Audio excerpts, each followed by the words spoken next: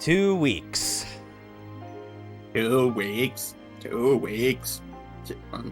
No one else seen Total Recall? No? Get ready for a surprise. We're back to this bullshit again. Hey! Hey! Yeah, second half of Kingdom Hearts 2. Still using the fancy / maybe kind of goofy lighting tech with for the stream overlay and all that. Oh, you're so fancy. Yeah, just think of it as if we're all huddled in the same dark room and the only light source is the phosphorus globe of a tube TV. Back in the day. Yep, exactly. Even though it's literally daylight out in my time zone, but don't let that bother you. Same, but it's probably going to be dark in about 2 hours, so... Yeah. So anyway, we're on to the second half of the game. All the world revisits.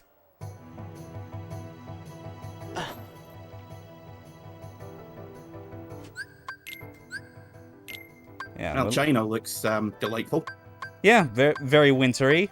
We got Mulan back. Goofy as always. Oh yeah. All right. Okay, now. Oh. Okay, definitely needing to get adjusted to all this again in very short order because again, like, not only have we not streamed this in 2 weeks, I have not even touched this game in 2 weeks to try and get like reacquainted with all of it. But I guess we'll. I don't know. I guess since we're at the halfway point of critical mode as opposed to the beginning, it's not like we're gonna get our teeth kicked in nearly as hard. Yeah, you say that, and then until we get to the organization fights.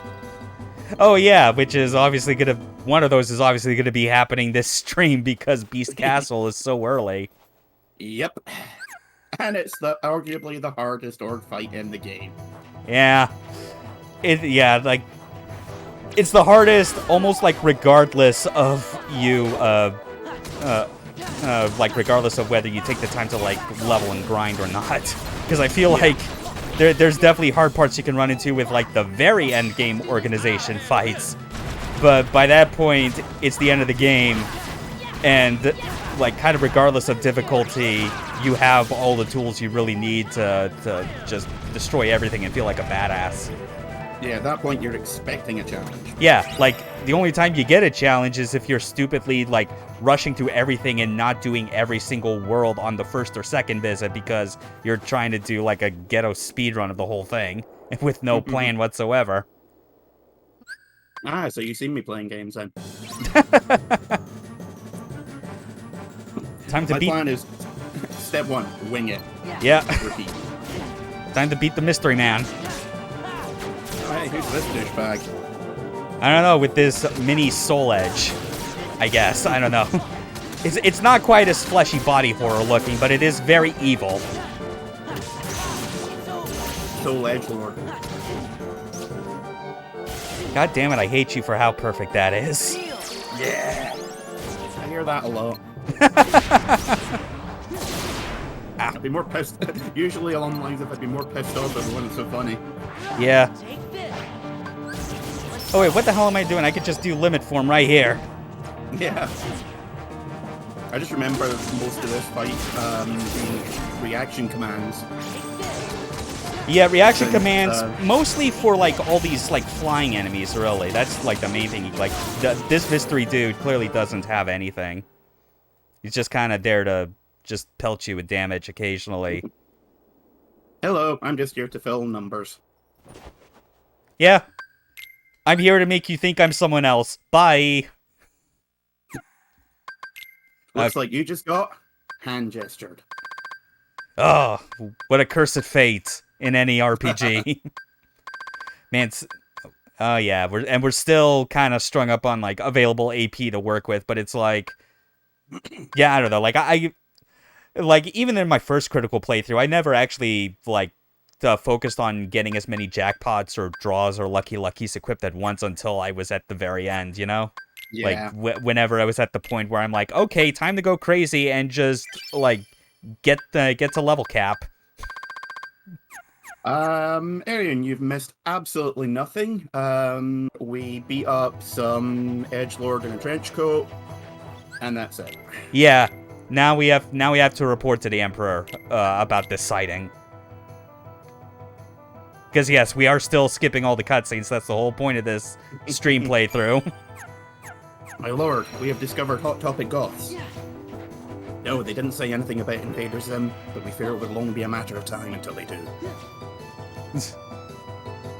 They left a coded message, like, carved into the snow. It only said, Doom. And something which appeared to be along the lines of RAR XD. I think it's something computer program. And then the Emperor just goes, explain computer. It's like, oh shit. Oh, that's because of the lighting, actually. I used this during the stream I did on Monday, where I played some light gun games. Because I have a CRT, I might as well continue to capitalize on that fact with games that can only be played on it. But as you notice, as we kind of go through the game, it's like basically it's meant to kind of simulate, I guess, the feel of like the lighting from a CRT, just kind of illuminating a dark room. Yeah, the shadowy glow as it destroys our retinas. Yep, exactly.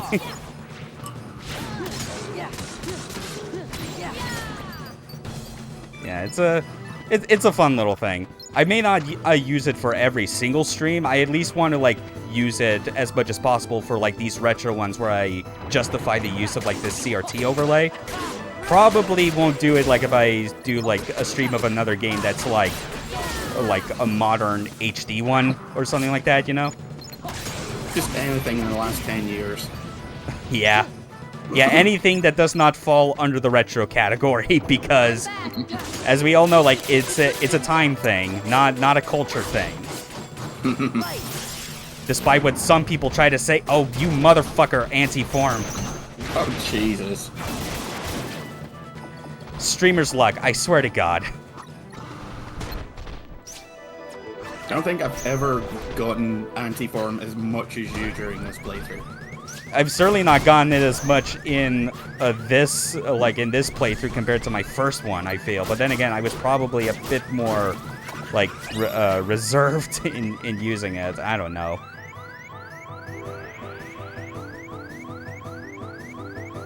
Oh, that's cool. Nice. Actually, I should probably, yeah, because I got plenty of elixirs, but I need to check my customize again to see if the, oh, wait, my X button was still set to, regular potion, not high potion. That was, no wonder I couldn't get, like, a quick healing item there. Yeah, if I remember, you bought, like, 30 of them last time.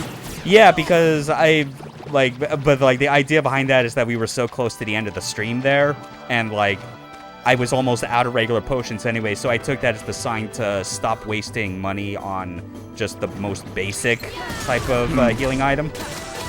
Yeah.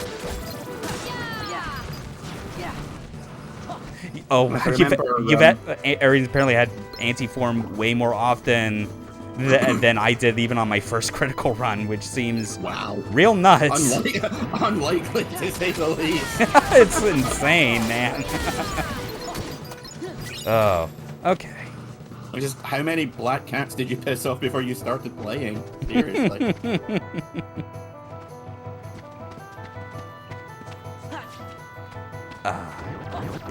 Good old dash. Spamming forms. Yeah, that makes sense.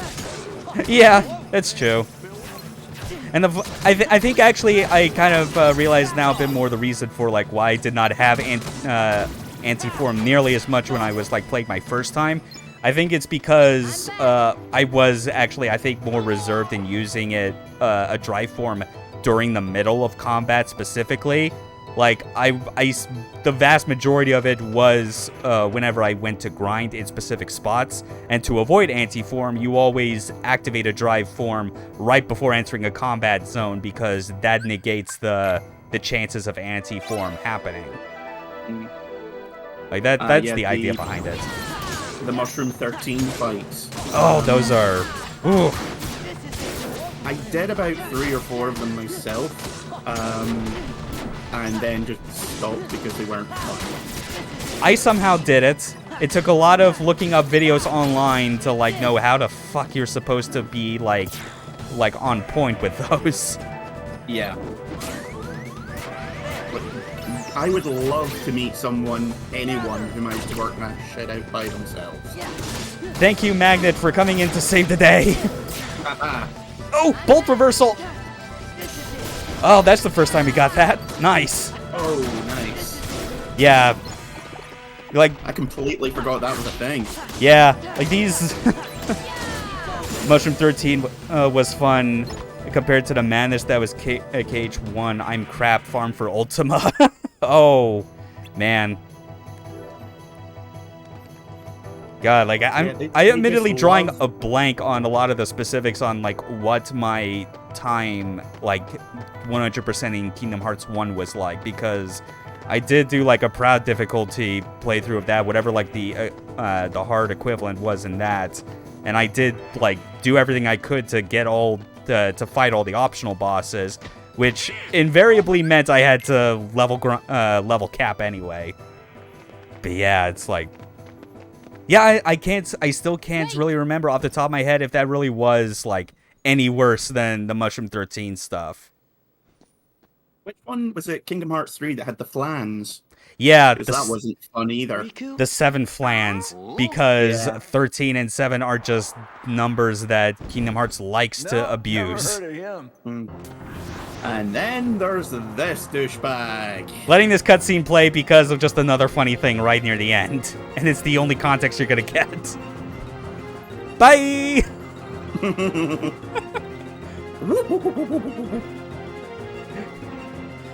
That's the best. Like, you turning back to a character to be like, oh man, where did he disappear? And then he's just comes in right behind them off camera. It's like, surprise!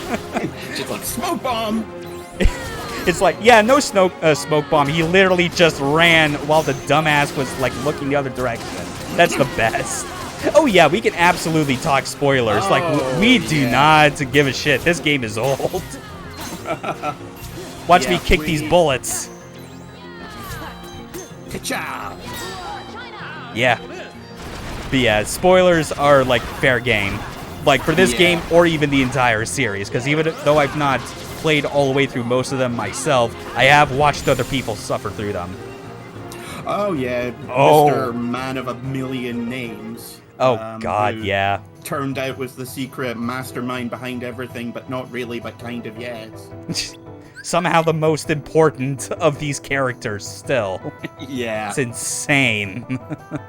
Which kind of makes sense in a way, because he was, like, the only one to really get any character development in, I think it was Birth by Sleep. Oh, yeah, like the find out how he loses his eye. Yeah, the obligatory Star Wars prequel of the whole series. Yeah. But it was one of those, hey, turns out everyone knew each other from the beginning kind of prequels, which I always fucking hate. Yeah. But yeah, it's like, yeah, Xigbar or slash Braig, as it was at the time, like, was the one that seemed to, like, have anything of real interest to his whole character, you know? Yeah. Oh, yeah, not to mention the We Are Xehanort All Along reveal bullshit in the mobile game. Oh, really? Okay, I'll admit, like, anything to do with Union Cross or whatever the hell all the mobile game stuff is called is, like, that's definitely outside of my periphery, because, like, how are you ever going to find, like, a VOD of, like, someone playing through the entirety of that for, like, a stream or something, you know? Yeah, I played the previous version of it about 4 years ago or so, whenever the Birth by Sleep HD collection came out for PS3. Oh, yeah. PS3 or PS4, I forget which. And yeah, I just stopped paying attention after that because it was primarily a gacha game. And the fact that they were hiding, like, important, genuine plot developments, and it was kind of bullshit. Yeah, I mean, I'd say that's the par for the course with how Kingdom Hearts has treated all of its games where like they just kept doing it for all of their handheld stuff, where it's like these are spin-offs, but they're also super important, you know? Like, it's the thing that we kind of joked about would happen with No More Heroes 3, but ultimately did not, and yet I still somehow kind of wish it did. Oh, by the way, I guess I forgot to mention before starting this, in the 2 weeks since we last met, have you played No More Heroes all the way, and how much did it blow your mind? I just finished it last night. Nice! 10 out of 10 soundtrack. Felt like a step back from No More Heroes 2 in terms of gameplay and content. I was like the gameplay was fairly solid. The bosses I felt were a good mix, but I think my main problem. Oh Jesus Christ! Not again! God damn.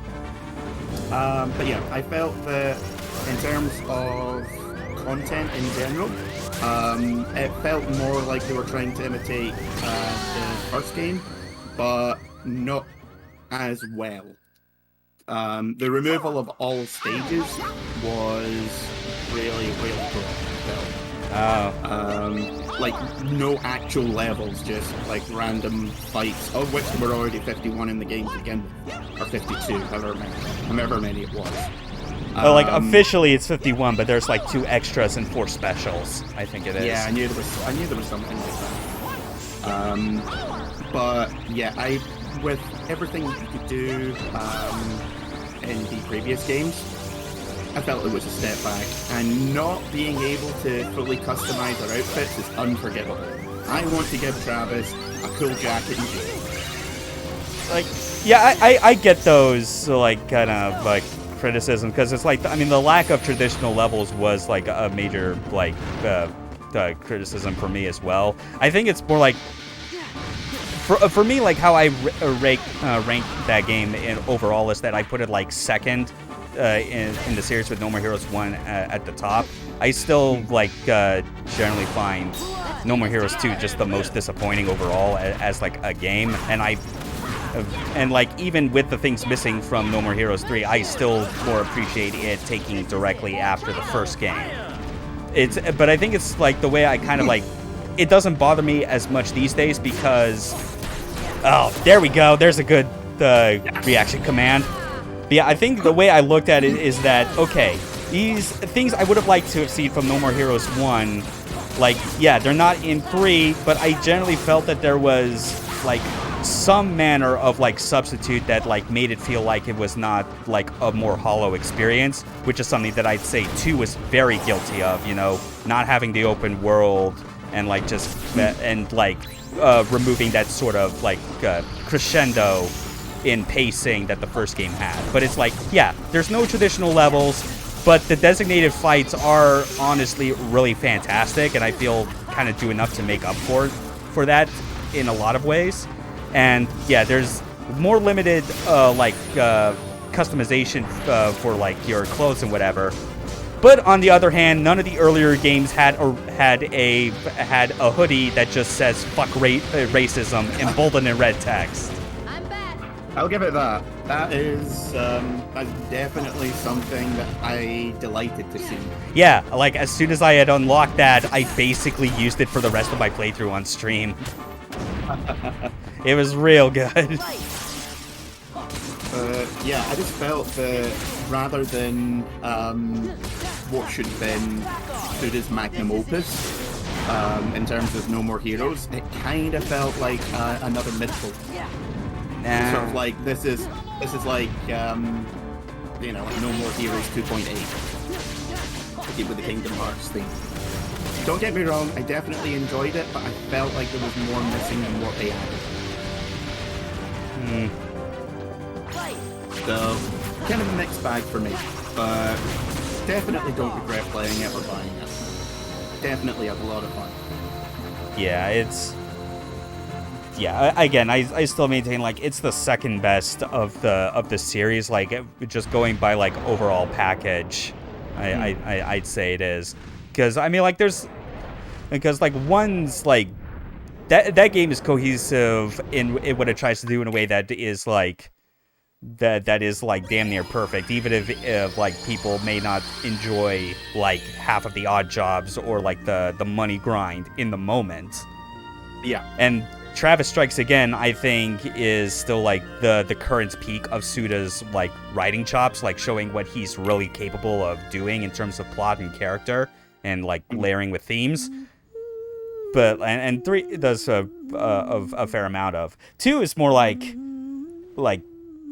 yeah, that, I mean, like, I guess it's no surprise at the end of the day that considering that is the one No More Heroes game where Suda was not, like, in full control of, that it suffers the most in just how indecisive it feels with a lot of the interesting stuff it tries to present and does nothing really meaningful with.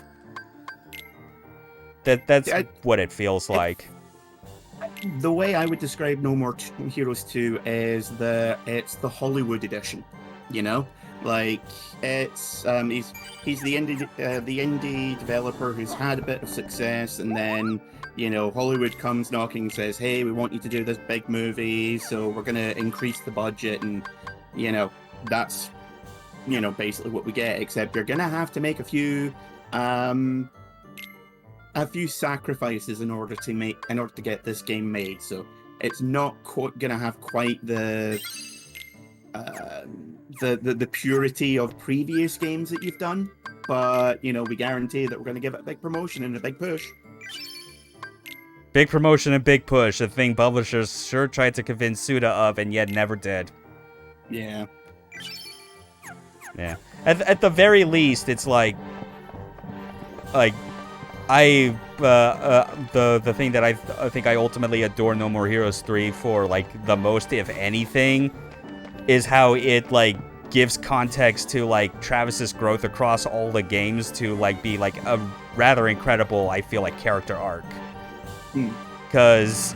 And the amazing part about it, too, in that context, is that, like, it's a character arc that ultimately was not even planned to be the way it was, even back when the first game happened.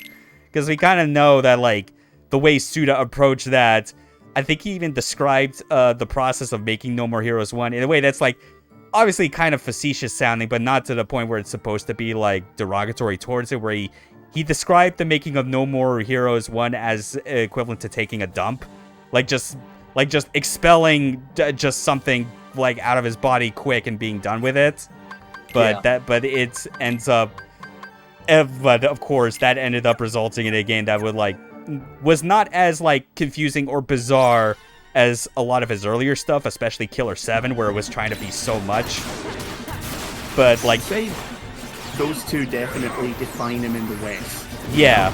Like, you either got into his stuff via Killer 7 or No More Heroes.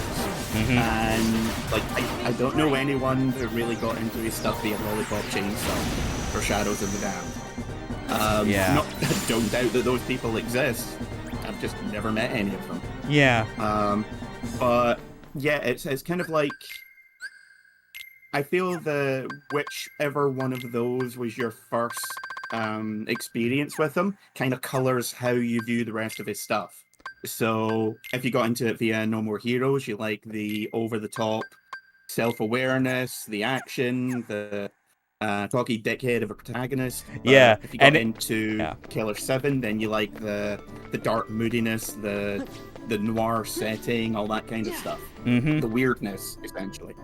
Definitely. So yeah, it's like looking at that, kind of what No More Heroes 1 started as, and then kind of meandered in a bunch of, like, non-committal directions with 2.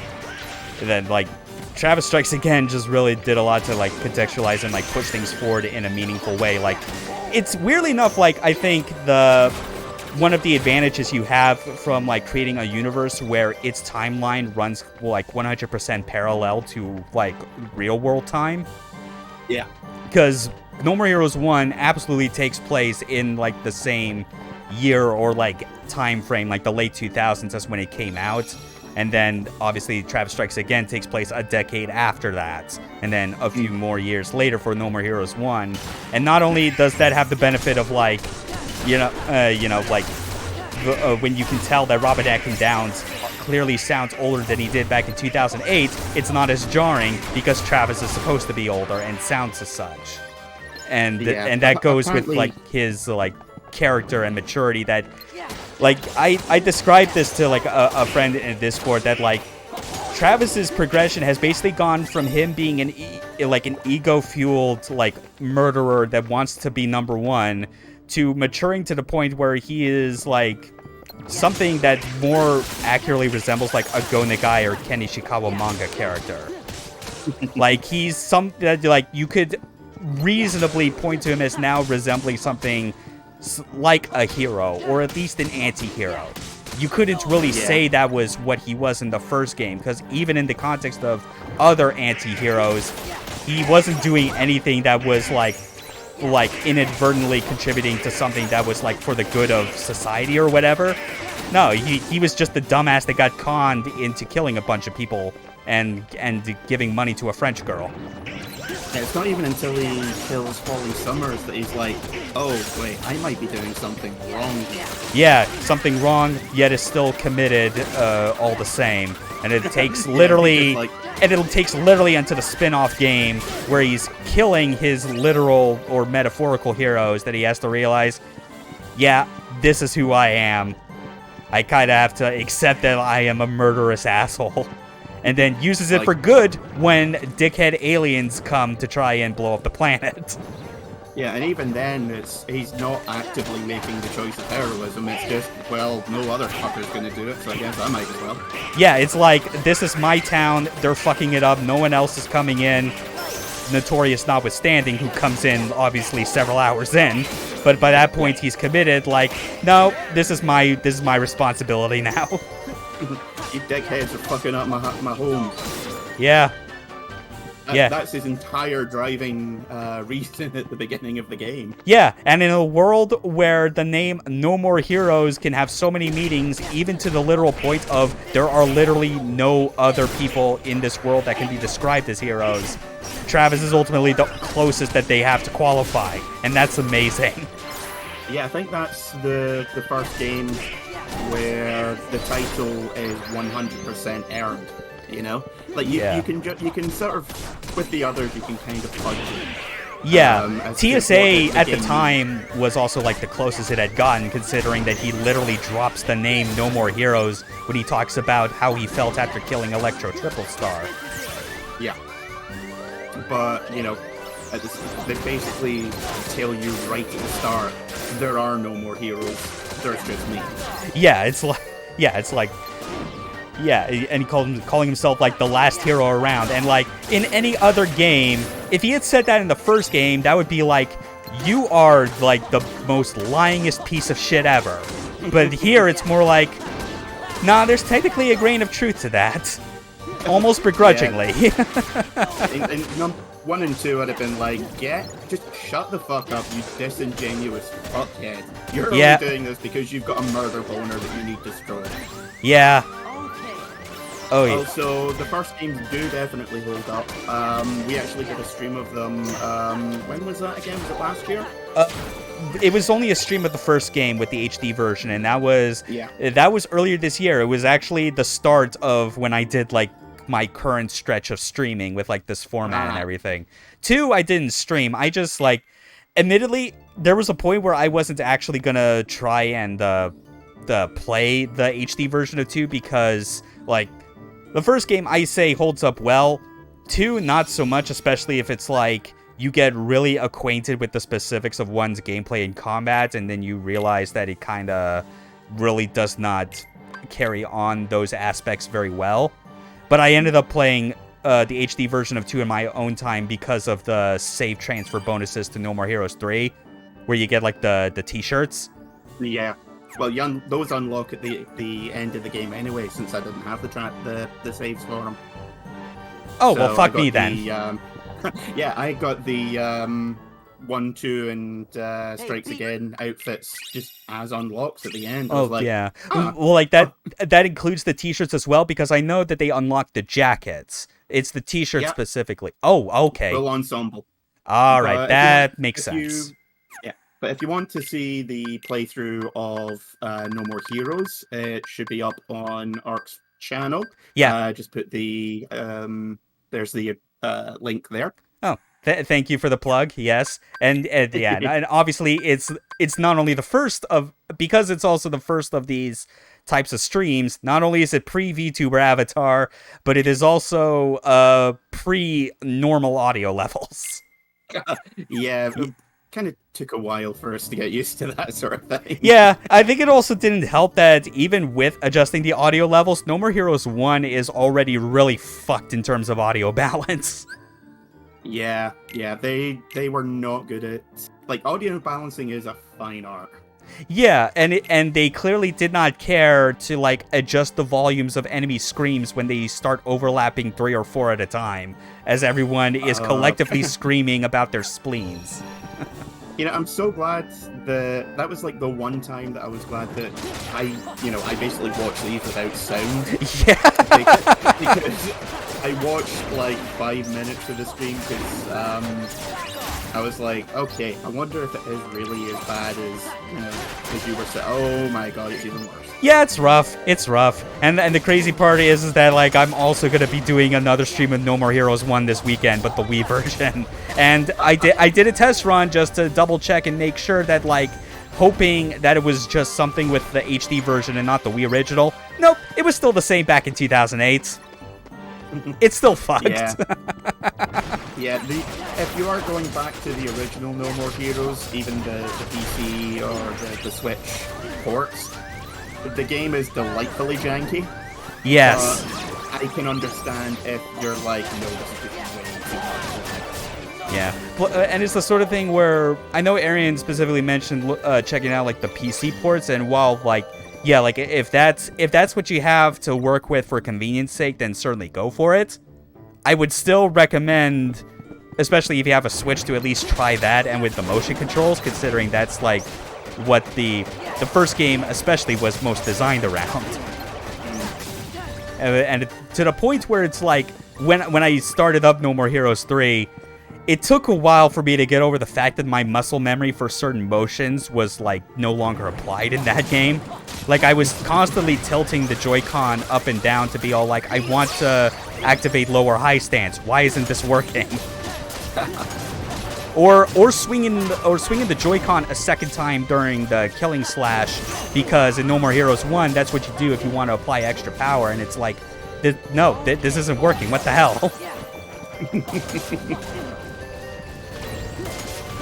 Yeah, the way we do it is that it's just basically screen sharing through Discord. Yeah, specifically screen share of just the game capture feed itself. So he's not seeing the entire like overlay that I'm streaming this out to, because like I have scan lines as part of this, and since I don't have Nitro, 720p kind of fucks with it. I'm okay with that because, I lived in the UK where scan lines weren't really a thing. Or at least not quite as heavy. Yeah, and yeah, admittedly, it's like depending on type of TVs or like monitors. Like I know PVMs, I think, are ones that were like especially coveted, if only because not only was the picture quality good, but also you had noticeably thicker scan lines. But like either way, it's like the scan lines I went with. I feel confident now that I can use this as like the as the standard amount going forward, where I basically use like a 1440p type of like base canvas resolution for it, and then just crop it so that like it is, so that even when it's when you look at it at a 1080p source, the lines don't look particularly bad. So it's kind of like using Skype screen share. Yeah, it kind of is, yeah. But I would say, obviously, because this is Discord, that's automatically better than Skype. Yeah, I don't even know anyone who still uses Skype these days. Yeah, just the one thing about the screen share in Discord is that, again, like in order to like really share your screen at like a higher resolution and frame rate, is that you need to be subscribed to Nitro, which I don't have. But fortunately, it's not been to a point where I feel like it needs to, where like that was necessary. Because again, it's like I'm not trying to, because we're not trying to like co-op the game or anything through that, I mean, not only would the quality not be good, but there'd be huge amounts of latency on top of that, of which there is like approximately like 1 whole second of latency from my capture device with this because of the distribution amplifier I'm using to output this to capture card and the CRT. Yeah, I think by the time it gets to me, there's maybe, second and a half, 2 seconds worth of delay? Yeah, something like that. You used it just for screen sharing and a semi-good picture quality. Yeah, that's more or less how it is for us here. I mean, like, because obviously there's no audio being sent to it. Admittedly, I would like to get to a point where I could figure out some sort of like virtual audio interface shenanigans that I could make it so that I could share the game audio from the capture card without necessarily having it piped back into my desktop audio as well. Because there's a way in OBS where like you can have like stuff on the audio monitors either just be displayed and like recorded in full, or like record and output it normally to like your headphones. And like I was doing like some testing with like what I have like on OBS to kind of make use of that, but it's the sort of thing where like I can't really get the audio sources separated the way I would want unless I like get like voice meter or any other like virtual audio interface to really make it work. Because I think I wish a more ideal situation would be, instead of having to make a desktop audio source, if I could just get OBS to recognize Discord as the only audio source, then it would be a lot easier to kind of manage that without also having to like worry about like desktop audio sources overlaid on top of it. It's a huge process. I have no idea if or when I'll get around to like trying to make that work, but until then, like, this works well enough. Yeah, it's not like we're for the most part we're playing anything where the sound is massively required on my end, or anything where I'm like, oh, I haven't heard the music in this and I really need to. Yeah. Like, it's been fortunate enough that the games that we have done playthroughs of together, like, on stream, have been ones that we're already familiar with. Like, No More Heroes was the first one, and then a couple months later we did Killer 7, you know, and now we're obviously doing KH2. Yeah, Killer 7's really the only one that it would have been good for, because we did the GameCube version. Yeah, no subtitles. Which made things a bit difficult for me, but I luckily remembered enough of the game that I was like, oh, okay, I'm not completely lost. Yeah. But it did unfortunately ruin Unveil Mage's introduction. You know, apples and oranges. Ruin, I guess, I feel is like a relative term there. Admittedly, I forget exactly what happened during the introduction. I'm pretty sure we just kind of repeated some of the lines here and there, but it's like, yeah. But who cares? This is a stream. It's not like this is an LP. Like, yeah. Let's be honest. It's not like we both don't know that entire scene line for line. Do you have any?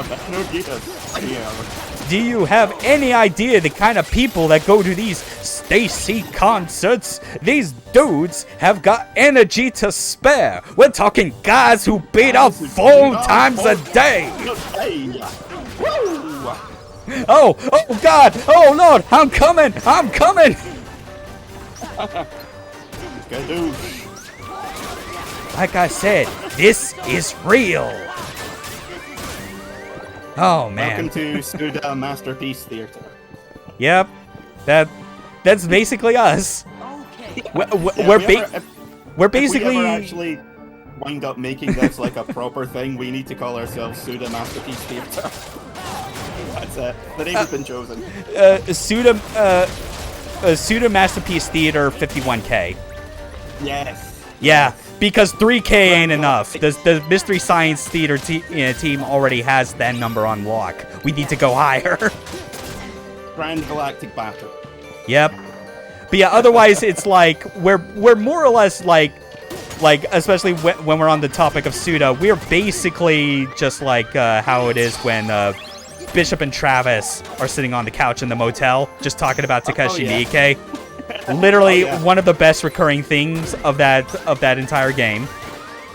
Yeah, every time they did one of those bits, part of me was like, okay, I'm feeling attacked.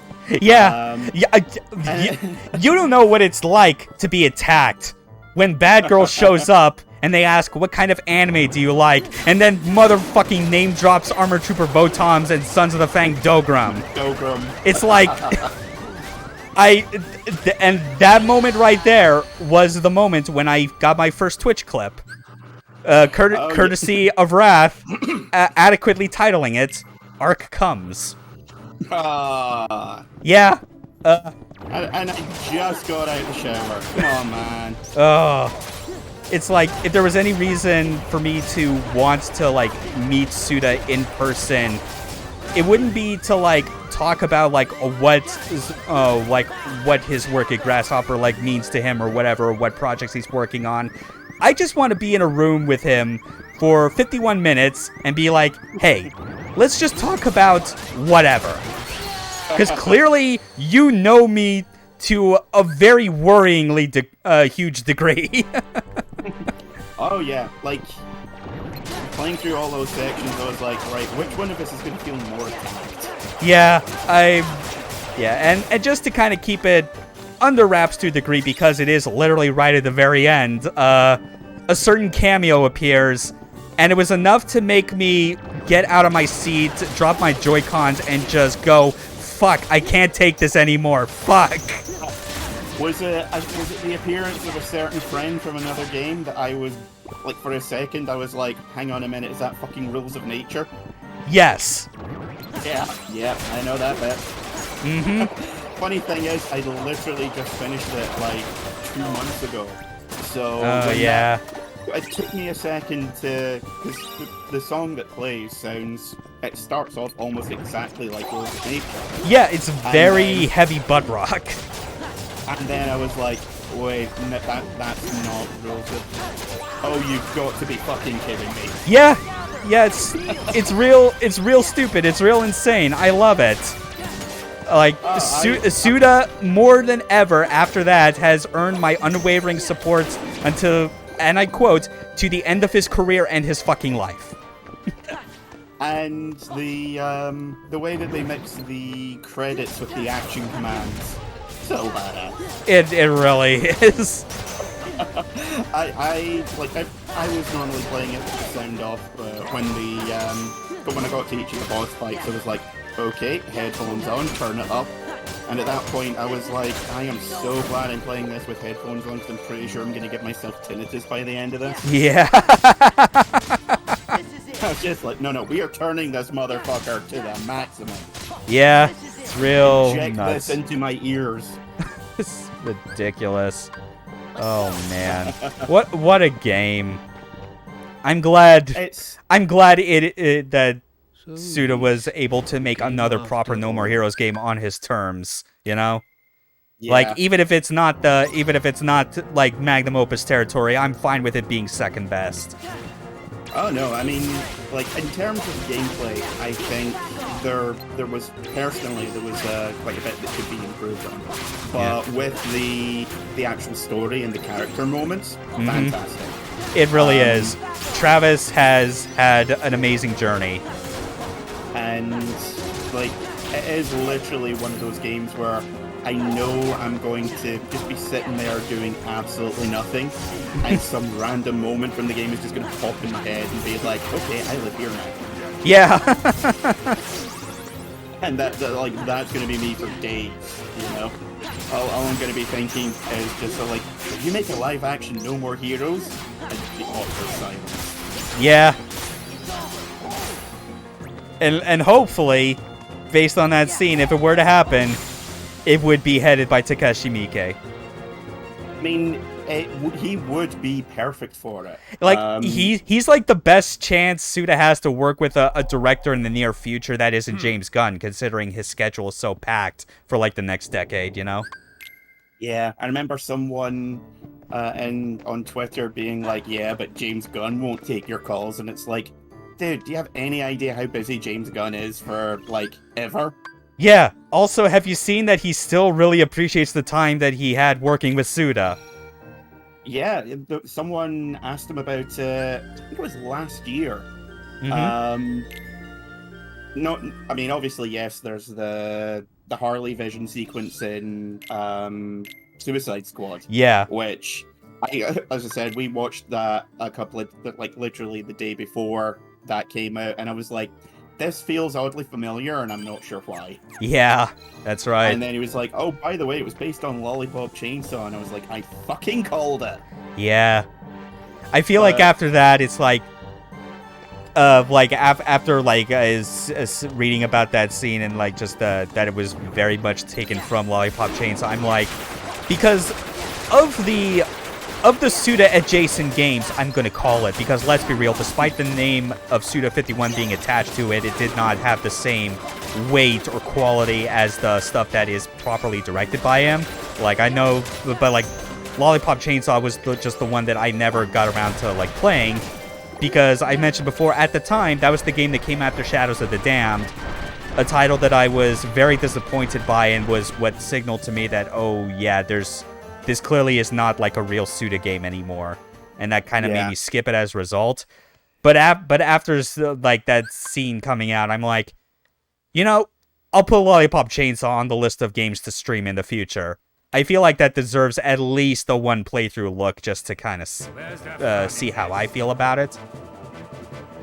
It's personally, I mean, I got through it in maybe a week, which is unusual for me. Generally, I only ever get through games that quickly if they're really easy, I'm really enjoying them, or there's nothing to them. Yeah. And it was a weird combination of all three. Like, one or two of the bosses gave me a very difficulty. But what was there, like, fantastic writing, you know, like, which I'm gonna say is like 90% James Gunn. Yeah. But what there is there, I thoroughly enjoy. I really need to go back to it at some point, but I've got it on 360, and I do not have my pad.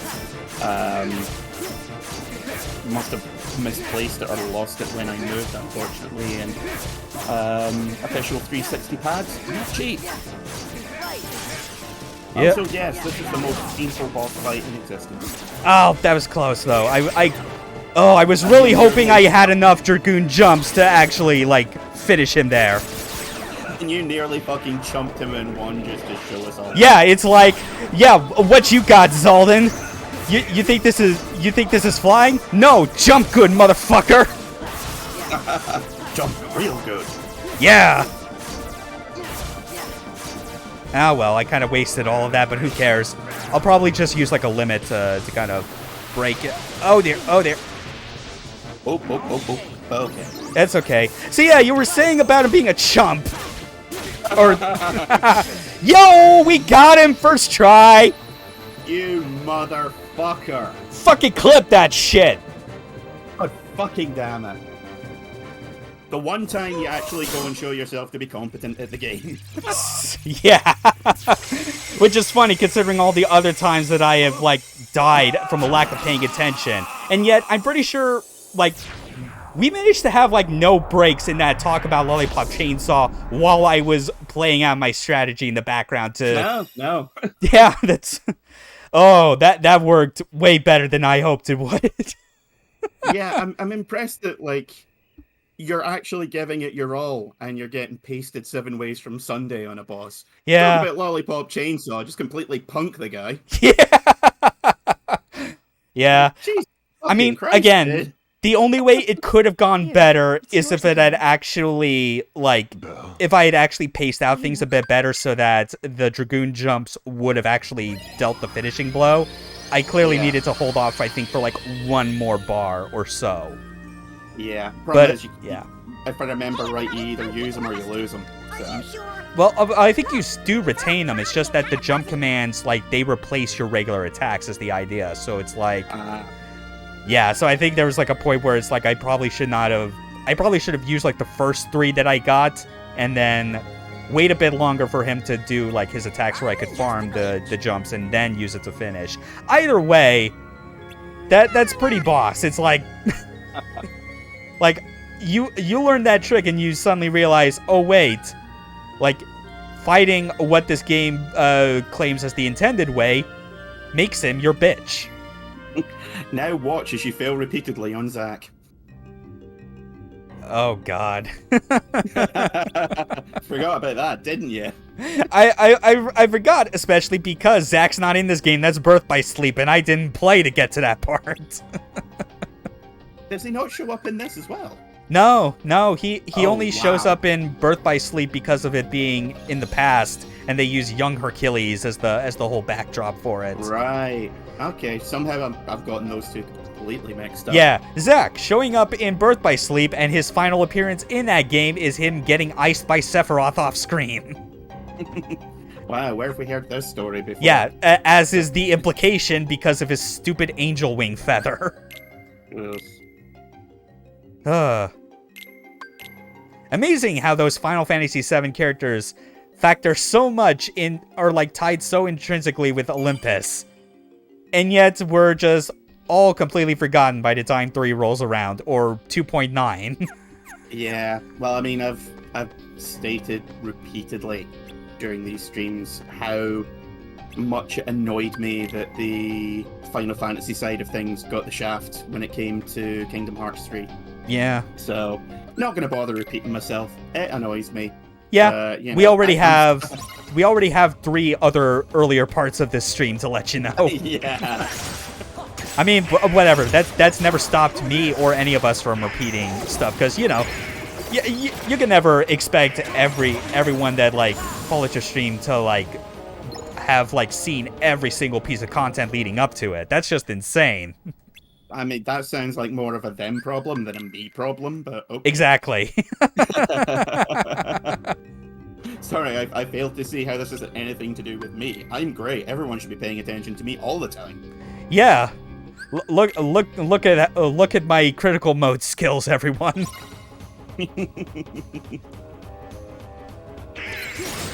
All right. So yeah, we're back in Hades, doing some tournaments. It's the tournament arc of the series. Well, yeah, look at that spin, Goofy. You're the real MVP. Oh yeah, and Hercules is being a moody bitch. How could this happen to me? I did all my fights. I fell on my knees. And now Phil don't like me. Oh, woe is me. Yeah, this game was 2006. That song would have been, like, painfully appropriate. Okay, let's review. You know damn well some dumbass in the mid-2000s internet made an AMV with, like, all the Hercules scenes and just had that song playing for this part of the game. I would not be surprised if there wasn't, like, 50 AMVs with the more, shall we say, emotional scenes set to that song. Yeah. Nah, chances are it was probably, like some shit by Hoobastank or whatever the hell. Oh, hey, would you look at that? 2.4K views 15 years ago. Kingdom Hearts tribute. How could this happen to me? Wow. Swiftly followed by another one with 1,000 views from 14 years ago. Yeah, I absolutely adore this song. Or else.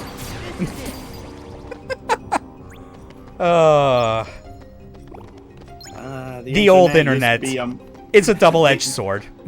The internet used to be simultaneously a more freeform and terrible place. Yeah. Back when you could point to You the Man Now Dog as a staple of internet entertainment.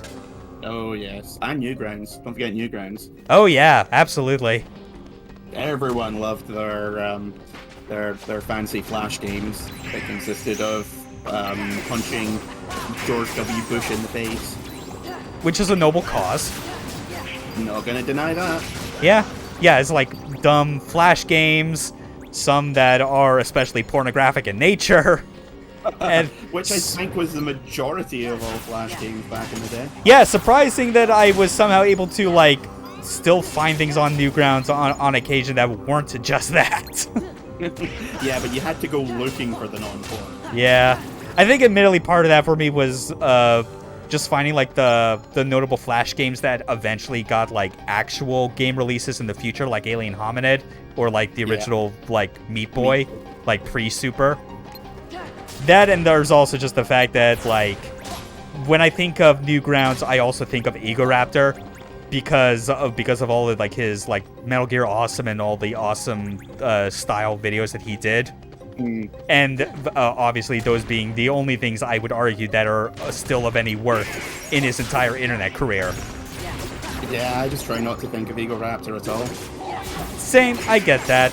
I think the way I think about it, though, is that, like, that usually when it comes to Game Grumps, like he's not even normally addressed as Egoraptor, like, on the regular, like, in those contexts. They just call him Aaron, like he's just accepts that that's his regular name and people refer to him as that. But I'm like, no, I liked you better when you had the dumb internet name and you just made, like, the really, like, insane flash animations that were summaries of the games you played back in the day. Yeah, I used to enjoy his stuff. I got really annoyed when he tried sort of like verging out or branching out into I think he did like a couple of videos in a how to play thing. Yeah, that or like it was good game design. Yeah, and the Mega Man X one was so fucking condescending. Yes, like that's the thing that is like you do not have the chops to like give any sort of like formal game design talk, and that's like a field that I'd say that a lot of the more notable like channels out there that specialize in that stuff, even I would say, are not as well qualified for that as they think they are. But his stuff was, like you said, it was like on another level of just like condescension, on top of the fact that when it came to Game Grumps and he had to actually play those games live, that he was kind of like not really able to back it up in any meaningful way. Yeah, it's definitely a case of the map is not the territory. Just because you know how a game works doesn't mean you're any good at it. Yeah, it's the sort of thing where, like, sure, you could also like point back to maybe some choice lines in his like awesome series of videos and be like, okay, that does not play there. Just dropping like that F slur for gay people, I guess that's not cool. But by the same token, there's still some choice stuff you can pull out at any time, like, so, tell me about Metal Gear. You knew? The game is fucking called Metal Gear Solid! Like, that... Hungry for words? No, hungry for worms! Shut up. Yeah, there's... And yet, like, despite just how kind of putrid like those early Newgrounds type contents can get, it says a lot that even then, the good parts of that are still better than a lot of what Egoraptor has branched out into doing as his main trade, as it were, you know? Yeah, I was completely unsurprised to find out he had a cameo in an episode of Rick and Morty. Yeah, not surprising. Yeah, like him and Elon Musk. And I was like, did not see that coming, except I totally could see that coming. Yeah. Hey guys, check out this new game I've got. What is it? It's called Ninja Gaiden. It's supposed to be totally hard. Cool! And then Ryo Hayabusa just like breaks his arm and throws him against the wall. Maybe that's why that's actually my favorite, because it also serves as a bit of like extra catharsis on like seeing... You're basically seeing like a dumb flash animation representation of what it's like when he gets his ass kicked in a game. That's... Oh... Got it.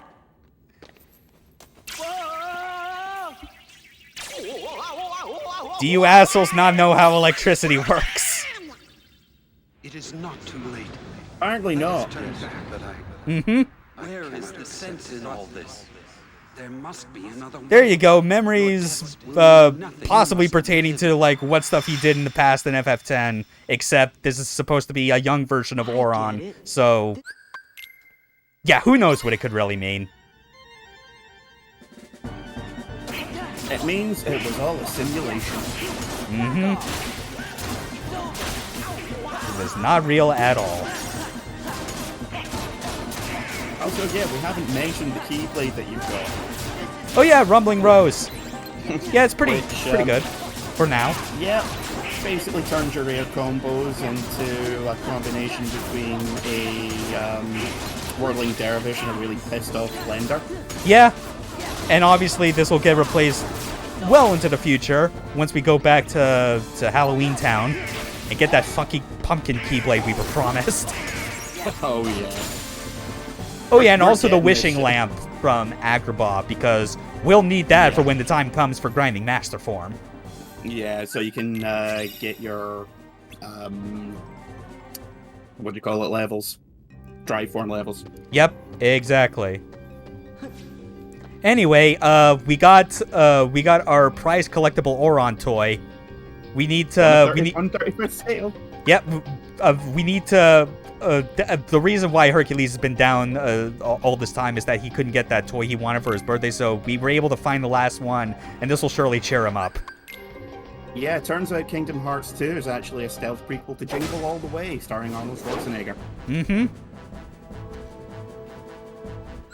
Which apparently is getting a remake. Yeah, and also just thinking about it, considering how buff Hercules is, and the fact that Schwarzenegger did play as a Hercules in, like, one of his earliest roles. Hercules in New York, his first major motion picture. Yeah, see? There you go. We're comedic geniuses. This shit works on multiple levels. 7 degrees of shitty references. Yep.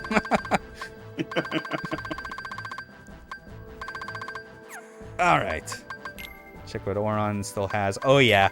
Gotta re-equip all this stuff, because that's a bad habit this game has of just unequipping skills from people that leave your party for story reasons. Yeah, that's one of those things you never remember until it's too late. Mm-hmm. Anyway, time to beat up James Woods again. Telling him to stop being an anti-vaxxer prick. It's the most wonderful time of the year. Hell yes.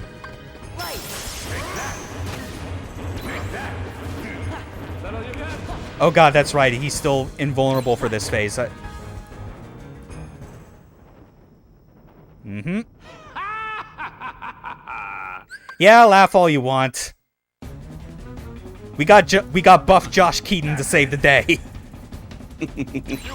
Destroy Spark! Wait, wrong game. Yeah, I was disappointed that they didn't, in No More Heroes 3, they didn't go for a Let's Shake Destroy Man combo. Yeah. Like, I knew Destroy Man was going to come back, but I was hoping there'd be some kind of weird amalgam of them, so we could be fighting like Doctor Let's Destroy. Honestly, I feel like that there are definitely some like running gags that could have like made a return. But I think I was still more than fine with like Destroy Man coming back just because of the concept of how Travis is the closest thing to an actual hero in that game. Why not bring back the character who was a clear commentary on heroes that are secretly psychopath and use their heroic identity as a cover, you know? Yeah. But at the same time, it's like you mentioned having a gag to bring back Let's Shake or Dr. Let's Shake. Like, I would have also been on board with like another relative of Helter Skelter, you know? Yes. Because that's like there are a lot of things that that I'll say that No More Heroes 2 does a lot wrong, or less wrong, more like it does not make good on starting a gag in question. But I think having the game start with you fighting the younger brother of Helter Skelter works well, you know? Especially when the whole gag behind Helter Skelter to begin with is that he was part of the initial reveal trailer for the game back before it was called No More Heroes, and the entire point was to lead you into thinking that guy was your main character, but he gets killed by Johnny Knoxville, and you're like, what is this? Yep. And so 2 like repeats that, but in a way that is like, okay, you got to see this guy get iced in a trailer. How about you fight a guy similar to him for real on a rooftop just like in that trailer? You know? That worked. That was like the best first impression the game could have given before kind of meandering with a bunch of ideas that went nowhere. Yeah, it would have been nice if like the opening fight was, I don't know, Helter Page, who's like their sister or something. Yeah. And it turns out like you're best friends with them. It's like, yeah, glad to see you haven't lost your edge, Travis. Now go out there and kick some aliens in the tips. Yeah. Yeah, it's like either like their sister or worse, like their mom. Like just have like just have like a Beowulf situation where it's like you killed the beast, now like its mom is really pissed. Yeah, and at the end, she's just like, I'm so sorry you had to deal with my dickhead Edward sons. Yeah. How about I make it up to you and you come over for Sunday roast? That'd be really nice. Yeah. he's just acting like a total gentleman around her because she's just so nice. Complete. Yeah, and it's like, yeah, sorry I had to kill your sons, but they were kind of douchebags. And she's like, yeah, I know. Yeah, in fairness, they did start it, so I honestly, to be honest, it saved me the trouble. All right, there we go. Max HP And increased another and one Magnet Splash. Yeah, it's like, wow, like 70 minutes, and we've already taken care of like 3 of the world revisits. Yeah, it feels like we're really, hauling ass through it. I mean, I guess that just goes to show, like, when you really strip away all the cutscenes, you realize how much more light on the stuff you actually have to do in these worlds the second time ends up being. Yeah, I think that's probably why I prefer the second time round, because at that point, well, for one thing, with most of the stories, you've done the original movie, and you're moving on to either the sequel, which is usually less rehashed, or you're going on to completely new content. Definitely. Yeah, I can absolutely see that. So it's usually in the second half that the Kingdom Hearts games start throwing curveballs at you, especially on this one. For sure. Alright, no new bonus items from there. Yeah, these are all old. I already have these, and they're no longer up to stuff with the current equipment. Yeah. But yeah, Rumbling Rose, Guardian Soul, which, boosts reaction command. Yeah, I mean, it keeps our strength at about the same. It gives us an extra point of magic, and again, boosts the damage done by reaction commands, which those are always fun when those happen. Okay. Man, I'm actually starting to wonder, so place your bets. Do you think I'll be able to get all of these second world visits done in a single stream? Because we're usually able to get about 4 hours out of these when we do them at this amount of time, and we're already done with almost half of these. I mean, the first couple of streams, we were doing 2 to 3 worlds in 3 or 4 hours. Something like that. Nearly done that in less than an hour and a half. Oh yeah, definitely gotta equip Magnet Splash. That's a good one. Anything that just pulls them in for a good finish. Oh yeah, we are not going anywhere near Atlantica. Fuck Finny Fun. Yep, exactly. Yeah, we're skipping Atlantica. We're also not doing the 100-Acre Wood. It's we are doing the worlds that will only give us something of benefit, which is more levels.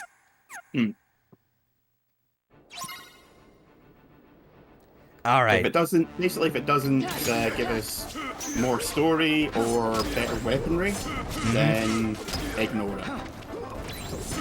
Oh, and yeah. Basically, once you get the pumpkin keyblade from Nightmare Before Christmas, unless you're going for the secret or ultimate weapons, you've basically got the best weapon in the game right there.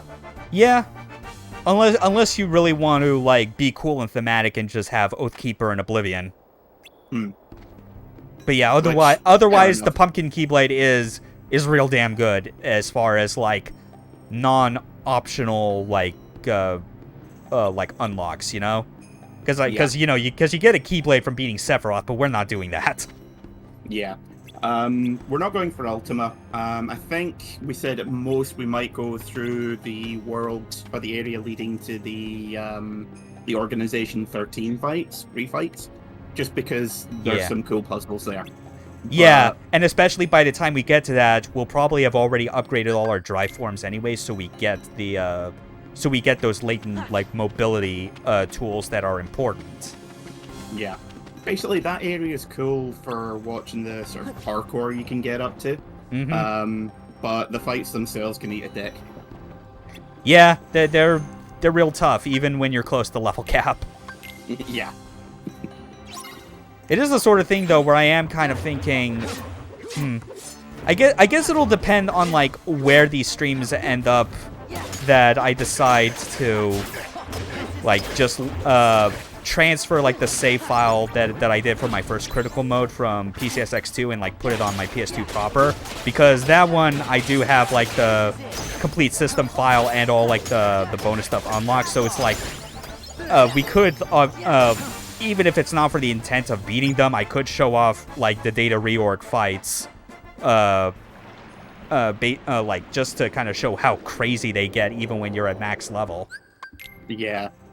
But and also like the bonus video that only really shows if you've gotten like all those 3 crowns, which means doing all the post-game bosses. Which, nah. Yeah. Like, well, again, each one of them would probably be a 4-hour stream by themselves. Yeah, and it's like, again, that system file that already has all that stuff like completed and unlocked anyway. So it would still be nice to kind of show that off anyway, like the final video, because it is the sort of thing where when I rewatched it, it's like, even though I know that this is specifically for like the PSP game that they were making and not Kingdom Hearts 3 specifically, it is a surprisingly well-directed teaser. Oh yeah, like I remember when that first, like basically when people were first made aware of it, like the amount of speculation that came out was insane. Because the original version of it was really, really cool. Just the right level of ominous and creepy. Yeah, like this weird dude that has like at the time Xehanort Heartless's outfit, but looks like an old man with pointy ears. Yep. And these 3 armored enemies, armored characters who could be good guys or bad guys, but you know, most people were hedging towards evil. Yeah. Who just seem to radiate honesty and power. People were like, "Oh shit, this is some big news coming up." Yeah. And it turned out complete opposite of that. Yeah, and it's like, and then turns out it was for a game where they recreated that scene in Engine, and it did not look anywhere near as cool. Yeah, recreated that scene in Engine on a more powerful console. I don't know. PSP was not more powerful than PS2. Let's be fucking real. In some ways, it can outperform the PS2. It's just the majority of programmers at the time didn't know how to utilize it. Yeah, thanks, Kutaragi. So it had the potential to be more powerful. Maybe it's what I should have said. Yeah. Oh, man. Fucking crazy Ken, I swear. Yeah. I love... Hey, look, I've got this... I've come up with this super powerful console that no one knows how to work with. Yeah, it's like... Ugh. The crazy part, too, about it all is, like, everyone remembers the debacle with the PS3 and, like, its architecture and just how, like, a mess it is in general. But it's, like, the part that is so easy to forget because of just how successful the PS2 was and the fact that PSP specifically, like, still had its own following of people that were like, yeah, Sony Portable, I'm all for this. But it's like, no, Ken Kutaragi's, like, weird tendencies had already existed as far back as when the PS2 was in development. That's the crazy part. Because it's like, I won't fault him for conceiving the PS1 to begin with. That's probably, like, the best architecture that he had developed, and it obviously had to have been the best you could have hoped for back then, because how else would Sony have gotten developers on board with it from the outset, you know? There was no brand recognition yet for PlayStation yet. It had to start somewhere. But the thing is, like Ken Kutaragi has merit in terms of, like, being something of, like, a visionary and forward thinking, like being able to recognize certain trends that I think could be, like, developing over time. Because I remember when he was on Haruda's YouTube show, Haruda's Bar, where, like, they were talking about, like, their old memories from, like, when PS1 was starting up, and as well as what Kutaragi's thoughts were on the industry as it was growing. And thing that he brought up commonly was how people tried to like play up the idea that like, oh, Sony, clearly their rivals are Nintendo and Sega, but Kutaragi was like, no, our rivals are like the most likely candidate for like future technology, which is cell phones. Which, you know, when you look at how mobile games came about with like the advent of smartphones and whatever, it's like that weirdly makes sense. So in terms of looking at where things could go in the future, I can respect him for that. As a systems architect and engineer, he is batshit fucking insane. like his visionary thinking about the future tendencies do not line up at all with what conventional wisdom thinks should be a sane architecture for a game console. The fact that he managed to get away with it twice with PS2 and PSP is insane, and it really took just the insane production problems that came about with PS3 to make people realize, wait, this is a problem. This is a big problem. Yeah, it's one of those things where you get the feeling that only 3 people in the world really know how to use the architecture optimally, and 2 of those are just basically winging it. Yeah, and it's like, and because Sony was like is a Japanese company, like Japanese developers obviously latched onto it more than Xbox, regardless of like how much more sane their architecture was at the time. It's just, you know, it was everything else about presenting the Xbox as a package that was tough. So it's like, you just had a lot of notable Japanese developers simply putting up with it. And surprisingly, they were still able to make some absolutely banger games with it. Like, no doubt about that. But, man, it could have been so much more sane and easier for not just them, but everyone else. If it was, like, something resembling, like, not even just the... Like, not just even Microsoft's own console architecture, but even the GameCube's. Because, like, I may not be as big a fan of, like, the GameCube controller, or that I think that it was kind of a mistake for them to use mini discs instead of regular DVDs. But, like, GameCube's hardware is pretty impressive, all things considered.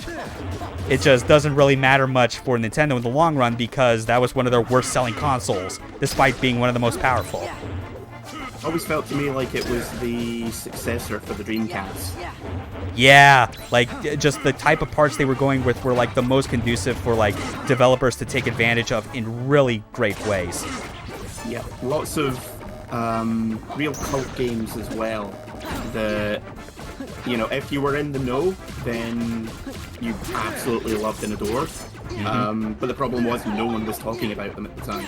So they just wound up, like, whenever people talk about the GameCube and its library, it usually comes down to the same 5-6 games. Yeah, it still falls prey to like the same issue that every like Nintendo system from the N64 onward has, where the things that are of note are predominantly the first-party games, and occasionally the ones where a developer intentionally goes out of their way to make it for that platform and nothing else. You know? Yeah. Like, as GameCube has stuff like that, Wii definitely has that almost by necessity because of the controls. Yeah, it's usually first-party games, a few second-party games, and hidden gems. That's about it. Exact same as happened with the Dreamcast. And that's, like, the problem is that Nintendo seems to have found themselves in a position where they're like, well, that's what works for us, so we see no reason to change it. Yeah, especially when it's like, because again, like, the GameCube was like the worst selling platform of that generation, despite having like reason to believe of it being like one of, if not the most powerful out of all of them. You know, like, it and Xbox are almost like neck and neck in that regard. Yeah, I think that was the last time that they were on a par with the competition in terms of ability of the machine. Like, yeah. The Wii and the Wii U were underpowered compared to the other consoles at the time. Yeah. Switch is kind of in a weird position. Yeah, and when you look at the reasoning behind why they did it as such, specifically sales number, it's like, how is it a surprise to anyone when they start lamenting about, like, man, why can't Nintendo just make a system as good as the PS5? And it's like, Have you forgotten history, motherfucker? In fact, I don't have you want looked to. at not just Nintendo, but literally any other system out there that tried to push itself as being the most powerful all-in-one thing ever? And you realize, like, even though it would be beneficial for everyone if the most powerful, like, easy to develop for system was the market leader, it simply does not work that way.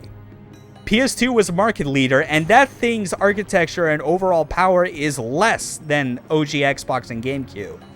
But that didn't matter, because the brand recognition of Sony and PlayStation is what carried that thing, and is what got developers to put all of their efforts in putting some of the greatest fucking games, like, ever conceived on that. Also, it was the last time when devs weren't afraid to get weird.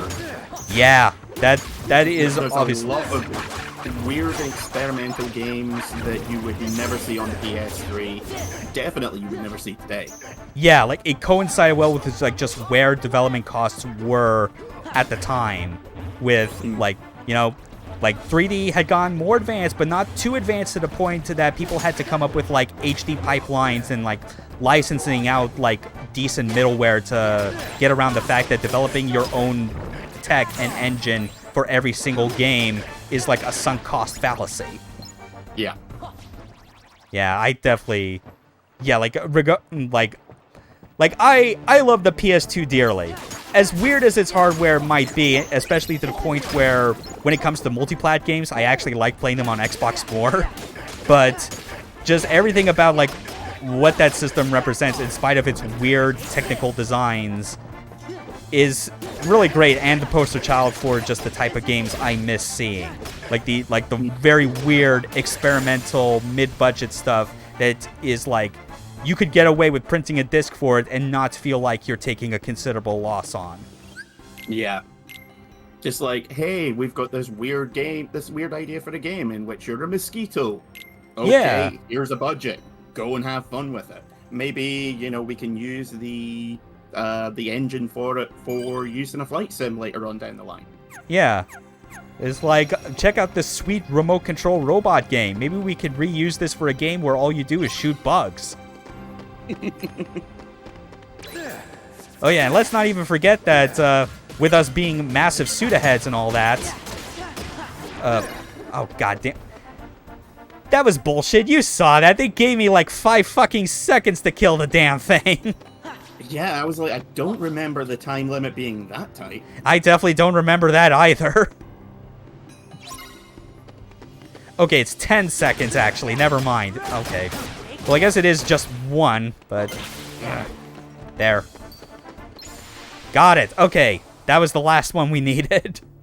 Yeah, There we go. I don't ever remember running into a situation where it felt like you had that little time to kill him. But then again, maybe I was just so focused at the time that I killed him before even noticing, like, the last 3 seconds.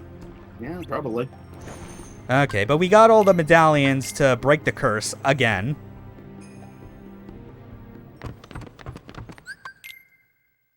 PS2 run cycles. This is admittedly, like, not a bad gimmick, even though it is kind of maddening at times. Yeah, this is just basically the struggle all over again. Yeah. Hold on.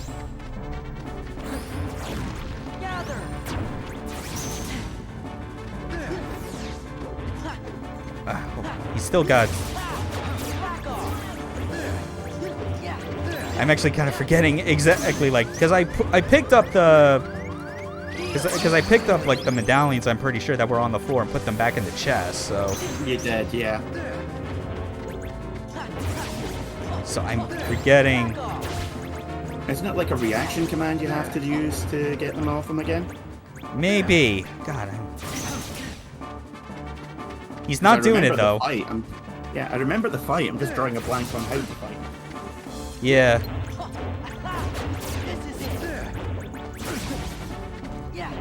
Okay, this is ridiculous. Because remember, it's some kind of, like, vortex command or something. Oh. Yeah, I'm feeling real dumb. We had like, this was one of those instances where Unlike Xaldin, where we were able to maintain an off-topic conversation and I was able to kick his ass, I am at a fucking loss what to do here, because I clearly missed, like, an instruction or two. Well, in fairness, we had to start talking about the game at some point. True. Yeah. Wait. Oh, God, that's right. I forgot. It's Blizzard. Except, oh, yeah, because... Surprise, surprise, I don't have Blizzard on my fucking quick select. Because I had a feeling it had something to do with magic or something, but it was just not doing anything, so oh well. Because like when I hit him with like Blizzard properly, it did make him drop some of the medallions. Yeah, he got frozen as well. Yeah, which is weird because it's like really, you could not have figured out, like, an effect to make Magnet effective here? Because that's what I was trying to use. And... I mean, it would have made more sense. Yeah. Like, just hoover all the coins out of them. Done. Mm-hmm. Yeah, it's like you need magic attacks that are designed to, like, damage it is the thing. There we go. So that's how we do it. Okay.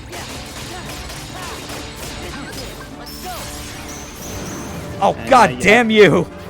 Oh, motherfucker.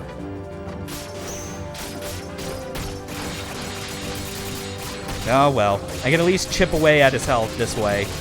Oh, man. At least it stuns him for the most part. Yeah! It's like the best part about... hold on. Well... Wait! Oh, no! Oh, god, that's right. I still can't use reaction commands during this as well, of all of fucking luck. Oh! Just in time! Yes! Oh, this is cool! I knew there was some kind of reaction command to get all the medallions out of him. Yeah, it turns out it has to be like when he's trying to suck them out of the chest.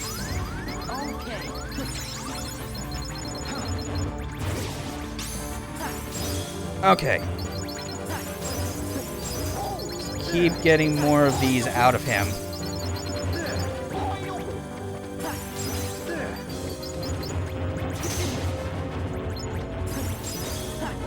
Oh man, he just has one, like...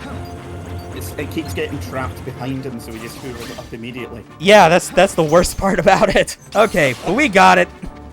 Back to it. Okay, here we go.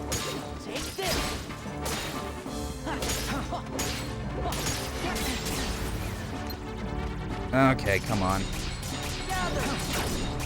Oh, and now Magnet... Oh, wait, no, it still doesn't work properly. It just... kind of makes him flinch, but not really stay still. That's the worst part.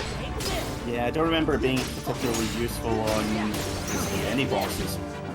Yeah, I suppose so. And again, I never really used magic on the bosses. So. Oh god, this asshole! Got all the medallions again. Yeah, I think each time he sucks up 1/3 of them. Right. Okay. And then at the end, he just grabs them all. Okay. Well, we're near the end of this.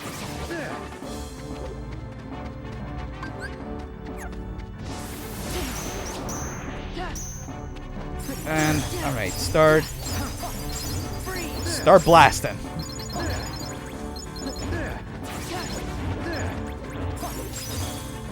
Okay, just keep going.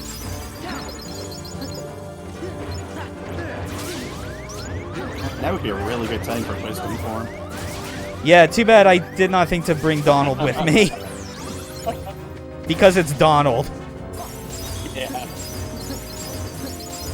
I mean, he could be useless without you. True. Okay, let me just put this in here for safekeeping. Why is it not... Oh my god, why is it missing? Wait, no! Yes! Haha, you fool! There we go. Loot launch.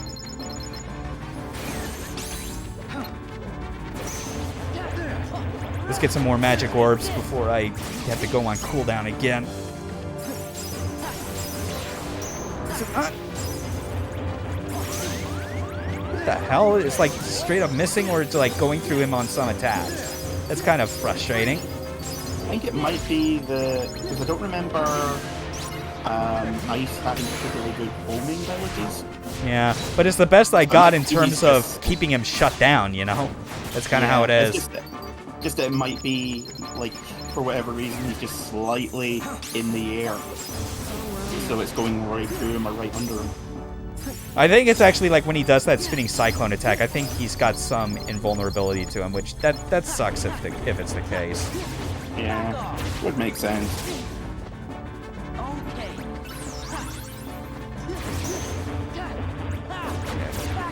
At least hitting him, even if it does no damage, it does... Oh, no you don't, you son of a bitch! But yeah, hitting him while doing no damage in that form at least drops magic orbs, which helps with regaining your MP bar. But there we go! Now let's do this properly! Oh, thank God. For a minute there, I was worried it was going to be anti-form again. Yeah. Okay, got the next level of magnet as well, so cool. Ugh. Yeah, that was a bit of a pain, just because of me forgetting exactly what magic attacks work best on it. Yeah. But also, it kind of getting a bit long there when he does that attack that literally gives him all the medallions, you know? Like, we both remembered a part of the fight, just not the crucial part. Definitely. Whenever Sora, Donald, and Goofy go out and help folks, the reading gets stronger. Gee! Hey, Sora, we're gonna try to find out more about this reading. It's friendship, okay? The reason is friendship. Yeah. We really are counting on you guys. The kind of annoying thing about trying to play this game while skipping all, like, cutscenes, be it voiced or otherwise, is that, like, those bits in, like, in the Gummy Ship overworld you can never skip. Like, those dialogue boxes, like, you can't press pause to bring up, like, a skip function. It just doesn't work like that. Oh, well. Agrabah time. Yeah. And those bits are usually the least important in the entire thing. Yeah. Oh no, this dumb peddler has sent us to the direct-to-video dimension. It's the return of some big red lad. Yeah. Something, I guess. I don't know. Fuck if I care. Oh man, horizontal slash.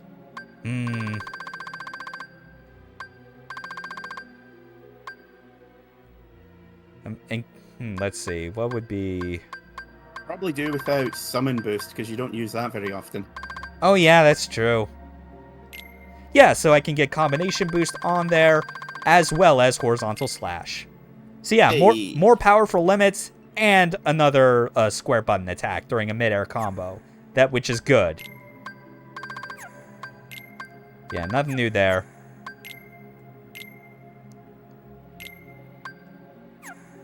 Yeah. Yeah, let me also quickly double check where the, Oh yeah, we're at Magnera now. And I don't need Blizzara on here anymore. I think I'll just go to... Or maybe I do. I don't know. I feel like I just... Because Blizzara is, like, decent enough as a projectile, except for the part where it doesn't track. Fire is... Admittedly, like, the Fire Hula Hoop, I think I only left on there because I used it a lot when it came to the Demix fight. And I find that's especially more helpful when you're in Wisdom form because of the extra movement you're able to do with it. So I don't know. Oh, actually, Thundara. I just remembered, yeah. Ow. Yeah, you've not really given it much play this run through. Like the magic in general, or the Thundara. Oh yeah, that's true. Jeez, this dude is rich now. Okay. Oh. Yeah, all recipes. Save the queen, save the king. Again, these are ones that we're probably never going to get unless... I mean, we already have 2 Orichalcum, so that's one problem solved. It's just Dense and Twilight Crystals, which we wouldn't really get unless we were to grind on nobodies at the end game. Yeah, if we get lucky and they show up, great, but that's not likely to happen. Yeah, definitely not a priority for this one.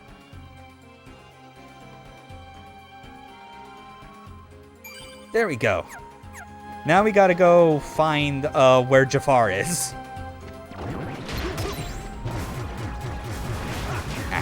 Oh great, it's the big lads again. Oh. I think I noticed like some like frame skipping or whatever, like when like some of the effects were going especially crazy here. Or like something where like the frame rate was no longer like maintaining a lock 30, which was kind of first I recall seeing this on PS2, but then again, like this is like the like this original version of Final Mix, like the first time I'd only played it was on PCSX2, you know? That's an emulator that's generally able to like avoid those kind of like issues where like the frame rate just kind of is no longer able to like maintain itself. Yeah, I'm definitely noticing it, I think, when I'm doing like the magnets splash or whatever that attack is. The one where I create a vortex. I think just with these enemies and their fire effects, it's causing there to be like one too many effects on screen at once. Yeah, it's not particularly noticeable on my side. That's not really surprising. Yeah, it's something, where like I've most noticed it just going through the, looking at the CRT. Oh dear. Although I've actually been mentioning PCSX too, I've actually been getting a lot more into playing all my favorite old PS2 games lately. Yeah, I noticed that was like what you had like in your Discord like status for a while. Anytime I logged on, you noticed that you were like getting a lot of use out of that emulator. Yeah. I remembered Baroque, which was this really fantastic, very dark roguelike, which is really more of a survival horror game in many ways. Amazing soundtrack, but like also one of those really obtuse, inscrutable games that seemed to be everywhere on the PS2 at the time. Yeah, it's like that's something I've noticed whenever I get like a new like niche hidden gem PS2 game onto my hard drive, where I'm like, I know I'll play this eventually, but chances are I'm probably also going to need to have a page to game facts open on the side just to be safe. Oh yeah. Like I know like I would definitely need to do that if I ever get around to playing something like Haunting Ground, for instance, you know? Because that's still on my bucket list. I had a copy of it at one point. Yeah. And I don't know if it was just because like I wasn't in the mood to play it properly, or I was just bouncing off of it. But that was an utterly miserable time I had with that game. I'd like to think it was probably like a mood or headspace type of thing. Because when I think of niche horror PS2 games that are absolutely miserable, I know for a fact Rule of Rose is that to a T. Like, Rule of Rose is the king. Yeah, it's like its aesthetic, story, tone, or whatever are like a class of its own, really. I mean, like British shit kid horror is like, that's unique to itself. It's too bad that you kind of don't want to play it despite that. Yeah, it's probably closer to like if David Lynch did one of the old Hammer horror movies. That is a very good comparison for that. That's on point. Yeah, it's the survival horror equivalent of Dragoon, and it's a game you should play, and it's a story you should experience. Yeah. But don't be surprised if you have no fun whatsoever playing it. Yeah. Because it is a hard life. Admittedly, I have played Drakengard 1 myself, to completion, even after, like many people, I had read the Dark Kids LP on the archive, like years before. But because it's one of those sort of things where it's like, yeah, you can see just by looking at it, this is a miserable experience. But part of you still feels like there's a need to, like, experience it firsthand to kind of know, like, how it feels for you. Because you can derive like as much knowledge or info about like what a game is like, whether it's good or bad, from watching other people play it.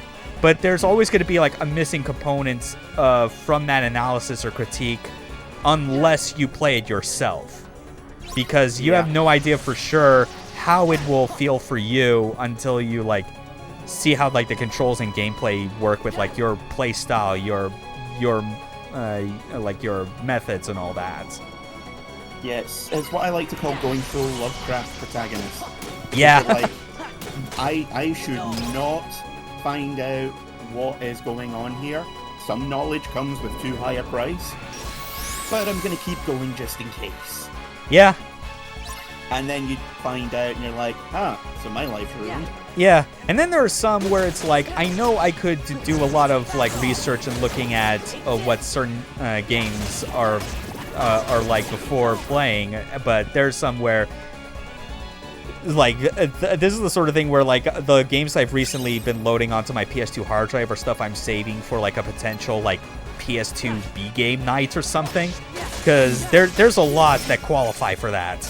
But part of it is like so many good games for that. Yeah, and it's the sort of thing where I'm like, part of me does want to like do all the research on what there are, like look up some reviews from back in the day, figure out like what it is that made people like critical of it back then, or even like watch videos of it. But part of me is like, no, I kind of want to save as much of the surprise as possible. Like, I know about Nano Breaker's reputation. Oh, yes. But I'm kind of wanting to lean towards just leaving what that could be, like what that game really ultimately is, until I play it on a stream or something. Nano Breaker is one of those games where you can tell what it wanted to be. And, you know, it has all the ambition, it just has none of the competence. Yeah.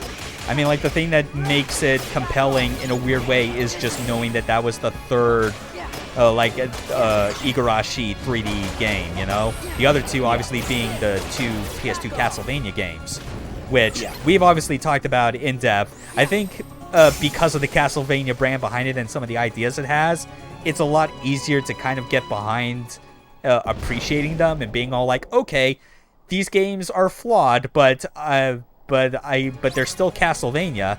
That at least says as much. I've not seen anyone try to make a similar case for Nano Breaker, and to be fair, I haven't really done anything to inquire further on why that's even the case. So I'm completely blind as to like what its potential faults might be. I just all I know about is the name, the box art, and that they refer to it not as blood but cyborg juice. Yeah, with the weird blood ribbon effects. It's, I mean, I, granted, haven't played it since way back in the day. Yeah. What I remember of it, the combat system is very clunky. Which would be something, considering, like, didn't that game come out, like, a few months before, like, Curse of Darkness? And I recall, at least with that game, like, you know, Curse of Darkness's problems notwithstanding, it at least has a very snappy feeling, like, combat system. I mean, it might be because of when I bought it, but I remember it being, like, not too far removed from, like, I mean, Devil May Cry. You know, it's a peer of Devil May Cry, if I remember correctly. Yeah. And still the combat system is really slow. It's not even slow in a every hit it must be judged and measured. It's slow as in this is the maximum speed we could get it. Oh yeah. Well then again, it's like there's a lot of slow aspects I still remember from like those PS2 Castlevania games, at least when it came to like being able to move anywhere. But so I'm not surprised that slowness problem would also plague Nano Breaker. Yeah, the second one is a lot better about it, but I mean, I think the main reason that everyone remembers Nano Breaker is the weird visual aesthetic it's got going, with all the blood streams being literal ribbons. Yeah. And the fact that you can change the color of the blood to the point where you can have it coming out rainbow hued. That's pretty great. Yeah. That's what, like, anytime people mention Nano Breaker, it's usually, this game sucks, but you can do this. Yeah. So, give it a look. I genuinely can't remember seeing anyone talking about the game and how it plays, other than kind of janky. Yeah. I remember when I was getting the ISO for it, like, there was, like, a few screenshots I saw of it, and one piqued my interest in a way that I was like, as soon as I saw it, I had to tell my brain to stop getting excited because it probably would not have been anywhere as good as what I thought it would be, and that was... It was a screen of what looked like a move customization in a way that gave me God Hand vibes.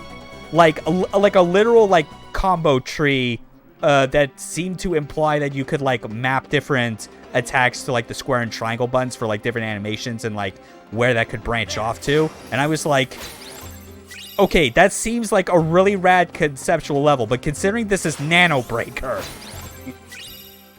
I genuinely don't remember anything like that in the game. Maybe, like, I think what it might be is that you get basically your attack palette, for lack of a better term, or your attack tree. Okay. Gets more abilities. Essentially, sort of similar to Devil May Cry. But Yeah. I don't remember it being, like, as far as I'm aware, God Hand still stands alone even today. Yeah, as far as literally swapping out, like, move and attack animations at specific points in a combo tree. Yeah, I'm fairly certain it's just really, like, what kind of special attacks do you want today? Mm-hmm. But, as I said, I genuinely don't remember much about it other than basically going, oh, Rainbow Blood, let's see how that looks. Oh my god. Yeah. It looks like a paint factory just vomited all over the screen. I think the funny part, too, about you mentioning how, like, the blood is, like, very ribbon-like, and from, like, the few screenshots I saw, that is absolutely accurate, but the thing it reminds me of is how, like... I feel like the way I can describe... Man, I've been talking so much that I feel like I need to get some water in my throat. It's feeling a little dry, but... Once I'm through this on-rail section, because I know damn well that, like, I can't heal during it, and this could be a real bitch if you're unlucky about getting hit. Doing pretty well so far, all things considered. Yeah, I remember this being one of those sections where it's either a complete breeze or you just struggle. Yeah, kind of like the light cycle. Yeah. The, like, good flashback to that madness. Let's not bring that one up again. Yeah, we don't need to do that again for story reasons. Let's just forget it. Ah. Okay, but no, I think I'm just seeing what I'm remembering now. I think what it is that I was, like, trying to talk about before Thirst was distracting me. But I think what it was is the like, the blood effects. It just reminds me, like, of the thought I got where it was like, how different aesthetically, or I guess improved aesthetically, Nano Breaker would be if it was somehow made for the GameCube. Because the thing I remember that one of those, like, visual technical things that GameCube was good at was, like, liquid effects. Not necessarily, like, obviously not just in terms of, like, pure, like, water wave simulation, you know? That's, like, a different field entirely. But, like, similarly, like, liquid effects for, like, blood going everywhere. Because I think, as we all know, as someone that is, like, people that played Killer 7, and even going to the Wii, which, you know, that reuses a lot of GameCube tech. No More Heroes, especially, has a particular way to, like, how very thin liquidy the blood feels and how it, like, gushes and, like, sprays everywhere. I wonder how improved that aspect of Nano Breaker would be if they had an easier way of, like, creating that effect that the GameCube just naturally seemed to be good at. Yeah, because that's a really cool way to do blood effects, if I'm being honest. Like, it helps a lot, especially if you're going for, like, where the rest of the game is just a stylized. It's one of those things where I genuinely don't know if it, with the blood ribbon effects, if it was a deliberate stylistic choice, or if it was a programming limitation, or, you know, they were just like, fuck it, you know, everyone else is doing regular blood effects, let's do something weird with it. Because it's the one thing that people still talk about. Yeah, it's a for whatever weird reason, mystery. They did, whether or not it was intentional, they did that right. Mm-hmm. So I think if they'd kind of lent more into the weird aesthetic, people might be remembering it more fondly today. It probably still would have sold for shit. Oh yeah, for sure. People would be like, "Hey, have a look at this weird game with the really bizarre visuals." I mean, fucking El Shaddai, which was a PS3 and 360 game that vanished without a trace, just got a re-release this month, and it's got one of the most interesting visual aesthetics of that generation. Yeah, like the game part itself is fairly whatever, but yeah, it's like that is one of those games that you can very categorize as being when you play for the experience, you know? Because gameplay wise, it's shallow. Visually, it's a treat. Oh, absolutely. Just wait, Jafar. And as I said, it's a game just the exact same way. It's a game that people are still talking about. So seeing it get a re-release is surprising, but not that much of a surprise, if that makes sense. Yeah, that makes sense. Sure. All right. Time to beat up the Red Man group. Go for the abs, Boo. Go for the abs. This really is just one of the weirder boss fights in general, just mostly for like the core reaction command you work towards. Like grabbing is like his weird like ghost wisp tail thing at the bottom half, and then just wrapping him up. It's very bizarre. Yeah, never mind the fact that like genies are supposed to be insubstantial unless they want it. Yeah, but he's like, no, I need to be gigantic so I can crush you like a bug. It's infinite cosmic power, teeny weeny brain. Yeah. Okiyasu. You're gonna have to explain it to me because I'm not that smart.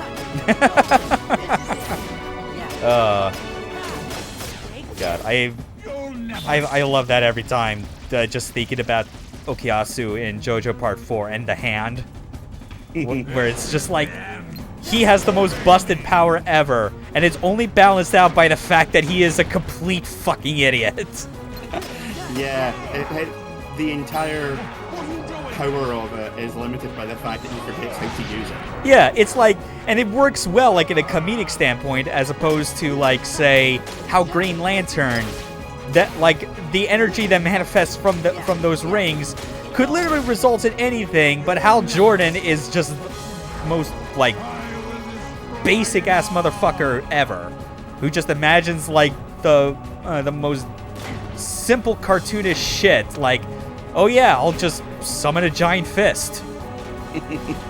And there's no real like comedy behind it, really. Like, that's the worst part. All the other Green Lanterns, I'm pretty sure, are specifically more creative than Hal Jordan is, yet it doesn't really have like the gumption to go forward with trying to like portray Hal Jordan as being just the most simple-minded Lantern ever. It's funny because they specifically state that, like, John Stewart, when he's creating a rifle, like, he will build it from each individual part. Like, his creations are essentially like assembled as the actual working piece would, and that's everything, no matter if it's a building, a car, a gun, you name it. Yeah. And Kyle is, well, one of his most infamous lines was, I'm your worst nightmare, I'm hanging up with a power ring. That's pretty good. He has literally pulled Gurren Lagann on screen. Yeah. Like, he brings out giant robots all the time. Oh, man. And then there's Hal Jordan, joint winner of the most boring dad of the DCU competition 10 years running. Yeah. Summoning giant fists and hammers. And the occasional arrow, but it's because he's been hanging around with his more interesting friend Green Arrow. Yeah. Yeah, that's the worst part. If he does ever come up with anything creative with his, like, lantern ring, chances are it's an idea that is like he's just taking straight from someone else who's more interesting than him. Yeah, literally someone being like, hey, have you considered this? And him going, literally never. Yeah. Like, the moment he thinks to do, like, use his ring to create, like, a grapple gun, you know Batman is just gonna have, like, a conniption looking at that, like, you asshole. You're not smart. He's just gonna be like, don't make me lock you in a room colored yellow, you little shit. Just taking him to one side, he's like, ow. Just quick reminder. I have ways and means of killing the entire Justice League. If you ever pull that shit with me again. Yeah, and somehow that's the part he takes, like, he's more concerned about Hal Jordan stealing ideas than he does, like, Superman suddenly growing too powerful and, like, evil. It's just like 2 words, Hal. Plausible deniability. Yes. Sure would hate for Sinestro to get hold of him. Just throwing that out. Although I think it was, Yahtzee that said it. It's like, Superman being evil is way more interesting than Batman being evil. Because if Superman becomes evil, or ever goes evil, the entire planet is doomed. Batman ever goes evil, then crime is over. Yeah. That's it. Of course, what he considers to be a crime and the justifications for the punishment, differ drastically. But, end of the day... Oh, well. That's, 5 bosses so far? Let's see. Mulan, Beauty and the Beast, Olympus, Pirates, Aladdin. Yep, that's 5. Nice.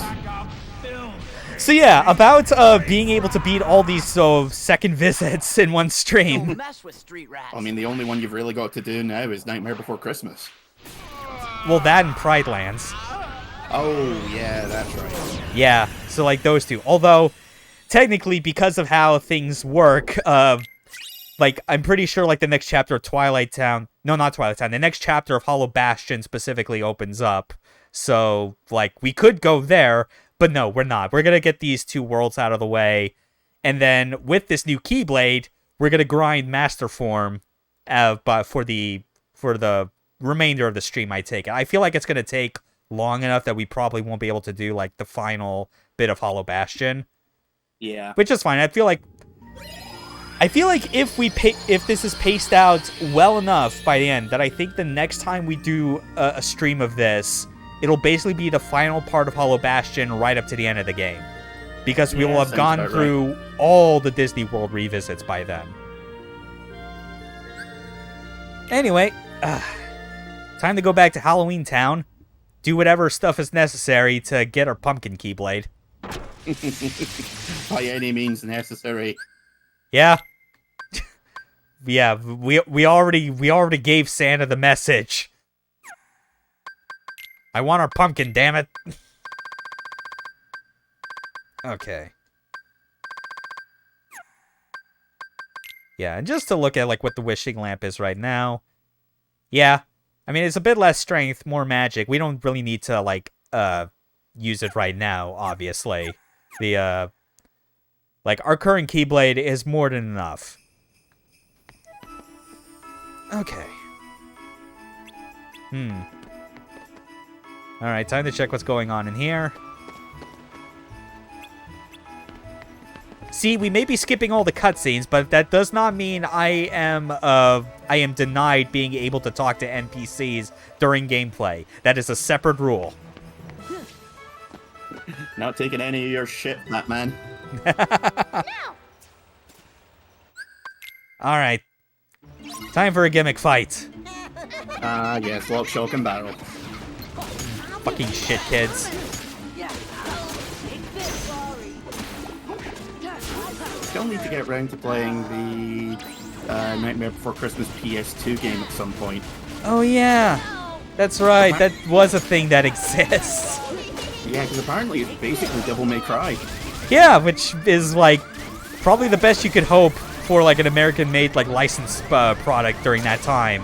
Whereas just like get people that are competent enough to like replicate another popular game and just put the skin on top of that. Ideally, that's not as good as it would be if you were to, like, say, like, design an entire game system that actually fits the concept behind the IP in question, you know? But you can't. But you could not expect that for every game at the time, you know. Besides which, what kind of game do you turn Nightmare Before Christmas into? All it would really fit would be something like a puzzle game. Like puzzle or adventure game, something like that. Yeah.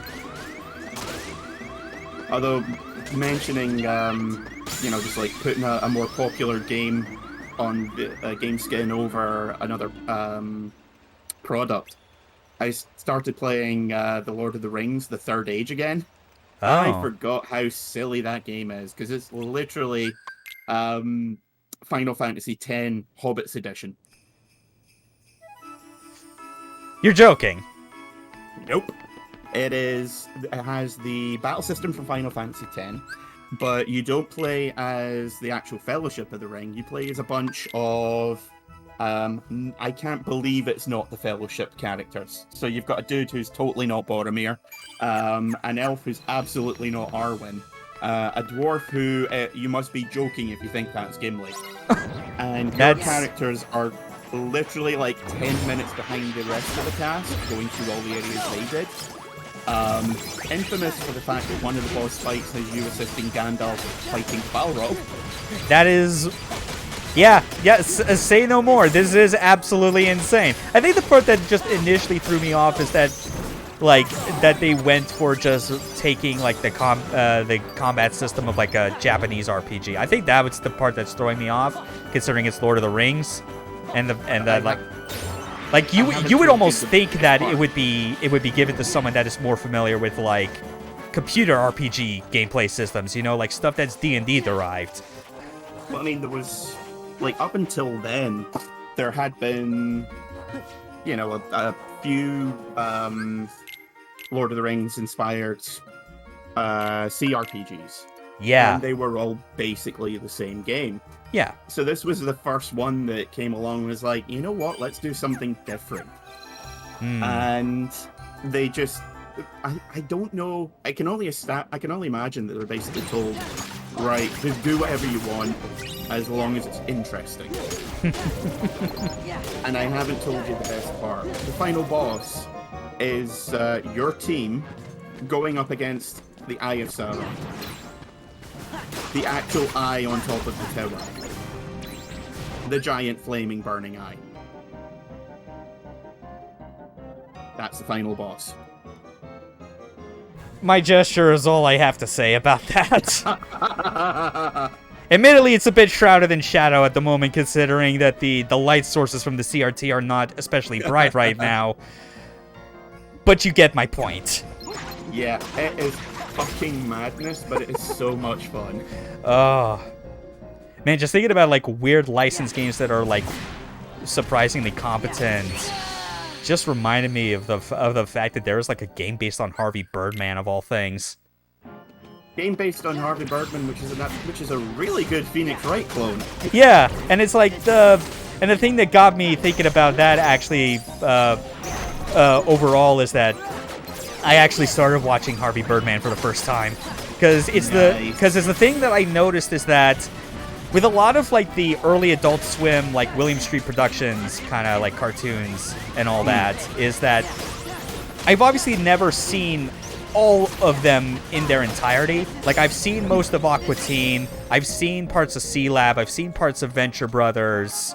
Yeah. But it's like, Harvey Birdman, for whatever reason, I realized I had never seen a single episode of in any other sort of context. So I was like, you know, these are cartoons from the same company. Like, these are obviously, like, designed to be bite-sized compared to, like, typical cartoons. You know, they're 10 minutes long. Yeah. Let's just get all the seasons together and see where this goes. And then I proceeded to get through the first 2 seasons this past weekend, and I was like, oh wow, this is legit fucking funny. Oh yeah, it's probably my favorite William Street show. That, Death Clock, and Venture Brothers are probably my top 3. Yeah. I still have Aqua Teen, I think, as my absolute favorite, just because of how, like, deranged and insane it is. Oh, absolutely. But Harvey Birdman's got like, it's definitely got a lot more wit in its sanity, you know?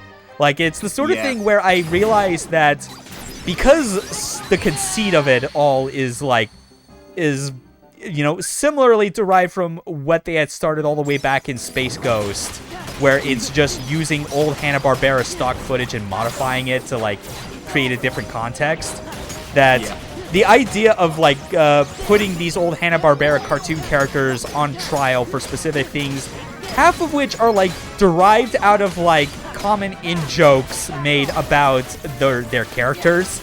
Like how Shaggy is somehow that was the one that cemented it, like with how like the common joke about how Shaggy is a stoner. And it's like I realized that it basically takes the core conceit that Robot Chicken has always had, but does it in a way that is like way more clever. A, because it's using the stock footage, so like it's not trying to like recreate like crude versions of like action figures of them in stop motion. But at the same time, because it's using that stock footage, it gets to, like, take advantage of the idea of hilariously taking those things out of context, as opposed to hitting you over the head of, it's Shaggy doing marijuana. Notice the obvious marijuana? Ha ha, funny joke. It's Robot Chicken if it wasn't lazy. That's basically it to a T. Yes. Yeah. That's what makes me really like it overall. And with the Scooby-Doo one at the end, when it's like, even with the court cases still going on, the rest of the mystery gang decides to go, you know, we're not good with this law shit. We're just gonna solve this mystery at the Con Mill on our own time, and if we catch the perp, we'll let you know. And that's what happens. Yeah. It's one of those shows that I just cannot ever get bored of. Yeah, it's so much fun. I'm anxious to get through the rest of the other seasons this weekend, but I know full well that it's like you've got maybe like 1.5 seasons left. Yeah, it's like technically 4 seasons plus a special, and I'm like, that is literally half of what Aqua Teen ever ended up getting in its lifetime. And even then, with Aqua Teen, I got close, but I never got all the way to the end. I basically stopped like right at the last season when it was still called Aqua Teen Hunger Force. It was before the Goofy name changes, which were like the last 2-3 seasons. That would be about season 9 or 10. Yeah, I got pretty far. It was definitely at around the point where like the movie had already just come out.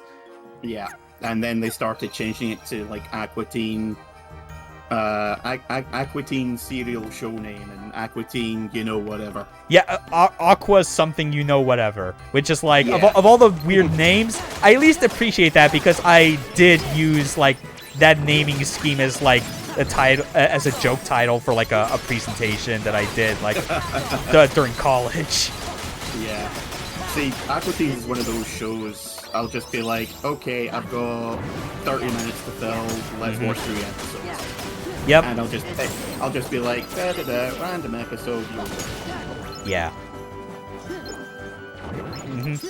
But yeah, or if I'm deliberately looking for something, it will more than likely be a Moon Knight's episode. I've actually found that anytime I go back to look at anything from Aqua Teen, my first decision is to just like look at any of the early seasons with the Dr. Weird skits. Yes. I mean, like, all our brains are ruined to the point that we can't help but go, gentlemen, behold, anytime we have something of importance to share. I have done that way more than is probably healthy. Same. And I will thank you for not bringing that up. I mean, there's all kinds of other weird things you could bring up that are more awkward.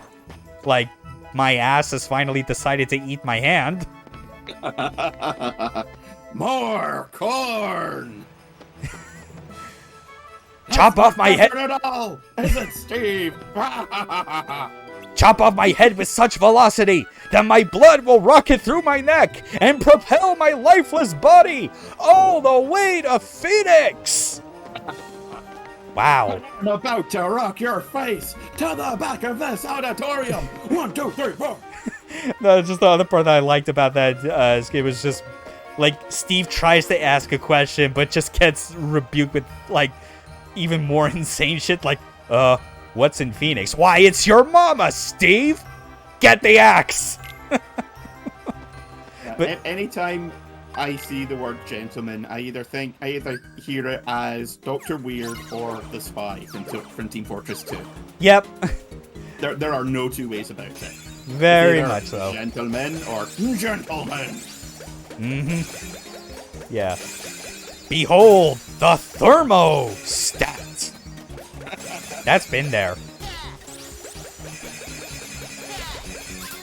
Oh, wow. I was actually, it's funny you mentioned them because I was actually watching Frisky Dingo before we started streaming. Ooh. Because I hadn't seen that in forever. Okay. And it's still good. Little bit problematic at times. I see that. The phrase, "Hey Ronnie, isn't that your rape wig?" One of them is uttered. And I was just sort of like, didn't remember that. Wish I had. Yeah. Fortunately, Harvey Birdman doesn't really hit you with that kind of stuff.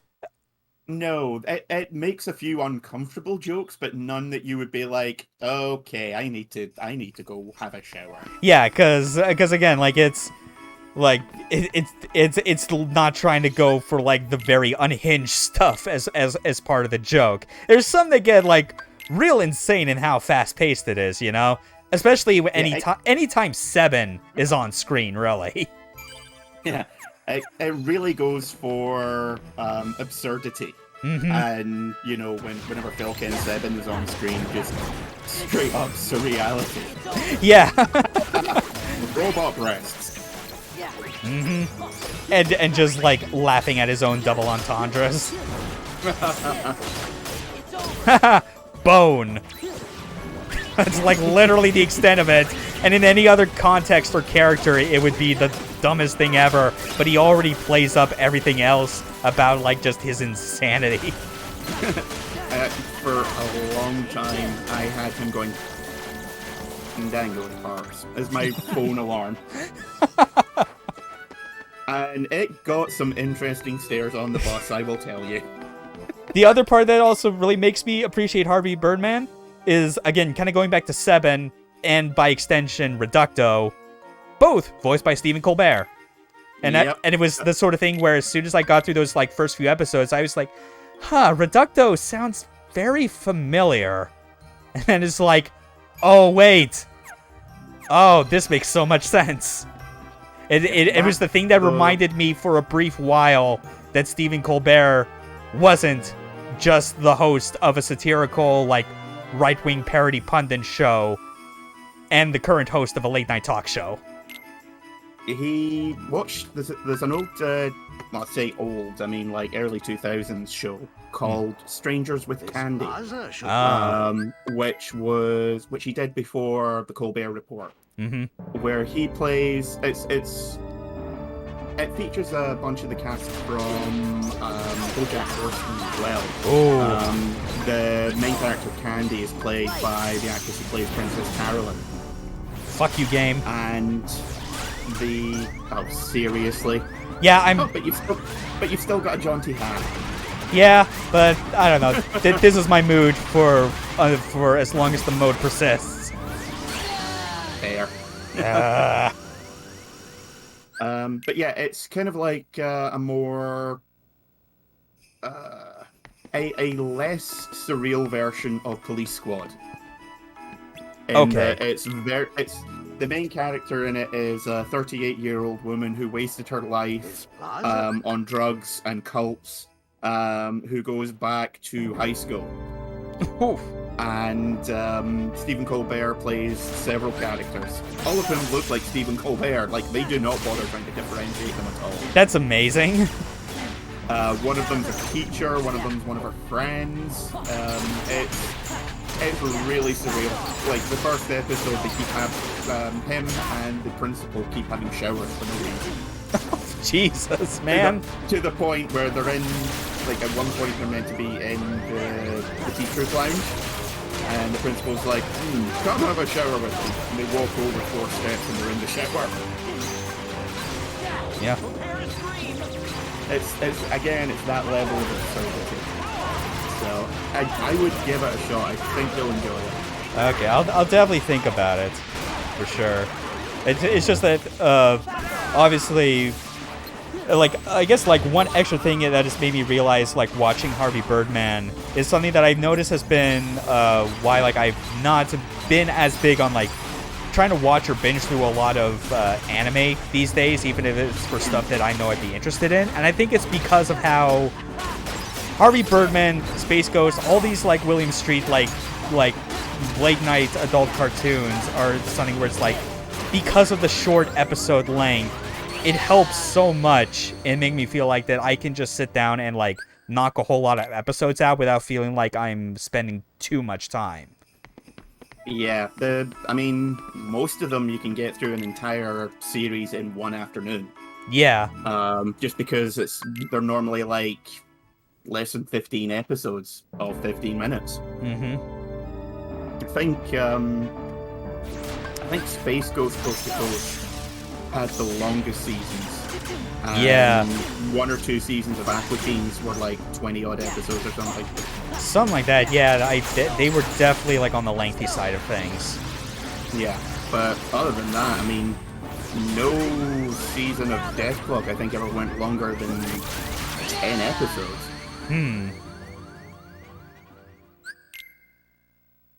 Although several of those shows are getting feature-length movies in the next year or two. Right. Aqua Teens is getting one, Death Clock's getting one, and Venture Brothers I think is getting a finale as well. Yeah, after being abruptly canceled for no good reason. Yep. It was ridiculous when that happened. Meanwhile, Tim and Eric still have first dibs on anything they want to do. Yeah. Which, like, no disrespect to Tim and Eric, there's been some funny stuff, but, like, honestly, I would much prefer if a lot of the other long-running stuff that is also very defining to Adult Swim would not get shafted the way it did. Well, with Venture Brothers, it was the last show on the network that was still traditionally animated. So Right. It was A, costing them a small fortune, and B, every season, because they essentially had a skeleton crew working on it, was taking upwards of about 18 months to animate. Oof. So Yikes. it was something like 17 years and they'd only done 8 seasons. A lot of that was the time they took writing, but the majority of it was just they had like 3 people animating it in a basement in Korea. It's true. Yeah. So I think for them, even though like every season, like Venture Brothers is one of those shows that the ratings have never dropped for it. They may not have increased much, but they've always been constant. It's just I think that it wasn't really reaching many new people, so the DVDs and Blu-rays were only being bought by people who already bought the previous seasons. It wasn't really spreading or reaching a bigger audience. That plus the cost, I guess they just decided it wasn't worth their time anymore. Yeah. And thinking about like how it was like the last of those shows being traditionally animated makes so much sense, because I do know that like looking up stuff later from Harvey Birdman, it was the sort of thing where like that did for like its entire first season was traditionally animated, but then there were like stories about like how because of like what they needed to do to like put out those episodes and maintain like the comedic pace and timing that they needed to, it was like the traditional animating process made that especially difficult, because anytime they needed to like adjust or do a rewrite on a certain joke to make things flow better, because a lot of the jokes rely on some pretty strong visual fucking gags. Strong visual gags and timing. Yeah. Like, those shows are tight. Yeah, which is why when it came to like partway through season 2, I think it was, where they switched over to like animating in Adobe, it's like suddenly I could see how like if they had gone on that sooner and or probably had bigger ratings, I could imagine they would have gotten like more seasons out of Harvey Birdman than the 4 that there currently are, because for the pace and timing that it needs for its comedy. It absolutely fucking like needed to kind of get away from traditional animation to make it work. And it's not like there was anything that was being lost from that in the process, you know, be it like not just Harvey Birdman, but like Aqua Teen and like later, very late seasons of Space Ghost and all that. It's like, it's all reusing this stock footage bullshit from old Hanna-Barbera cartoons anyway. It's like, you don't need to do that much to make anything completely new and original with them. The point is to not make it look like it's the most beautifully animated thing ever. Like, Hanna-Barbera was never fucking that. It was cartoons on an assembly line, for God's sake. Zorak literally has a joke along the lines of, every time I move my hand, it costs the Cartoon Network $27. Yeah. He's like, you see what I mean? Yeah. Oh. I was just like, that's one for the ages. Oh, Martin C. Crocker, you're a legend. Assuming I got your name right, I forget. I know. I think it was C. Martin Crocker. C. Martin Crocker. Okay, I got two parts of that mixed up. But yeah, it's like Zorak, 'cause he Moltar, also- Dr. Weird, just fucking legend. He was also in D-Lab as well. Yeah, Captain Murphy. C-Lab. That's right. Oh yeah.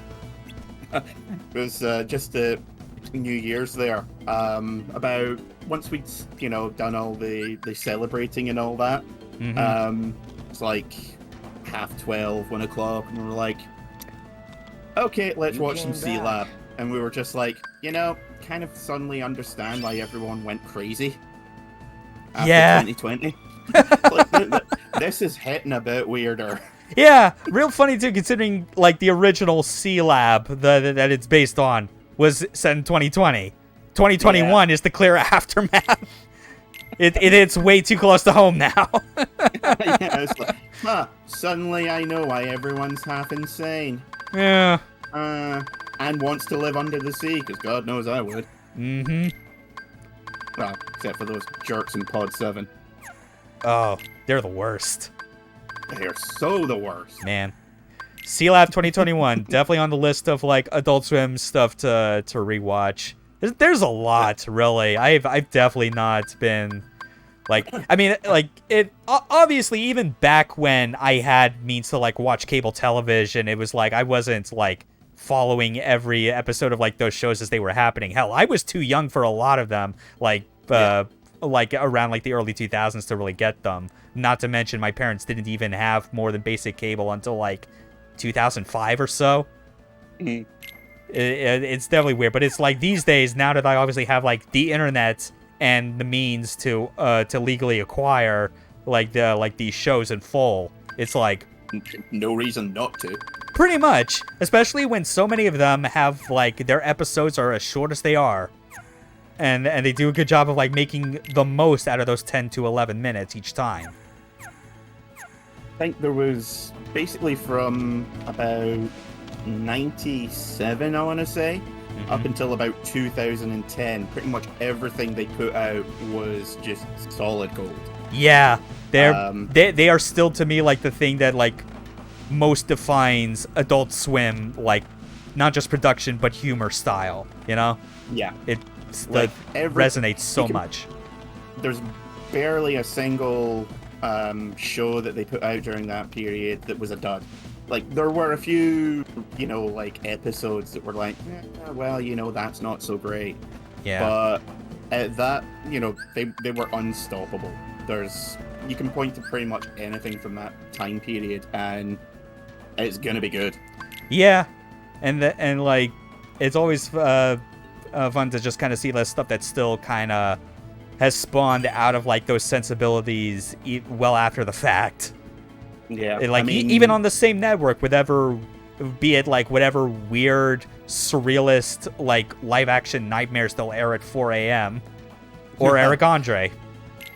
Yeah. Well, I mean, we've spoken about Eric Andre before. Yeah, and it's like you just need to watch one episode, and you don't even need to like look up any further to deduce from there. Yes, they were clearly inspired by Space Ghost. And we're like, this needs to be more coked out. It's Space Ghost if they stopped giving a fuck and just... I generally don't like the it's X but on drugs, but yeah, like Space Ghost on weird experimental amphetamines. Yeah. Like, they took something out of a lab and they're not sure what it was, but they are feeling it. Oh, God, it's so good.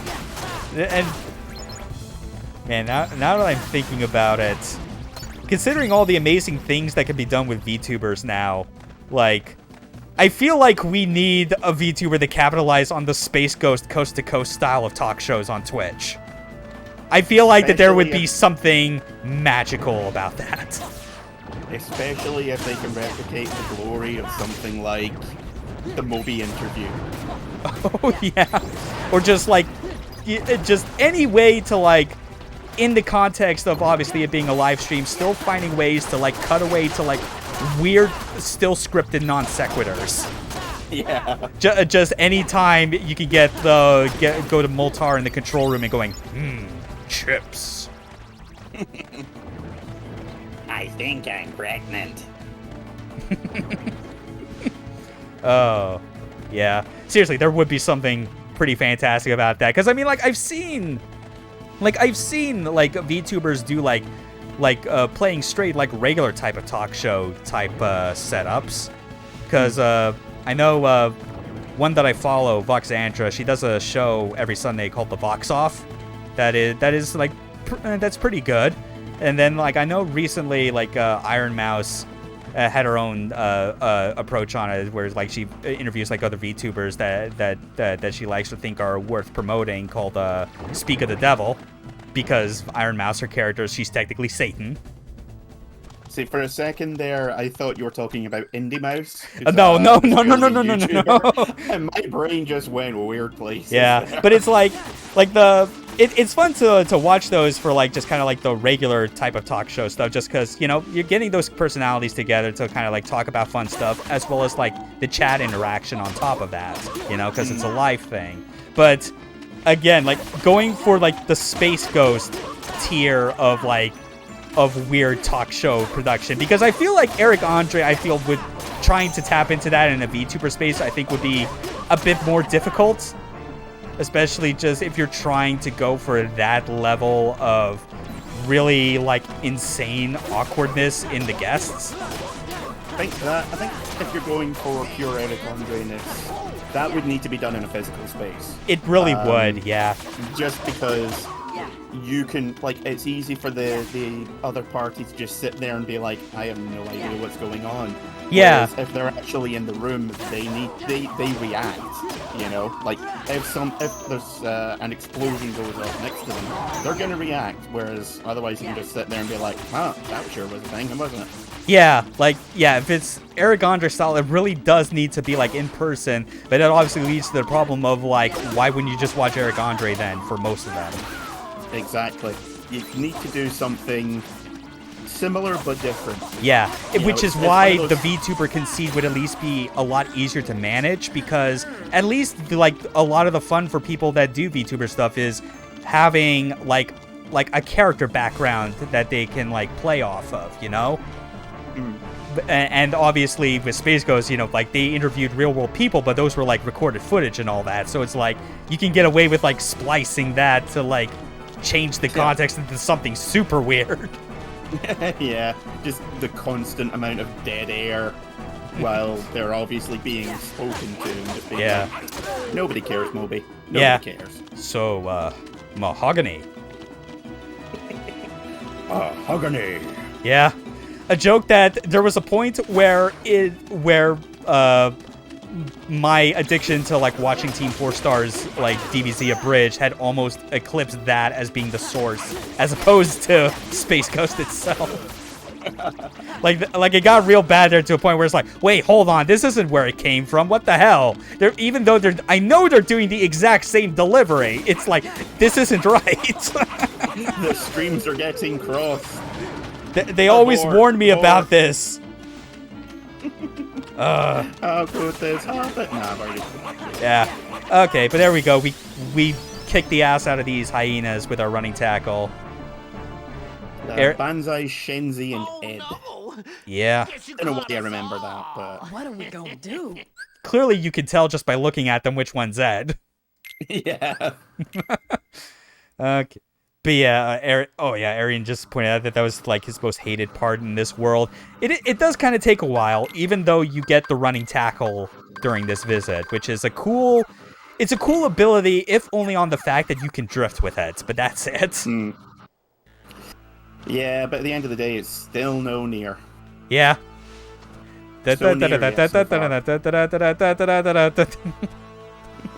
Old man crossing the line. Tokyo is on fire.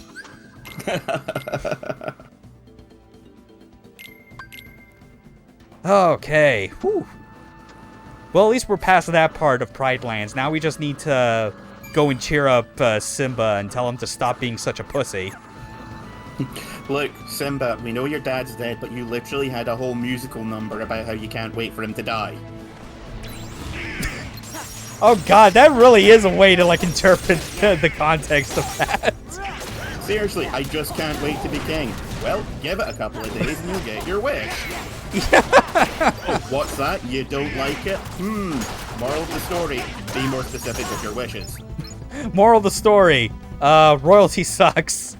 Well, I mean, that's not exactly a moral as reason, standard to live by. Yeah, that's true. Okay. You can't catch me, Ghost Scar.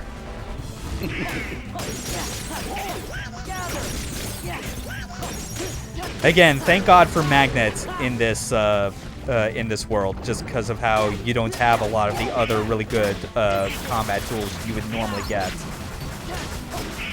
It's a good way to just, like, shut down any big enemy that is giving you trouble. Also, you're not using the pumpkin key blade. God damn it. I just realized. All that bitching about it and you don't even use the fucking thing. Okay, fine. Here you go. Well, thank you. I hope we all learned a valuable lesson about this. No.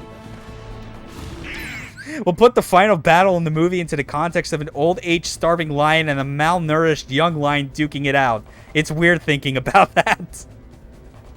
I mean, the original conceit for The Lion King was that it was going to be Disney's take on Macbeth, just not quite as dark, which, gonna say, not a high bar to clear.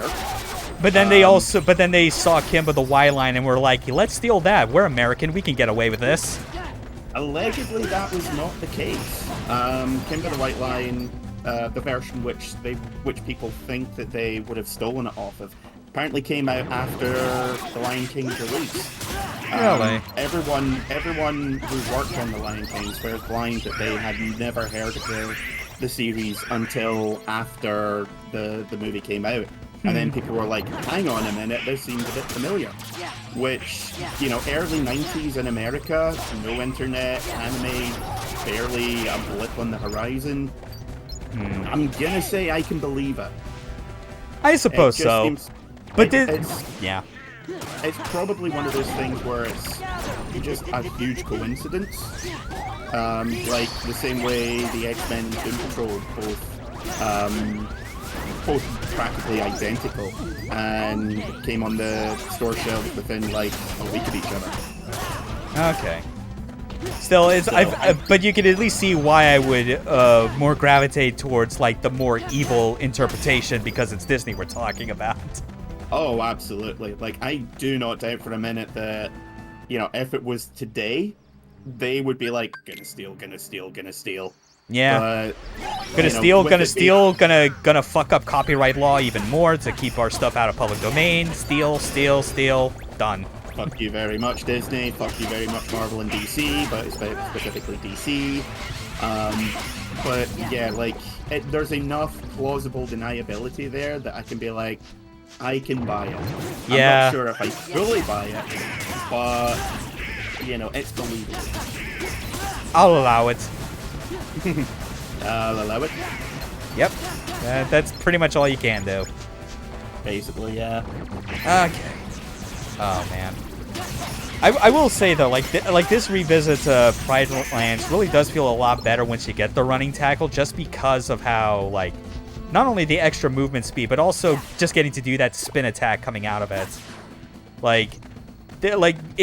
These are things that I really do wish that they had thought to, like, give you on the first visit, because it does feel like when you go back to stuff without it, it feels lacking. Yeah. I remember someone theorizing that the way that he Sora controls as a lion, someone said that it was because at one point they wanted to put vehicles in the game, but apparently that wasn't that was like a mistranslation from an interview from a Japanese magazine. They said that they wanted him to control like he was in a vehicle. And, you know, Chinese West Coast people were like, oh my god, they were wanting to put cars and Tokyo Drift in Kingdom Hearts. And it's like, Yeah. Not really, no. Yeah, that's not quite it, but I can obviously, like, see the intent behind wanting it to control like a vehicle if it's, like, the whole point is being able to run very fast, because, you know, like, plenty of animals out there definitely run way faster than us lazy bastards. I mean, fun fact, over short distances, a man will be able to outrun most four-legged creatures. Because when you get down to it, we've got 2 legs to coordinate, they've got 4. Yeah. It's just that, you know, over longer distances, you're going to lose because they've got more stamina and they're better with their legs. True. But even then, just thinking about, like, the control, like, from a vehicle perspective, that's the sort of thing that just always makes me, like, appreciate when games are really able to justify, like, finding ways to change up, like, their control scheme to, like, convey, a certain way of, like, playing that, like, fits the theme of like, what you're doing in the game, as it were, instead of just trying to stick with, whatever, like, the standard defined control scheme is. Yeah.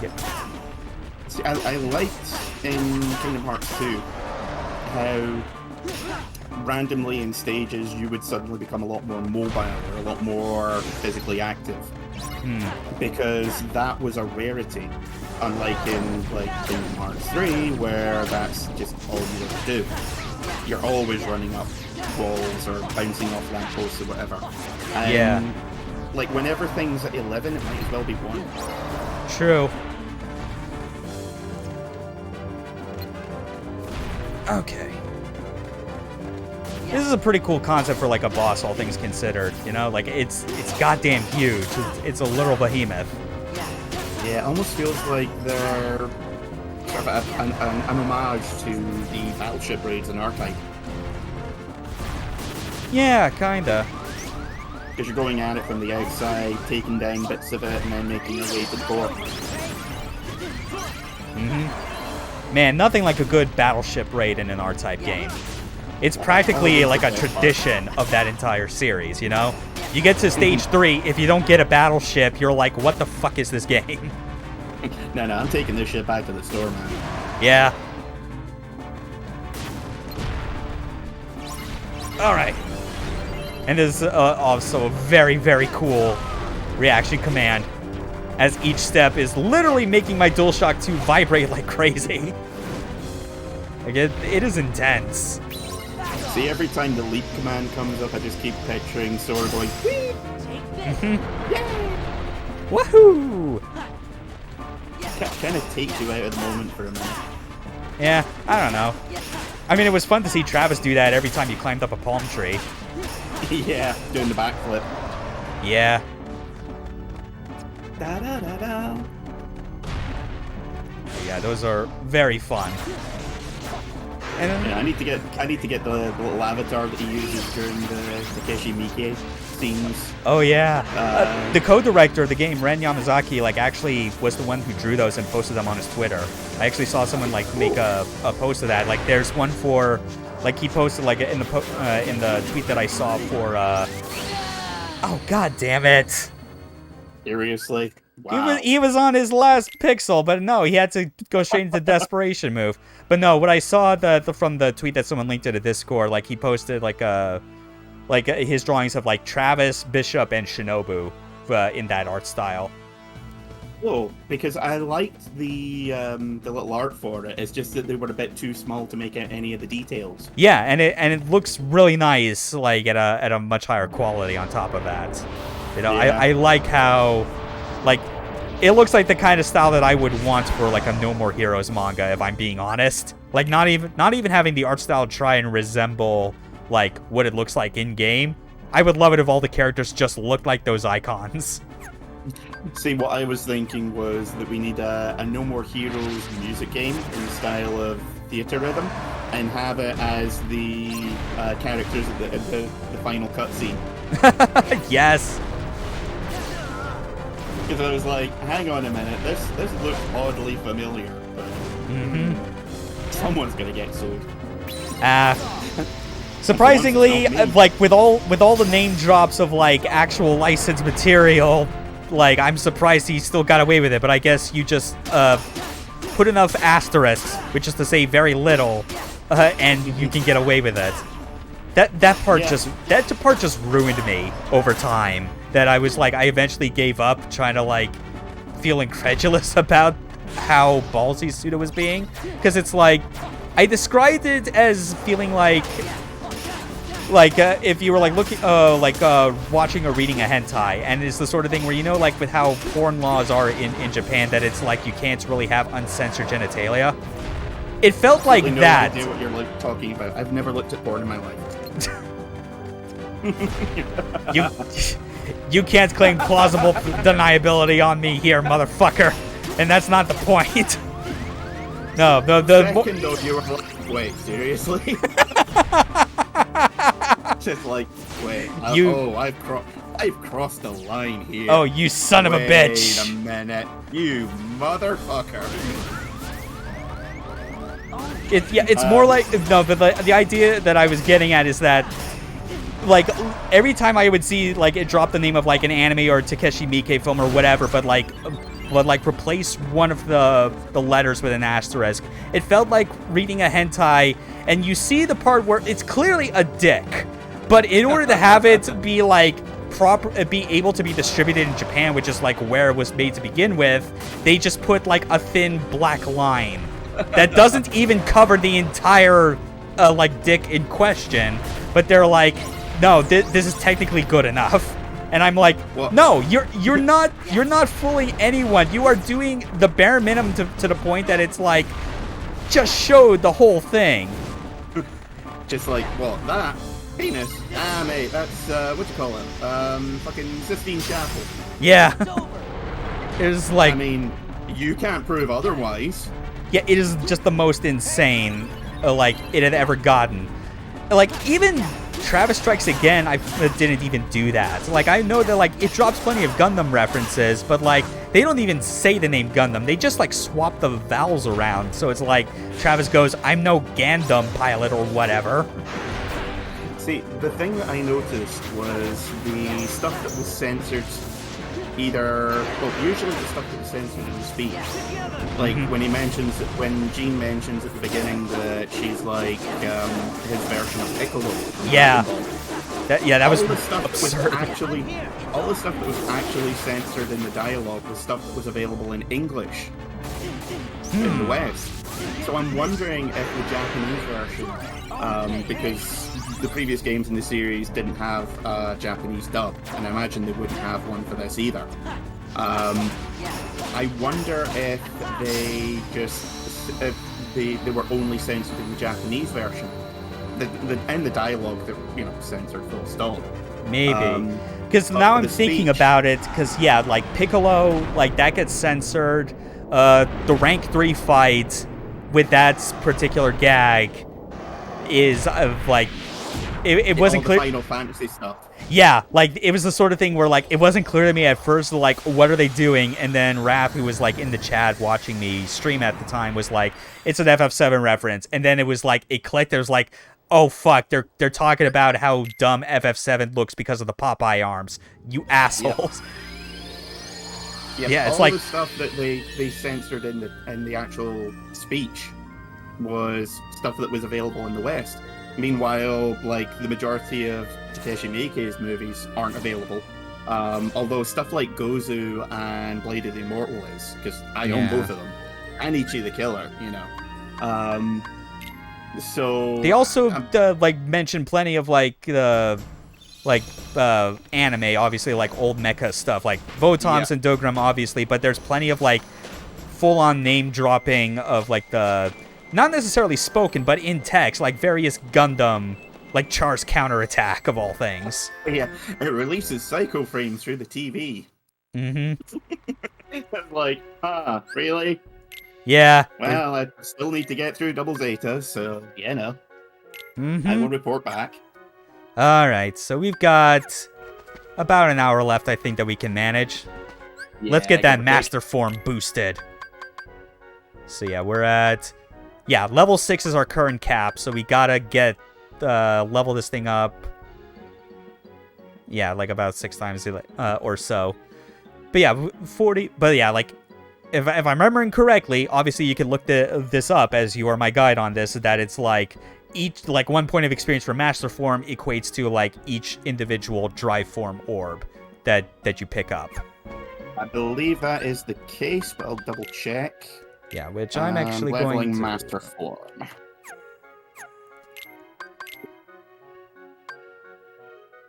Yeah, master form earns points for every drive orb collected. Large points, large orbs are 3, small orbs are 1. Got it. So, yeah, we're just gonna plow through this. Unless you've also found like a place that would be like a better spot for grinding this. There was a bit that said I remember last time when I started looking up. They said that there was like one place that's good for the end game and one place that's good for until you get to there. So let me double check. Yeah. Arian apparently used to go to like the Land of the Dragons for leveling it, and that was kind of a rough time. I never even thought of like using that as a grind spot. That seems miserable. Final Mix version. Fastest way to level up Limit Form in Final Mix is going to Agrabah, going down to the Cave of Wonders, go to the mushroom there, press triangle, begin the fight with it. Oh, the mushrooms wouldn't be until we beat the game first, though, because that's referring to like Mushroom 13, right? Right. Yeah, so... Yeah.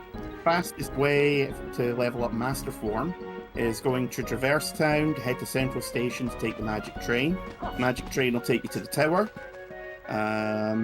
If you've beaten the game, never mind. When you enter, activate Master Form, make sure you have Drive Converter on. Walk forward a bit until the 4 nobodies spawn.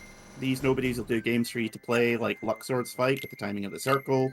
When you get the game done, the nobody will drop the drive orbs, and that's how you get experience.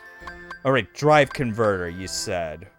Yes. Or is that Drive Boost? Because I see Drive Boost. It's like, I'm taking this as like an ability that's like... Yeah, it's not one I'm familiar with. Let me double check. Yeah, because I'm looking at Drive Boost, and it's like, allows greater restoration of the drive gauge during MP charge. But like...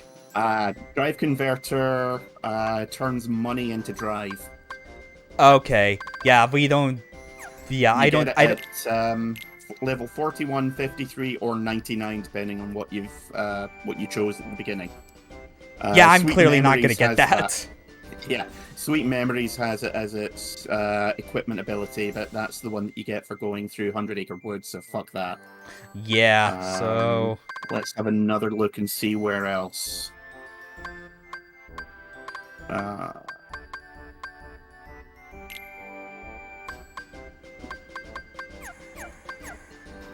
The best place to grind Master Form is the mansion in Twilight Town.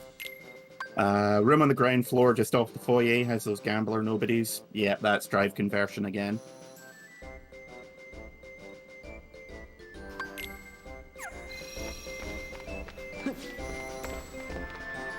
I don't know, I still might whack on some things just to kind of see what the payout's like. Yeah. Yeah, it's one of those things where everyone seems to have their own preferred way of doing it, you know? Yeah, and I think the problem that we're running into looking at some of these is like, like some of the stuff they're suggesting is like for like stuff that is very close to end game, and that's like assuming that we have already gone to certain story parts that we've clearly not done yet, like the last bit of Hollow Bastion or Twilight Town. Yeah. And I kind of don't like want to spawn any one of those like to occur out of order is the thing. Yeah. It's like there's someone here saying, Master Form, you use that trick in the Land of Dragons with Thundaga and Magnaga, using Jackpot and Draw Keyblades.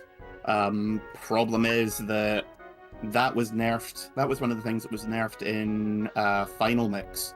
And yet this is someone saying it should be for Final Mix, so clearly they're operating on old information. Okay, what the hell? I killed those in Master Form and made sure to like pick up whatever... 'Cause I had like the Wishing Lamp equipped as like my major, but I did not... It seriously not drop any drive orbs there. Son of a bitch. Oh well. Yeah, so I guess this isn't the best for that. Yeah. Aren't those all kind of post-game, though? Who waits till the game is over to level up all the forms? No. Me. Like, listen, I care about being strong. I mean, unless... So I'm level 42. I'm already past level 41, so, like, that first check for drive converter is no longer there. Yeah, so it might be... So it's either level 58 or 99. Yeah. Honestly, even grinding until you get to level 58 is going to be a waste of time. Yeah, it's like... You know what? Change of plan. We'll hold off on the drive form grinding. Let's just do Hollow Bastion right now. Yeah. Let's get through that and, like, the last visit to Tron. I'm pretty sure that'll, like, count enough as, like, the last, for the last hour or so of the stream. Okay. Because again, some of those that you mentioned, like, especially with, like, the mansion in Twilight Town do seem pretty good spots to do that. And it's like, I'm trying to think about it more. I'm pretty sure that when I did grind the Master Form, I'm pretty sure I also did not have, like, I did not have Drive Convert at the time. So I just made good with it anyway. I think the problem I noticed is that, like, I was going crazy with the combos in that one room, and it was draining, well, like, obviously, like, my, the amount of gauge I had to work with in Master Form, because it was level 1, I only had 3 bars. But, like, your attacks in that just, like, chew through it so quickly. So, it's really hard to, like, get started on grinding it properly across multiple rooms, because they don't give you enough bar to work with.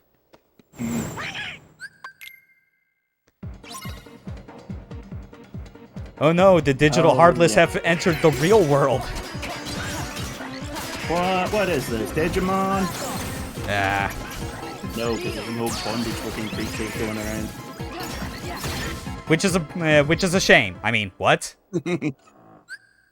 You know, I was wondering which of us was going to be the first one to say that. You know me. There's no giant, scary, bondage-looking demons. More's the pity. Yeah. Shame at the lack of scarousal. That's called a fear boner, son.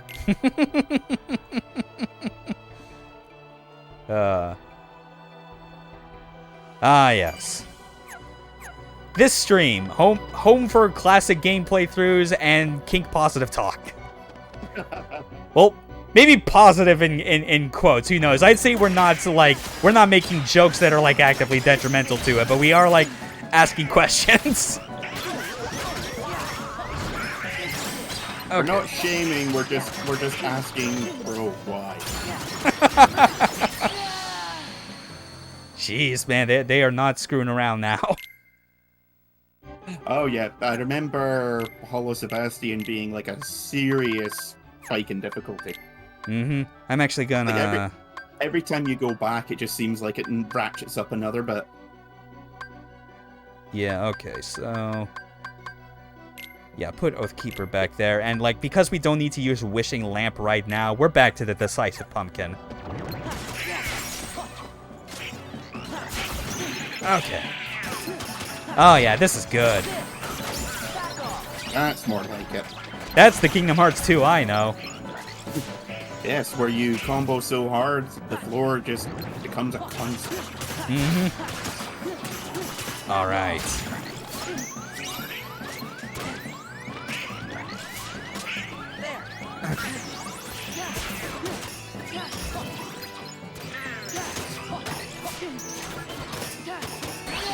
Oh, that was kind of bullshit. Like, those are some larger than you expect hitboxes, if I'm being honest.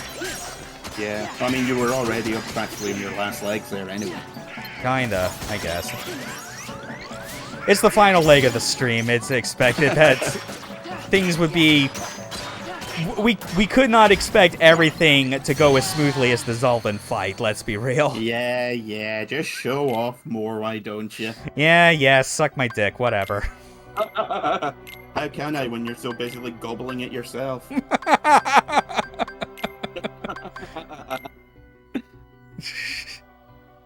Okay.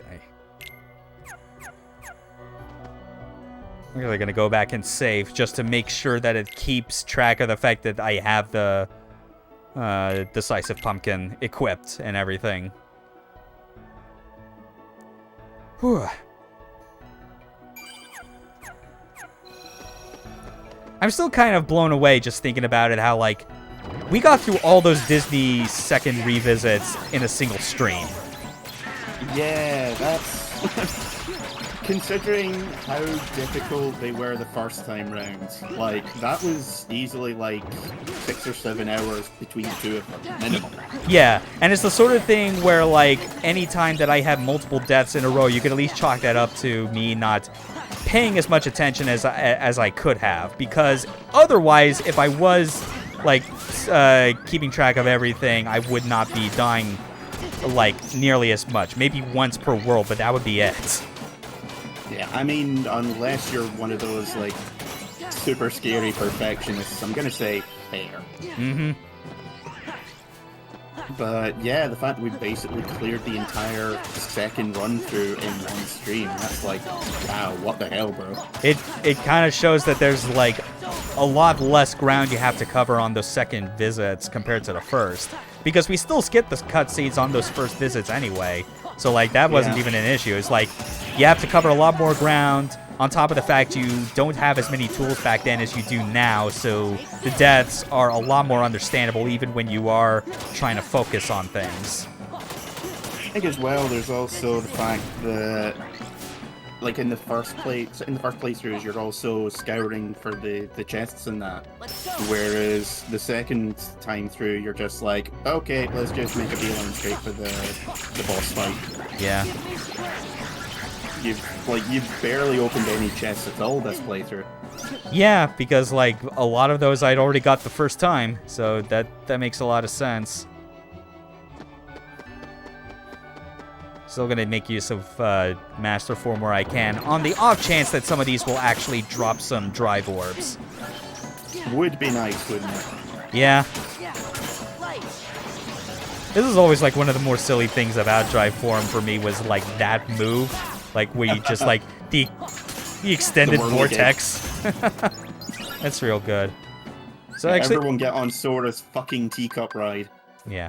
Now look at that. Not a euphemism. Only 6 points of experience from that. So it's like, even with the wishing lamp being the thing where, like, it increases, like, the chances of drive orbs happening, it's still a slim chance unless you kill enemies that are more specifically designed to drop those. Like, these big orb heartless are ones that drop a lot of the, more notably drop, like, the big drive orbs. Yeah, I mean, I think one of the reasons why I didn't level the drive forms as often is just because the game is so fucking stingy with drive orbs as drops. Yeah. Or at least it is in the original release. I believe Final Mix is a bit more generous, but even still, like, you know, what's the point in using something you never get the opportunity to replenish? Yeah. Okay. Ooh, a Mega Potion. Nice and very generous item drop there. Yeah, I'm kind of surprised you haven't gotten any of the nobody weapons. Because I remember getting like 3 of the staffs for Donald that the Dragoon type use. Yeah, I definitely recall running into those a lot when I was like, when I was focused on the post-game stuff, really. Mm. It's something I never really recall happening like on like the first playthrough leading up to the Xemnas fight. Yeah.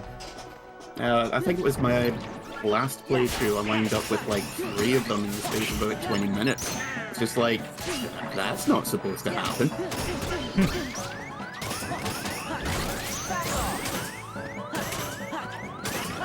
Okay.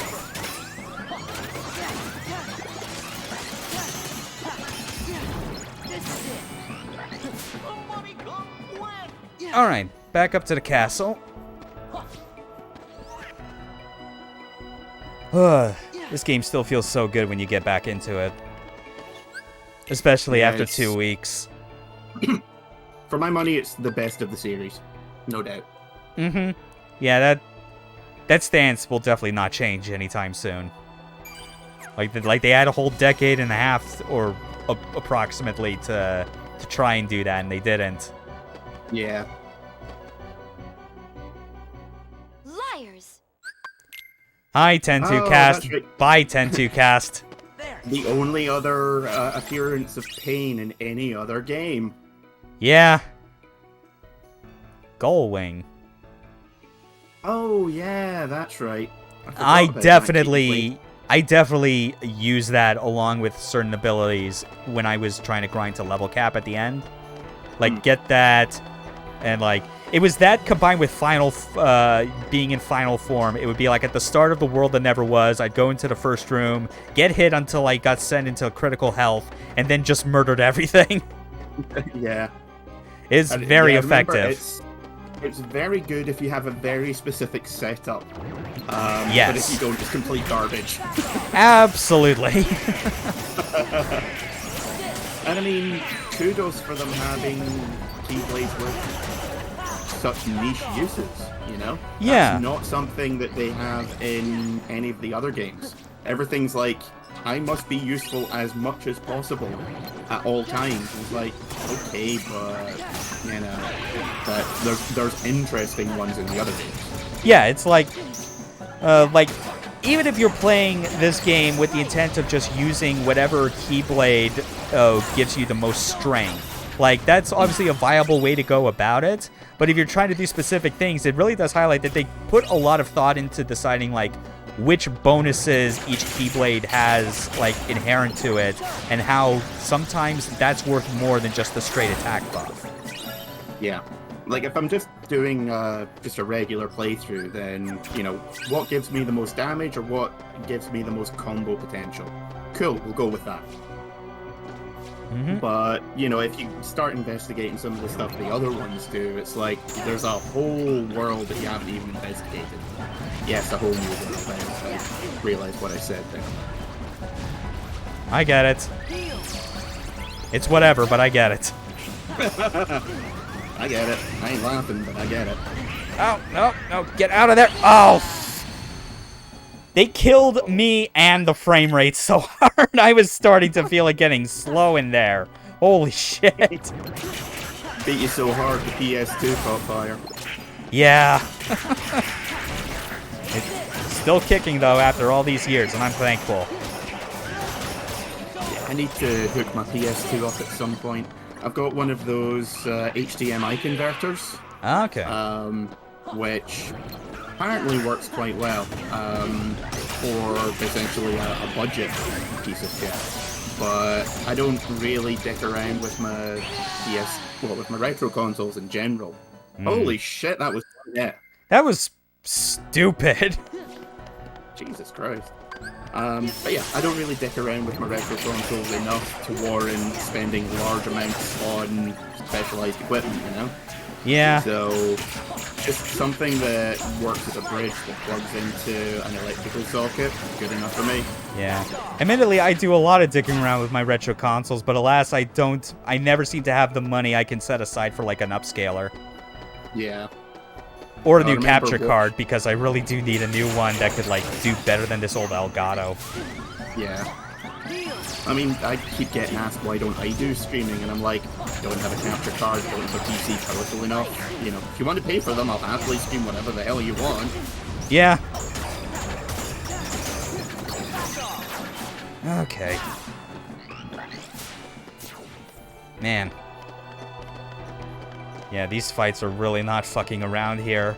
Like, more than even any of the other Disney worlds. Still blows my mind how it just ends up like that. Yeah, as I said, it's the escalation is good until you go back to Hollow Sebastian, and then it just ramps right the fuck up. Yeah. Fitting that they save it for literally like the worlds that aren't Disney specific.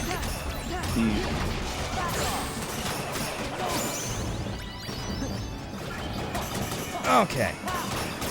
Survive that. At least we're doing a... I'm pretty sure, like, that drive boost skill is actually paying pretty good dividends as far as, like, getting my drive gauge back up as much as possible because of how often I use up my MP just for a cure. Yeah. Like, that's real good. Ooh, yeah, I mean, Sleeping Lion. That's at least a cool aesthetic one. Plus, it increases the length of your combos, doesn't it? For ground-based combos, yeah. Yeah. Which, I'll still keep Decisive Pumpkin on my main one, but I might as well, I remember it being useful to a point, but the problem with Kingdom Hearts combat in general is that you only spend so much time in the ground. It's usually like 3 hits and you're already in the middle of the sky. Yeah. Yeah, there's definitely a point where you kind of want to do some specific tech, like, on the ground, because that's where it excels at. But otherwise, it's like, if you're doing a combo string, there's chances are they're gonna, like, the only way to extend it further is by going to the air. Yeah, and I mean, you have certain moves which will launch the enemy no matter what you do. Yeah.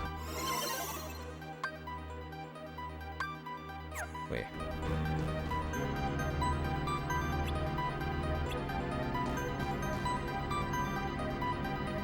Oh, no. Oh, no. I was worried about this. You know, I don't remember there being a return. Like, I remember a return to, like, Tron World. I was not, Oh, yeah. expecting a return to, like, this fucking terminal. And, yeah, because I saw the new highlight over Light Cycle, and I was like, wait a fucking minute. Because I remember you can get some items by doing the light cycle stuff. Yeah, why would you ever? Yeah. Oh, but then but now I'm suddenly remembering, oh, right, we don't have to do the light cycle specifically. We just need to kill enemies. That's fine. Ah. Good. So we weren't misremembering. Thank God. Yeah.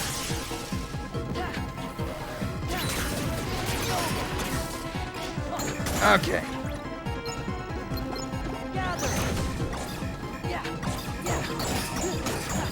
I mean, at the very least, even if we don't have the means to, like grind out master form for levels right now, might as well still show it off anyway. I mean, you're chewing through the enemies like nobody's business, so fuck it. Haha, nobody's. Business. Yes, that is what the law firm named 7 and 7 refers to. We are both 7.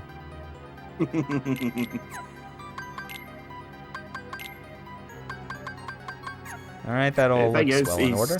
In the original Birdman cartoons, his name was Falcon 7. Interesting. And it turns out his real name is Phil Ken 7. Yeah. Oh, Don't man. forget, he is an identical twin brother. Who I assume you never see. Yeah. Yep, I figured. That's the obvious joke. I think I haven't seen the anniversary special that came out with a while back. I don't know if they got Stephen Colbert back for that. Yeah, because I know from, at the very least, looking at the credits for like the Harvey Birdman game, I know that they were not able to get Stephen Colbert back for 7 and Reducto. So. Yeah, that's probably the one issue I have with the game is that the guy that they've got to play Phil just isn't as good. Yeah, that's simple, you know? Which is unfortunate that it has to kind of like that's kind of the reality of it. Yeah. He was interested in doing it. They just couldn't work it out in a time frame that worked for everyone, so he just had to bow out. Well. I don't think he came back for the, as I said, for the anniversary special. He's not in the Bird Girl spin-off either. Wait, there was a spin-off? Oh yeah, it's based on Bird Girl, played by the same actress who plays Judy in Birdman, although she doesn't sound anything like her old self. It's weird. That's weird. Reducto's daughter's in it. Sorry, no, not Reducto. Mentor. Mind Taker! We are broken. We are fundamentally terrible. Yes. Watch the stuff we like. We're great. But yeah, Mentok's daughter's in it. That's good. I only watched a couple of episodes of it because it just wasn't grabbing me. Okay. None of the main cast shows up. So no Peter Potamus. Yeah. Nobody got that thingy he sent them. God damn you, I was trying to like factor in that joke, but again. Did you forget that thing? Yep. Go. Go. Yep. Yeah, from what I could tell, no Peter Potamus, no Black Lightning, you mean Super Bowl? nobody from the original. Yeah, pure electricity in my veins. That was such a joy just getting to hear that character voiced by Phil Lamar. Oh yeah. and in the first appearance of all things is in the second episode, in which he goes off on a tirade in the courtroom about how Black Lightning wasn't even his idea, it was Aquaman's, and it was like, no, this is stupid, but no one cares because like he's only the black character in a predominantly white like superhero group. I can't remember if it was in that, but I'm sure there's one bit where he goes off on a rant about how all black characters inevitably wind up having electricity-based powers. Like, what the fuck is up with that? I mean, seriously. Yeah. Yeah, man. It really says a lot just how strong of like a triple punch like the first 3 episodes of Harvey Birdman are in terms of like selling you on the concept. Especially if your sensibilities are like ours these days. Even like mine as someone who had not watched any of Birdman prior to this. Where it's like, okay, like first episode, like a good starting bit of like just pulling in like Johnny Quest into the mix and like creating a child custody case out of it, you know? Oh, that's one of the best episodes of the first season. Yeah, and it's like one of the best like first episodes of any series, period. Like it's a good way of like establishing the concept of the show. And then second one is, okay, you pull in Super Friends, another well-known like old like 60s, 70s era like cartoon show, and then you add like commentary on just like the weird difference in like culture and time from back in the day with like Apache Chief, Black Lightning, and that it ends up in them just forming their own group that isn't like a predominantly white American superhero group. Yeah, what is it they call themselves? Like the Diversipals or something? Yeah, Diversity Pals or something to that effect, yeah. And then, of course, you get to, like, the third episode, which, as we know, is the one with Scooby-Doo's thrown into the mix. And it's the one where it's, like, really cemented with the use of stock footage to take out of context, like, leaning into the sort of, like, urban legend / in-jokes about these old characters and doing it in a witty way and not the lazy kind of way. There's a bit which is literally just a character saying the word "this" in a haughty voice for like 30 straight seconds, and it's hilarious. Yeah. Also, third episode was where they introduced Peanut, which really cements like the full dynamic of like of Harvey's entire like team between him, Avenger, and Peanut. Sunday is Peanut. Peanut say, Harvey going, ow. You want to mess with me? Yeah, it's real. As a statement of intent, the first couple of episodes, the first episode of Harvey Birdman is pretty strong. Yeah. You can't really. It's hard to look at it and try and find, okay, where's like the first episode, like trying to find their voice kind of issue, you know? Because there's a lot of shows, like big, long-running, legendary ones. Some of those have dreadful first seasons. Like, I don't think anyone that's a fan of TNG will tell you to start at the beginning. They'll tell you to go like season 2 at the minimum. Exactly what I was going to say. The first season of Star Trek Next Generation is infamously terrible. Yeah. And, you know, like, I mean, Deep Space Nine is always my personal favorite. Mm-hmm. And it takes like 3 seasons for it to find its own feet. Mm-hmm. Granted, in those 3 seasons, there is a lot of good stuff, but it's a long time before they're like, okay, so we can do stuff that's not just rehashes of old Next Gen scripts, right? Yeah. And then, of course, like, even in the, we go back to the context of William Street shows, even those, like, not to the same degree as something like TNG, obviously, but there's things where there's still a bit of weirdness in them trying to figure out, like, the pacing and gags they want to go with for each show, be it, like, Space Ghost or Aqua Teen or so forth. I mean, the first episode of C-Lab is literally just the characters standing around talking to each other for 10 minutes. Yeah, and there's not really like much in there's nothing in the way of action. Like, it's literally just them talking about what kind of robot they want to be. And, you know, like, it's a funny episode, but you compare it to the Otto episode. Yeah, it's like it's not even close. Like that first episode of C-Lab to me is like the William Street equivalent of like the first 2 episodes of Red vs. Blue. Where it's like, it's before any of the really weird, crazy plot shit happens.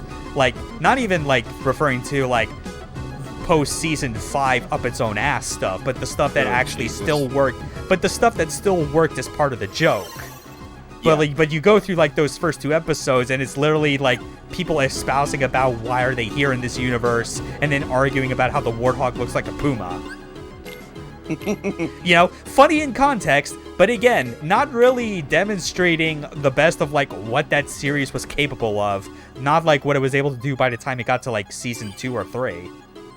I mean, if I ever show anyone Red vs. Blue, I show them the bit where they come across the other red and blue team, which is like based in just Caboose going like, look, more sleeping people.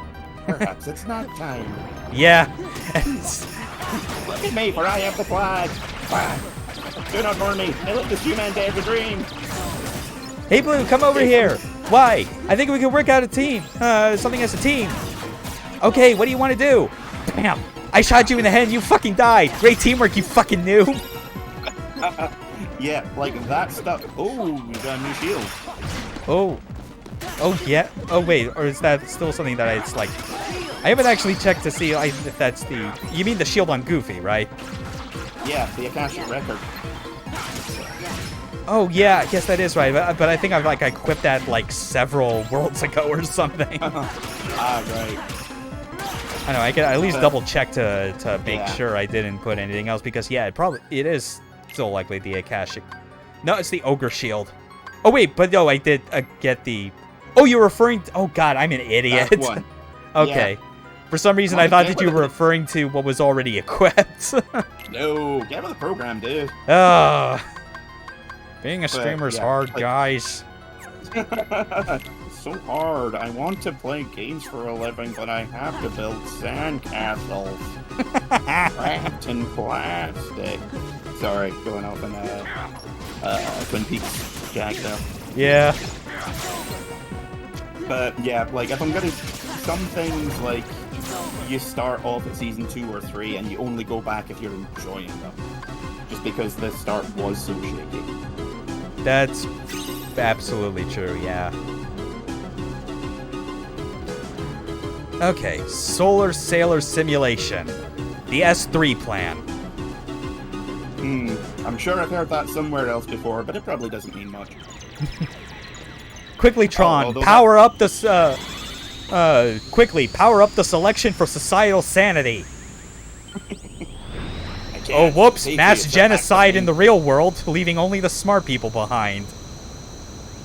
Funnily enough, while I was playing No More Heroes, I had Chip Cheesham's LP of Metal Gear Solid 5 on in the background. Oh, yeah. And that was doing some weird things to my brain. Because, like, on the one hand, you've got Travis Touchdowns calling everyone a fuckhead, and in the background, you've got Master Miller being paranoid and weird. Yeah. I was like, there's a weird disconnect going on here. Yeah, Travis has had a hard life. Hey, Gene, remember that time I started up PNC? No. Was I there? I don't know. Did you used to be a dog and have only one eye? No. Oh, well then. Yeah, Gene's like, doesn't interest me. Now find my lost kittens. Look, I put it about a heroic rate, okay? I love how they never answer the question definitively if Jean is a boy or a girl.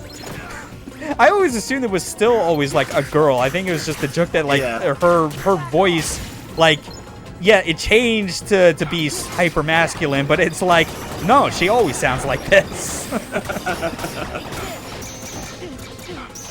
It's just that you would think that a female cat would take better care of their kittens, whereas a male would be like, I'll pat it on. Yeah, I don't know. But then again, this was the, like, she has kept getting chonkier and chonkier with each game, so it's like it kind of, she clearly doesn't care about her own weight and fitness, so what does it matter? True. Everyone, say what you will about No More Heroes 2, but the cat wiggling minigame is still the best. Yeah, there's like... 1973. Yeah, there are major things wrong in No More Heroes 2, but there are at least, like, little cool things in 2 that I can still count off of, like, like 2 hands or so, you know? Like... Wiggle, that cat! Mash, mash, mash, mash, mash. Yeah, like, Jean's workouts, the different types of beam katanas, downward fucking dog... Skelter Helter, Reaper, that's what people call me. Murder Kill for Nathan. Yeah. Yeah, those two.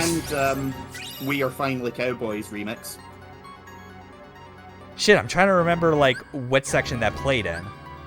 It's when you play as Henry and you fight the anime girl with the giant robot hands.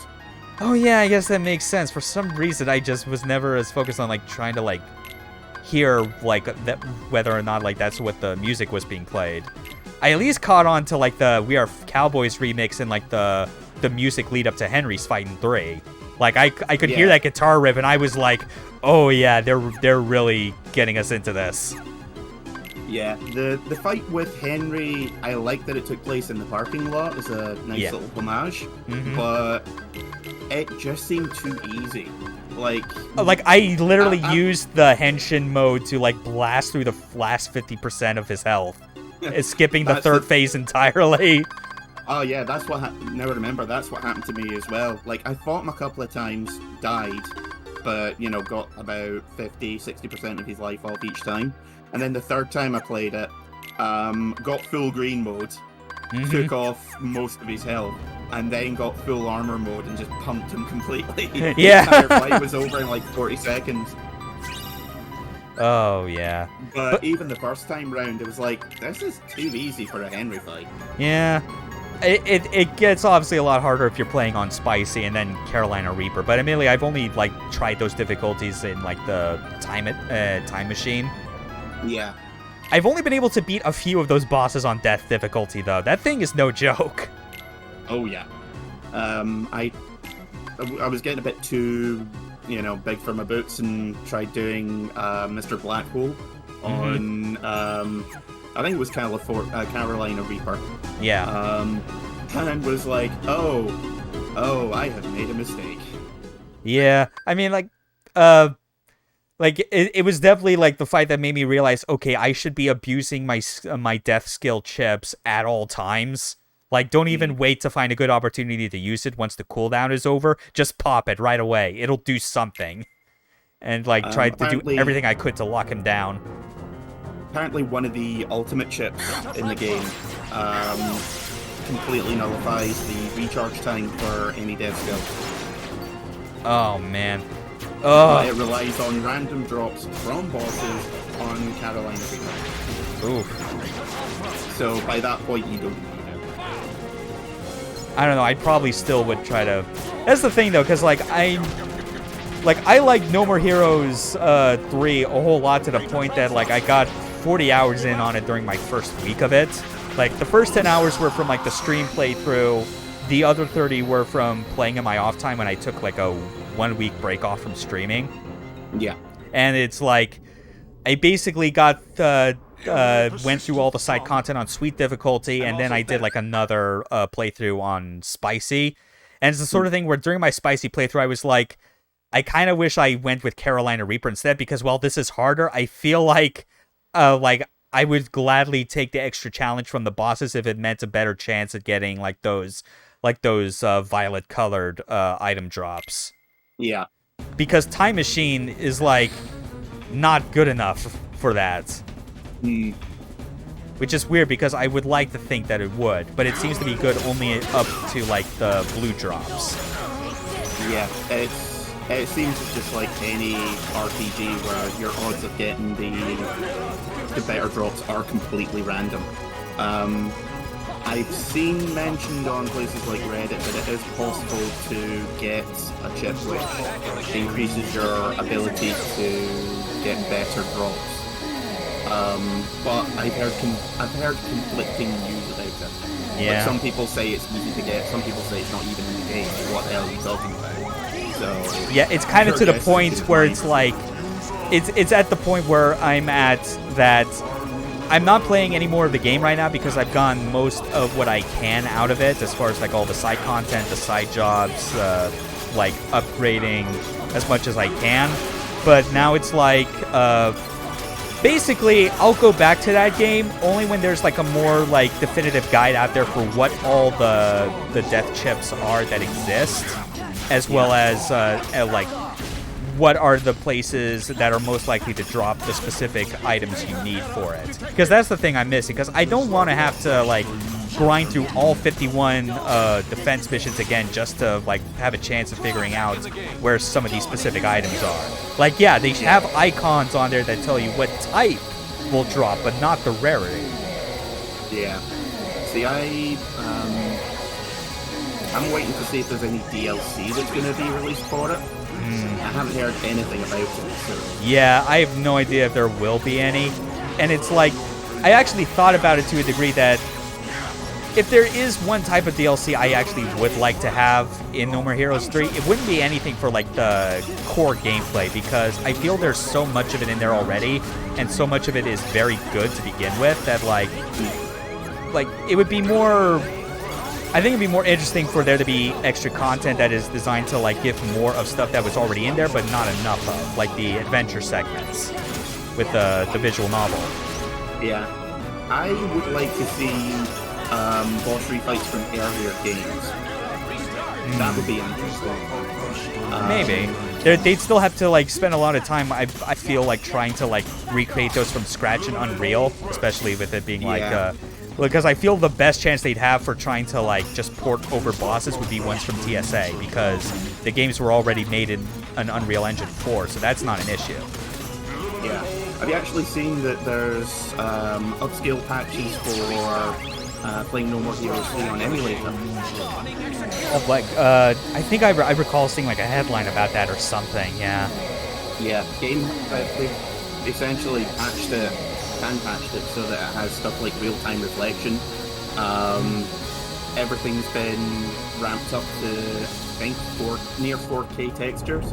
Near 4K or 21 whatever Looks amazing. Looks more like something you get on a PS4. Yeah. Like, I definitely like to see out of curiosity, like, playing through, like, No More Heroes 3 with hardware that's better than the Switch. Yeah. But at the same time, I still don't regret the time I spent on the Switch anyway, because it's like, I still kind of want to, like, I can't fathom myself trying to play through a No More Heroes game with just the, with anything other than motion controls, you know? Yeah. That's kind of my main problem.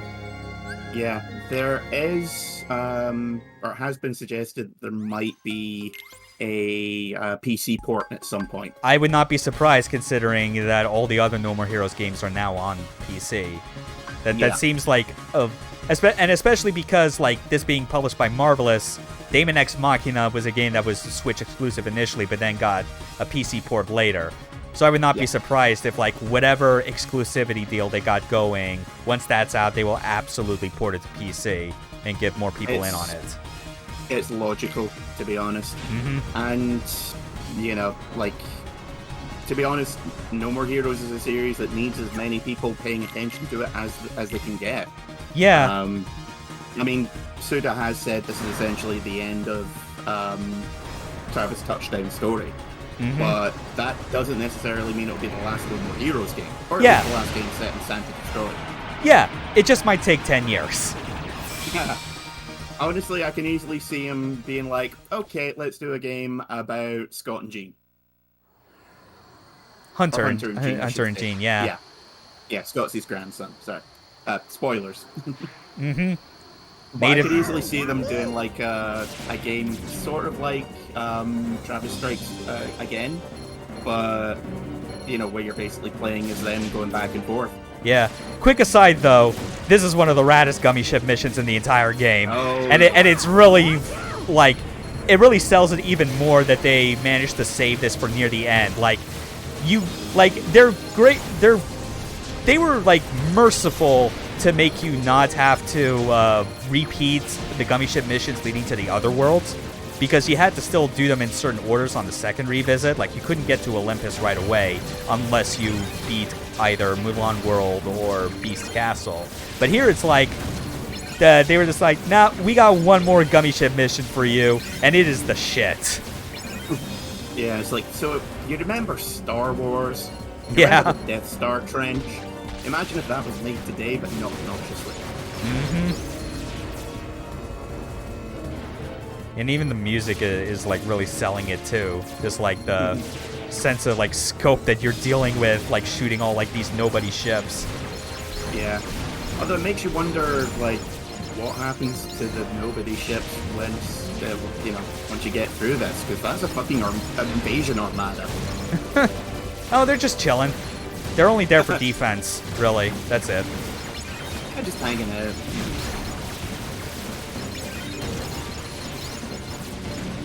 Okay, but what kind of stuff are they doing on the ship? Just, stuff. Nothing. Nobody knows. Okay. Yeah, like, this is the part that, like, really... Death Star run. Yeah, like, more than the Death Star trench run, this is like the Millennium Falcon going straight into, like, the center of the Death Star 2. Yeah. Like this is way more evocative of that. Ah, made it through. Oh, I remember that part. Because the game is just fast, it's just slow enough for you not to get killed horribly. Yep. Just taking a whole lot of damage. This bit's really cool as well if you have a ship made almost entirely of homing lasers. Yeah. Ah. But now they combine these two things. Oh man. Oh well, I'm still alive though. Yeah, still doing okay. And there's the core. Troop the core. Yep, destroy the core. Just turning this into Gradius right now. Come on, we're just getting started. Please continue. And then another gummy ship flies in, and then it's like, this is the high wind. Can you hear me? I don't have much time, but listen closely. In order to defeat them, I need your help. Well, it's not the weirdest thing that's happened in Kingdom Hearts. Oh yeah, that's true. Kingdom Hearts has already, like, tasted the poison apple of time travel. Yeah. Literally, that would just be building on what's already there. Yeah. But then again, I just still like that whole conceit of Gradius 5, where it's like game loops in old shmups like Gradius were like an accepted thing. That's like where it was like, okay, cool, you got through this hard first playthrough, now try an even harder second run.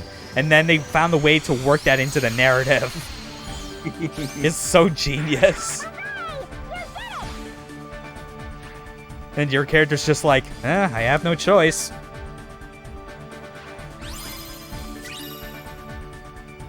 Alright. And that's it for the Dreadnought. Whew. Well, now we can at least land in Twilight Town.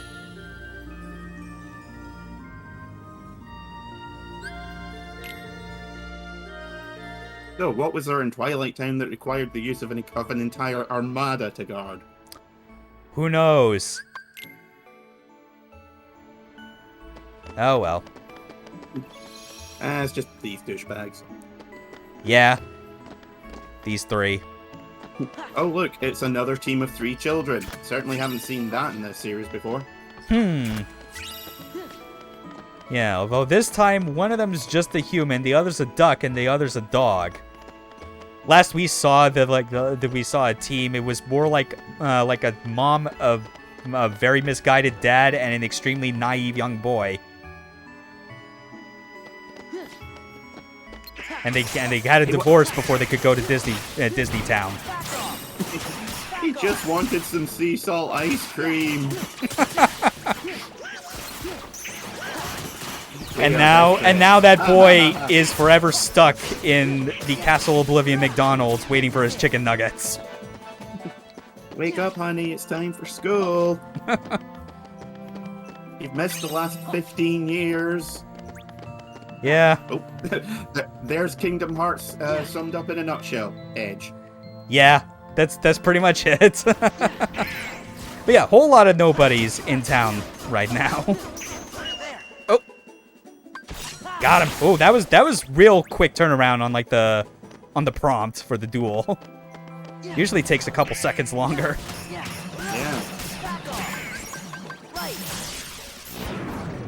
Oh my god, game. Seriously, this is just... At this point, it stopped becoming a funny joke, and now I'm just feeling sad for you. Yeah. So I think with the time that we got left, it's like... I'll get us to, like, the first room of the very last world, and that will call it quits. I could definitely get through, like, the rest of, like, what Twilight Town has to offer in 20 minutes. And then we can devote the entire rest of next stream for the end of the game. Hopefully, I mean, the majority of what's still to come, as I recall, is cutscene anyway. Yeah, which like makes up a bulk of the runtime anyway. Yeah. But outside of that, Granted, it's a lot of boss fights, Yeah. a lot of crazy enemy encounters, and then of course there's the matter of getting our remaining drive forms up to snuff because, yeah, that's such. Yeah. At least when the next stream comes around, we will finally be able to rid us of the curse of anti-form. Oh, yeah. And then watch as you get it 4 times in a row just because you're not done fucking shit. Alright. Anyway, on to the mansion. Just encountered a glitch, which means that anti-form never stops. Not sure what that's about, but not entirely unexpected. Yep, welcome to hell. Good to be back.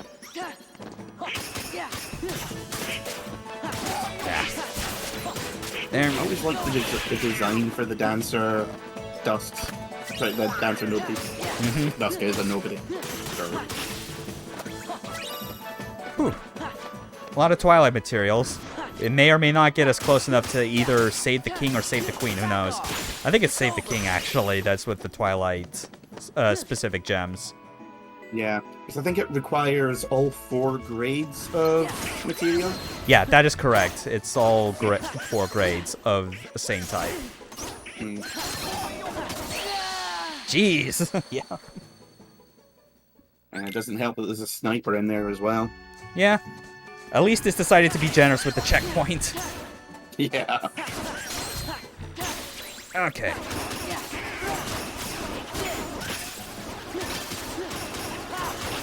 Also, I always forget how much the experience increases. Because the first time you were here, you're getting maybe like 3, and now you're getting like 500. Yeah, it does feel that way.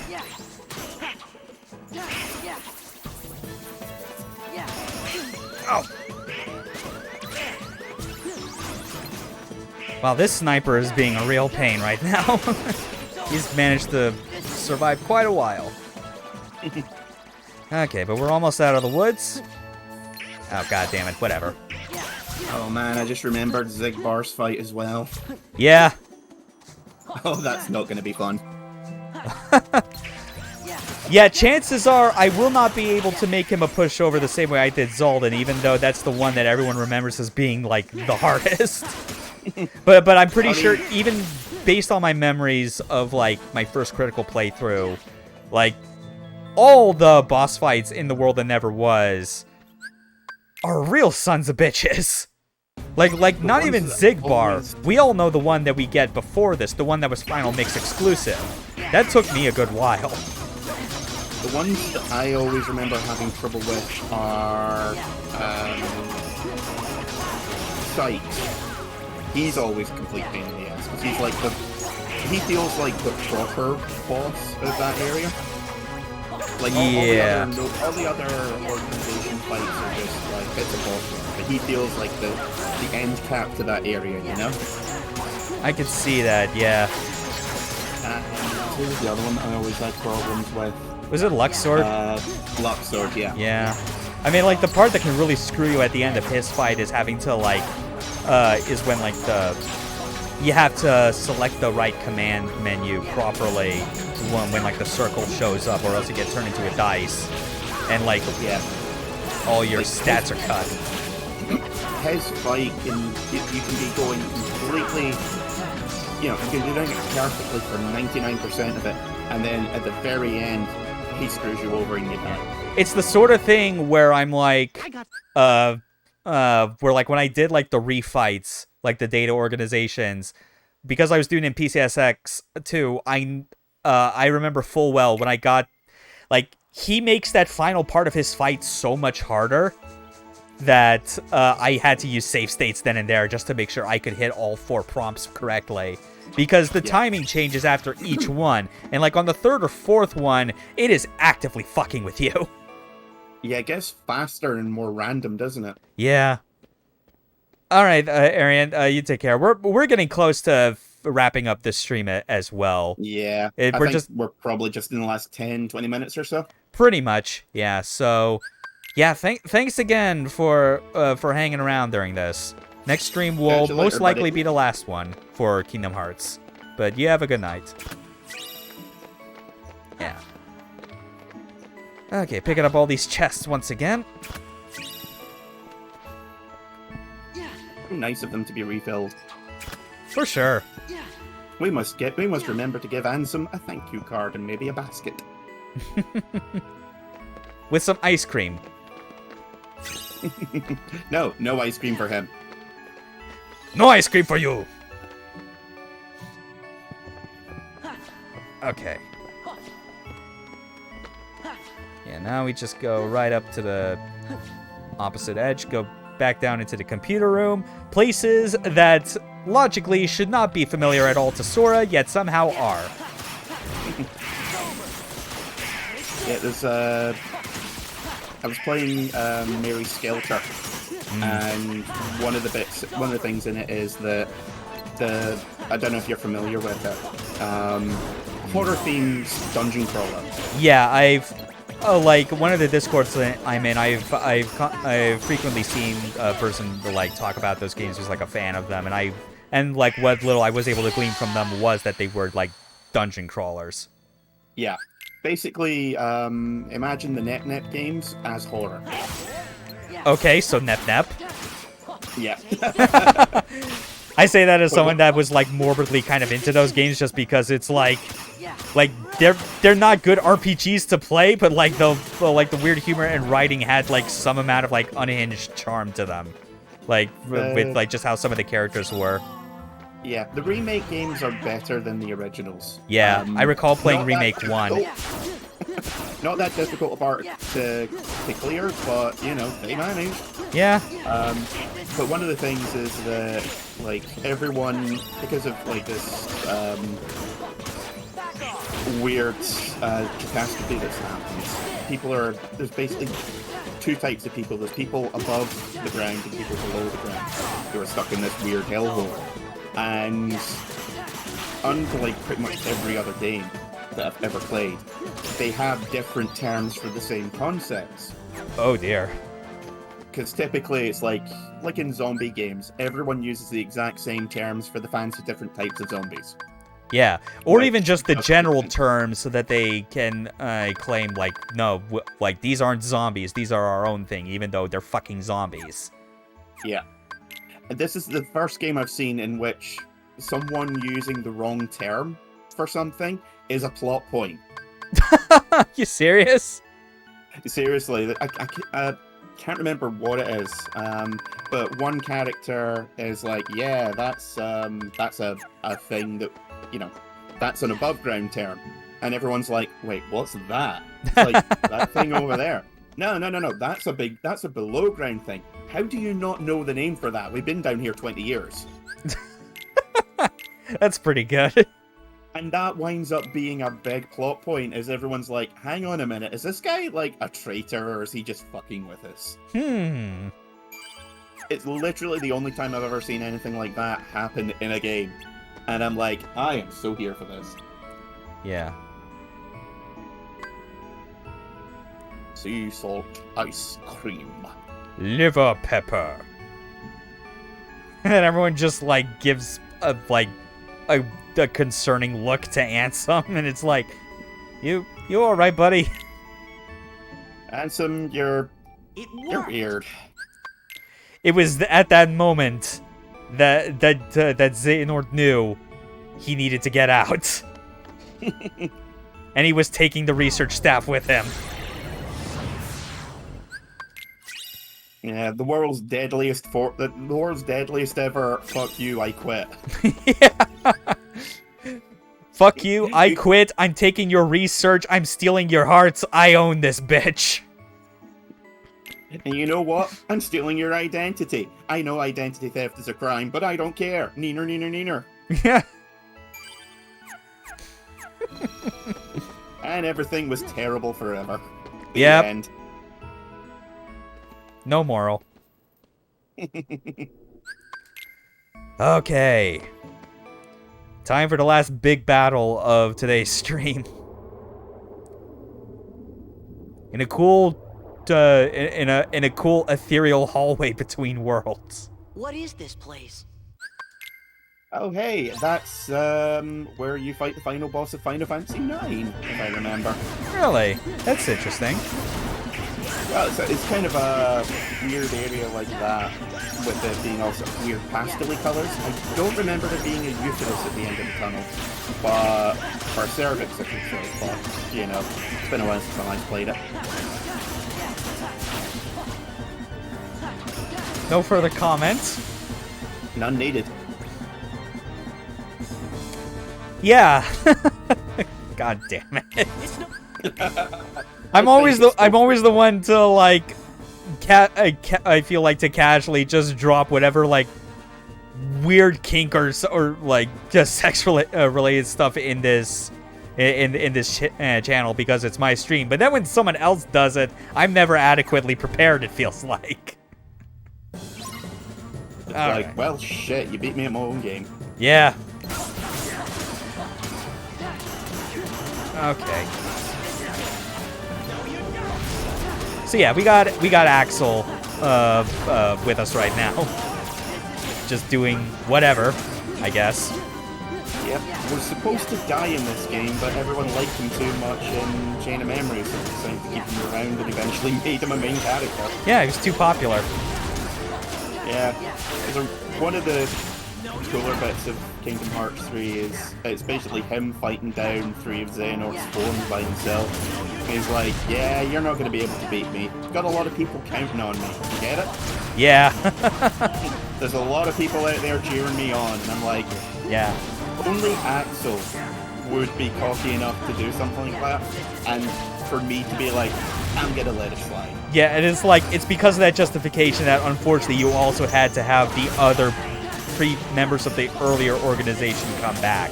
Just because they decided then and there, oh yeah, when you kill both the Heartless and the Nobody, their original body comes back. Like, Yeah. what? No, that has really bad implications about what life and death is in this fucking universe. Like, no, that... Well, remember that, like, in Kingdom Hearts, the heart is essentially the soul, and it is a quantifiable substance. Yeah. Like, that throws serious quick things into sharp relief. Like, Yeah. that brings up all sorts of questions there and then. Mm-hmm. And it only makes it even more awkward when you get into situations where characters might be, like, referring to the heart, but as in the organ. Yeah. When the evil queen in Snow White, gives a job to Terra to be like, find Snow White and bring me her heart and put it in this box. And he's probably like, how? Yeah. With this knife, you nit! Go! Get out! Yeah, that's right, because eventually the word heart takes on 3 meanings. There's heart as in the soul, there's heart as in the physical object, and there's heart as in determination. Yeah. And they're all 3 completely different things that can be used interchangeably at any point. Yeah, it's real rough. Kingdom Hearts Kingdom Hearts doesn't play games with language, it tortures it. It keeps it in a bunker and ties it to a radiator. Now let me tell you about the letter Ki, or some call Kai. I still hate that. It's just all, further justification for Nomura wanting to, base his series around a shitty pun. It's one of those things you're like, that's really fucking clever, I hate you so much. Yeah, it's pun energy. That's what it is. It's the sort of thing where, when you see other people utilizing it, it just fills you with impotent rage every fucking time. It's like, I'm clapping you, I'm applauding you, but it's grudgingly. Yes.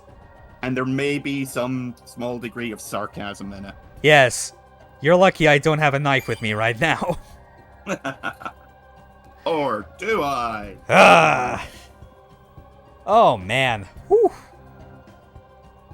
Wow. 4 hours of Kingdom Hearts 2, and we basically knocked out the entire, second half of the game, yeah. Yeah, just the final world, and then, basically everything that's going to be on the menu for the next stream will be, getting final form unlocked, and therefore ridding us of anti-form.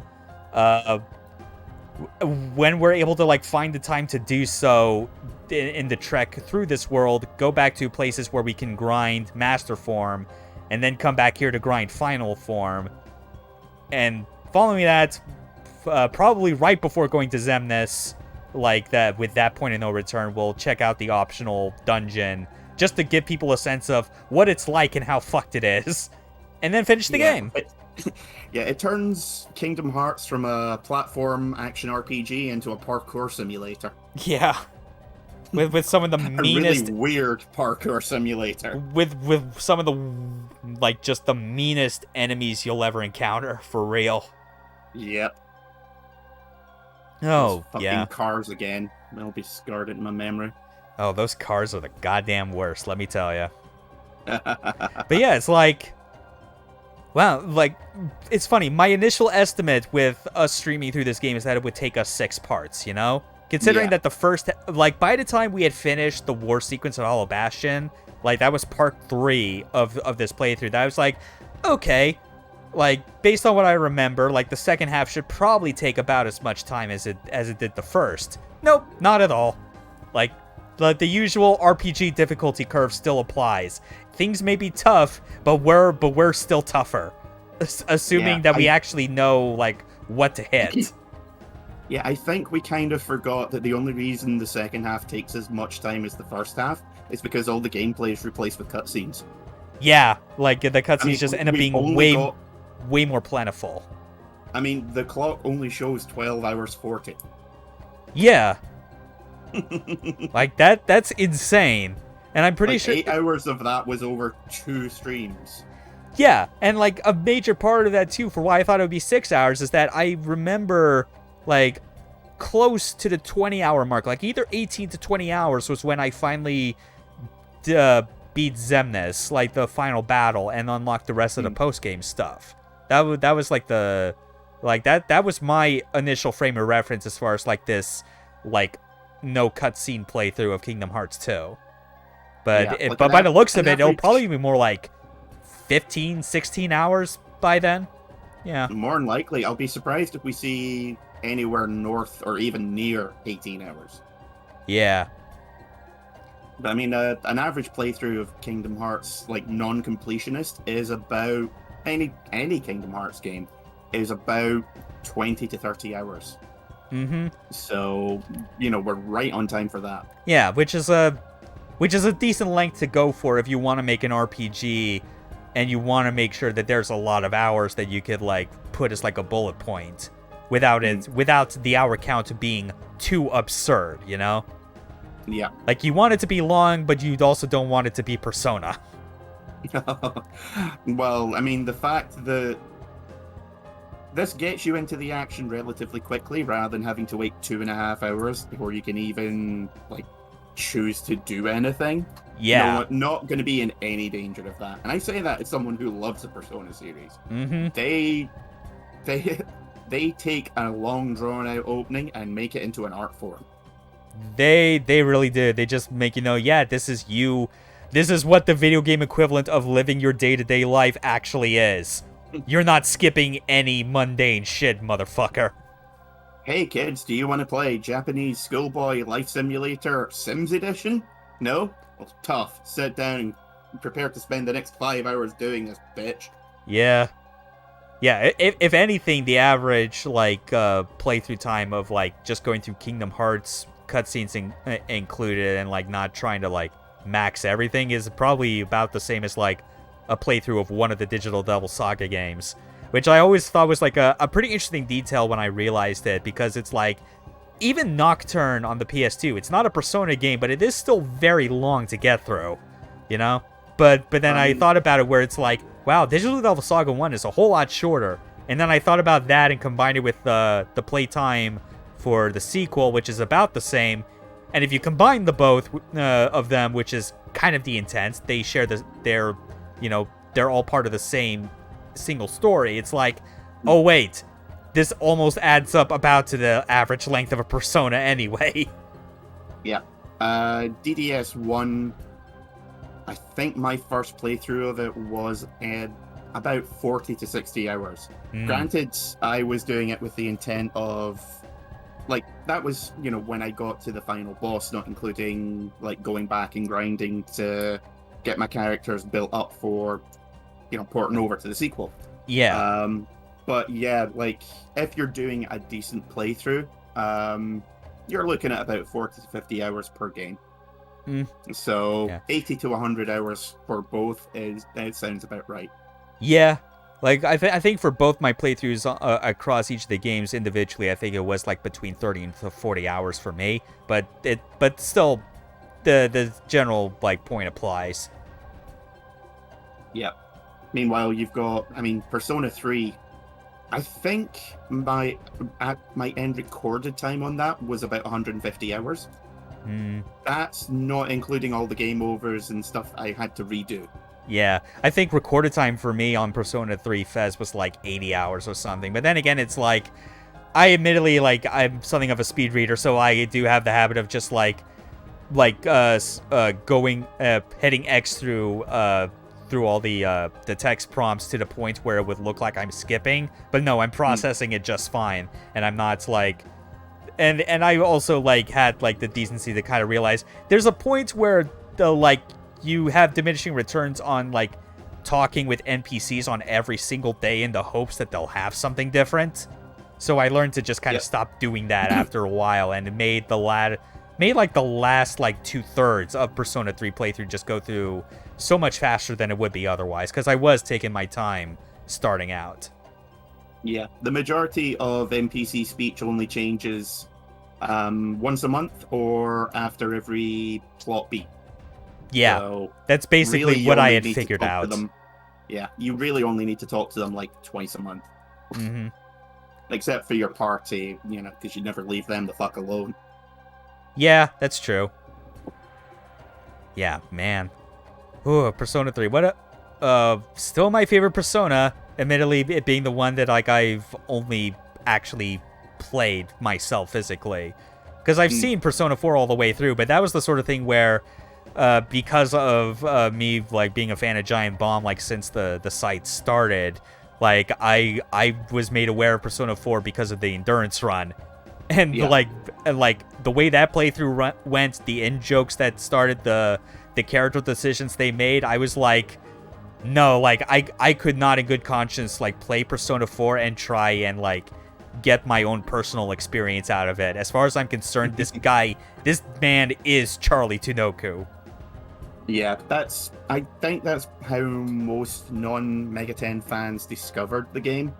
Or at least back then. Like, these days, you'd have to be blind not to have encountered the series at some point or another. But Yeah. back then, it was definitely, you were either into it before or you got into it via Giant Bomb. Yeah, for me, it was more like I kind of like never even realized Persona existed, but I knew that Shin Megami Tensei did, was the thing. Because I still remember there was like plenty of like buzz like on like places on the internet about Nocturne when that came out. Yep, Nocturne, and to a lesser extent, Digital Devil Saga. Yeah. That was primarily because a lot of people liked the soundtracks. And they are still some of my favorite OSTs, full stop.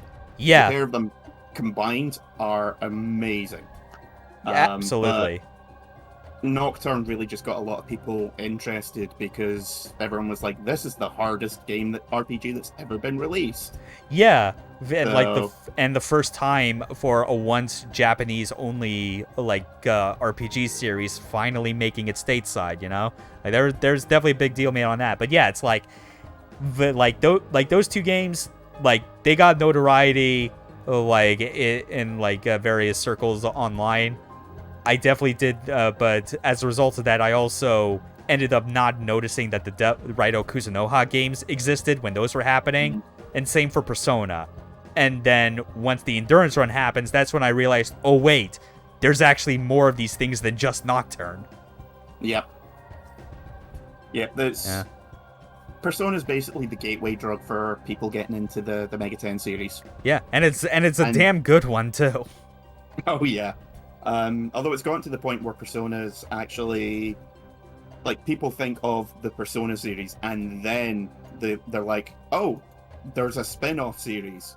And it's like 30 or 40 odd games. Why have I never heard of this before? Yeah, that's sitting there like, fucking seriously? You just... Yeah, that still bugs me to this day. Just kind of like the... Not Like, just the fan perceptions, but obviously the fact that even Atlas sees it the same way now. Like they know that it's the one that makes the most money, and that's the thing that's the bottom line that they all care about.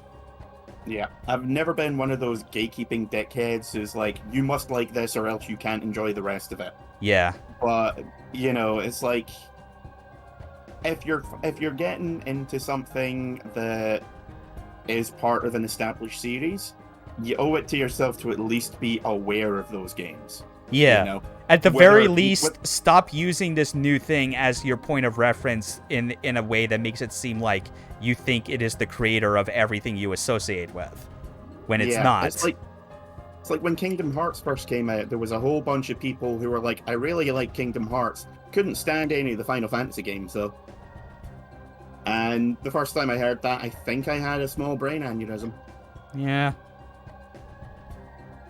I mean, to be fair, it's like I at least enjoy like playing some of the Kingdom Hearts games I did experience more than like most Final Fantasies.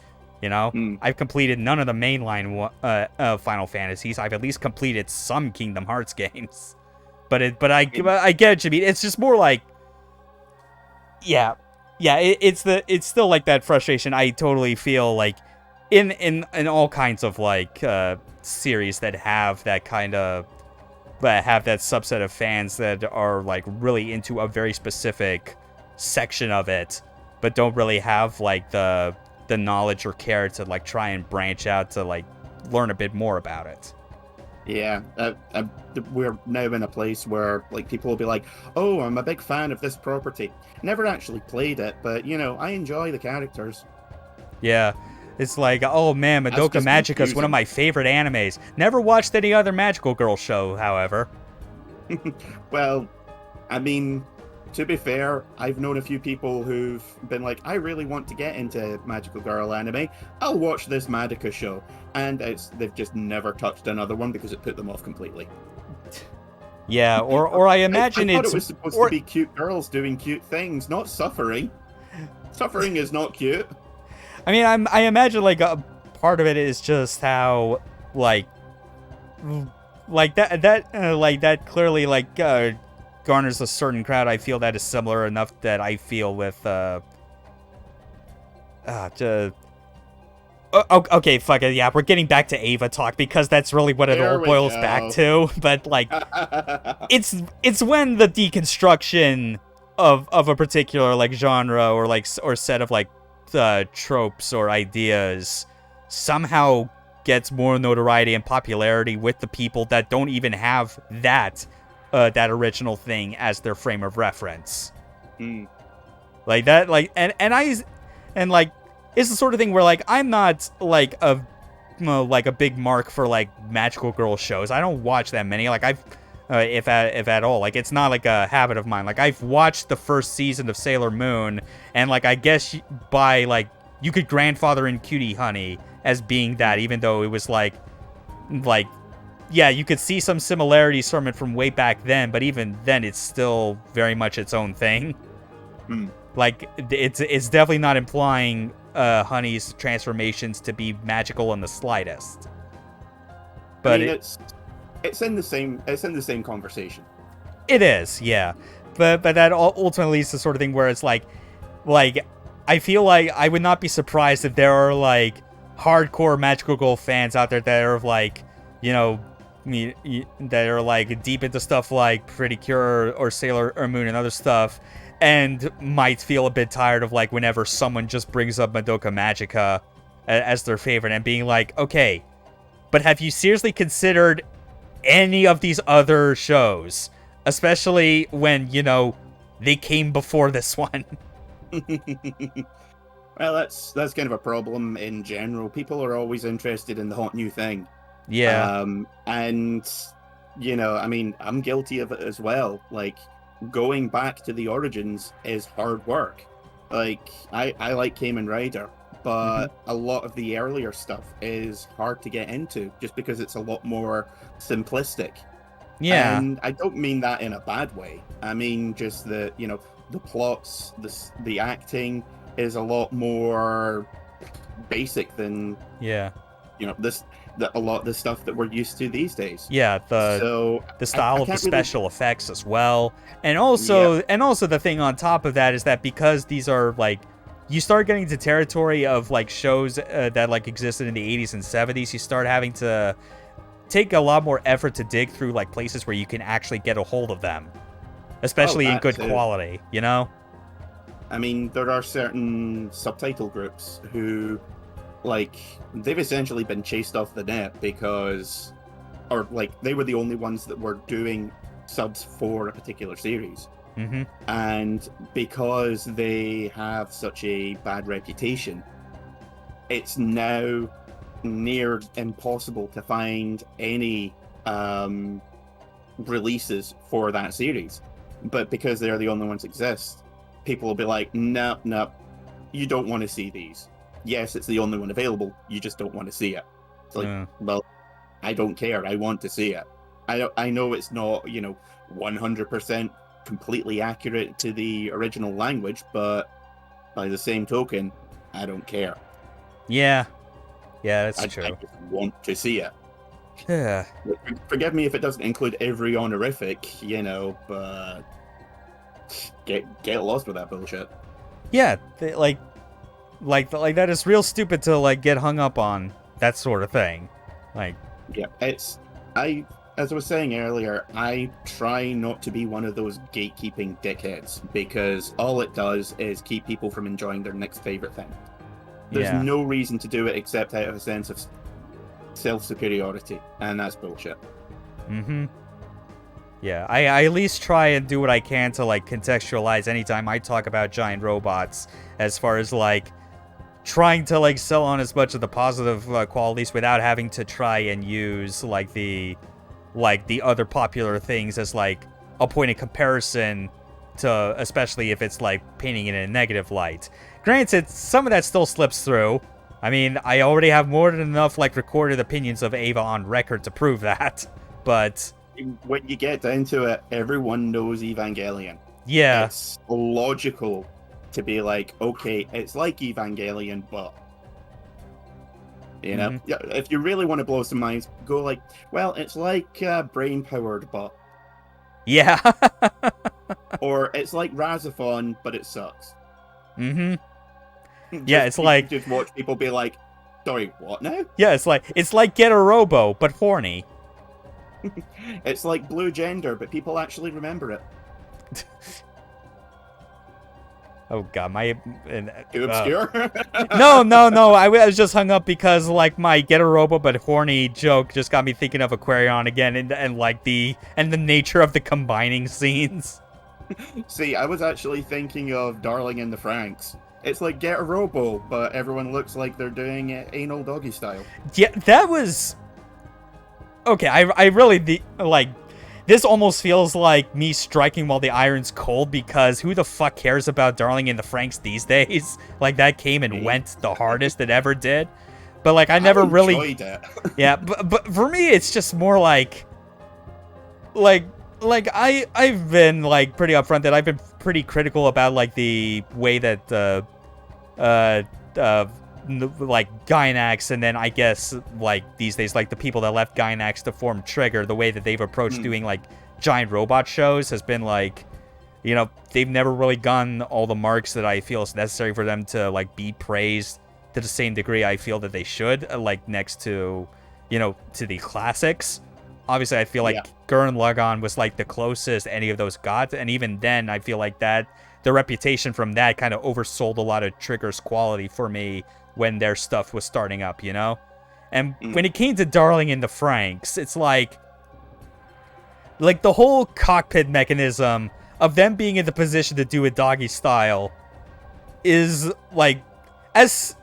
really did not go over well with me, especially as someone who makes no qualms about the fact that I've watched my fair share of like ecchi material and kind of enjoy and is not above enjoying a few crass like sex or dick jokes and things like that. But I'm fairly certain we've staked our entire reputation on them as streamers. Yeah, pretty much. But it's like with the way that like that was presented when I saw like just the images of that from the first episode, it's like you would have done a better job of selling me on this concept if someone like devoted a bunch of resources into making a hentai about giant robots. That's the thing that I felt was missing. Is it's more like yeah, you're doing this as like the joke, but I feel like you're doing the most lazy, superficial looking like joke about this, even though you could be doing a whole lot more with it, except you're afraid to do so because then you wouldn't be able to let it air on cable television. It's actually a friend of mine has a 15-year-old son. I'm basically the only adult he knows who's into giant robots and stuff. Yeah. So, whenever I'm over at his, we usually wind up talking about whatever show he's watching recently. And at some point, Darling in the Franxx got brought up. And I was like, oh, so have you been watching it? And he was like, well, I watched the first couple of episodes of it, but, it's too horny for me. And I was just like, you're 15 though. Yeah, turns out there is such a thing as too horny, but I guess the way that it works is like the I guess the way I try to clarify that is like, is it too horny in a way that is like with the subtlety of a brick to the face, which you know, like, you can't. It's really hard for horny to be subtle if you're being honest, but it's more like you could at least do it with a bit more wit or cleverness to it. Like, again, or at the very least, if you are gonna be as blunt and upfront about it, just go like full fucking insane with it. Like, again, I mentioned the idea of like, I'd be down with like that image from Darling in the Franxx if it was contextualized as being part of like a super robot hentai, where the pilots have to have sex in different positions in order to beat the monster of the week. See, I would have liked it if they'd just gone full panty and stocking with it. Oh, yeah. That would have been hilarious. I mean, you never would have been able to broadcast it on TV, and I'm fairly certain you wouldn't have been able to import it or export it for just gross indecency, but it would have been amazing. Yeah, it's just like thinking about that, and also how even outside, even in non-hentai contexts, I could at least think of like other things that do like the super robot stuff, but like but laced with like sex or eroticism, like bits here and there, more tastefully. Like Genesis of Aquarion is that the whole point of like the ships combining is that every pilot is getting a surge of power that is enough to make them orgasm. At least for the ladies, it does. Yeah, and don't forget the Moon, which had the infamous joke of robots powered by lesbianism. Yeah, but even then, it's like, and it's even more humorous in Aquarion's case when both that show and its sequel, Aquarion Evol, both have an episode that is dedicated to like someone asking what it's like to combine with the same energy as a curious teenager asking what it's like to have sex. Like, they know, and they do it in a way that is less, like, in your face than two people in a robot cockpit looking like they're about to do the deed. There's actually, it's called Darling in the Franxx in 10 minutes. And at one point, they asked Dr. Franxx, who's the guy who created them, it's like, so, why did you set up the piloting system so it looks like two people having anal sex doggy style? And he says, well, you know, I had to do it so that the stress of piloting the ship is split between the two people, blah, blah, blah. And I go, that's very interesting. But why did you have to set the piloting system up so that they look like two people having anal sex doggy style? Yes! Yeah. The recurring joke of because trigger. Yeah. And I just feel like that's the exact explanation for the entire series. Just why? Because trigger. That's basically, I feel, the explanation for almost all the stuff they do, and it kind of bums me out that it's prevented me from enjoying a lot of their stuff. Yeah. Because it's like... Darling in the Franxx is kind of difficult to get into, because every time I watch it, I keep thinking, wow, this is like a missing episode from Gurren Lagann. Yeah. Sure wish I could separate this from Gurren Lagann, but you're not making it easy. Yeah, and when people started talking about how it went off the rails near the end and like just shits up the ending so bad, I was like, man, I don't even want to know what the context is for it, but I already feel mad vindication for saying fuck this show. Basically, the first half is the main antagonists in it are gigantic, like, you know, the sandworms in Dune? Yeah. Gigantic lizards the size of that, which are like basically like a cross between the sandworms from Dune and the angels from Evangelion. Oh, great. And then midway through, they do a big plot twist, and it turns out aliens. Yeah. So they go into space, because trigger. Yeah, trigger and plus A1, somehow. Yeah. And it's like, there is a way to have set this up from the beginning, but from what I understand, the original team that was working on it essentially got replaced midway through, and Trigger went, okay, so we're doing this our way now. And that's why it turns into Gurren Lagann in the second half. Jeez. It's still worth watching. Now, however you choose to interpret that one's on you. But it's visually, it's a really, really good series. Like, I cannot fault it.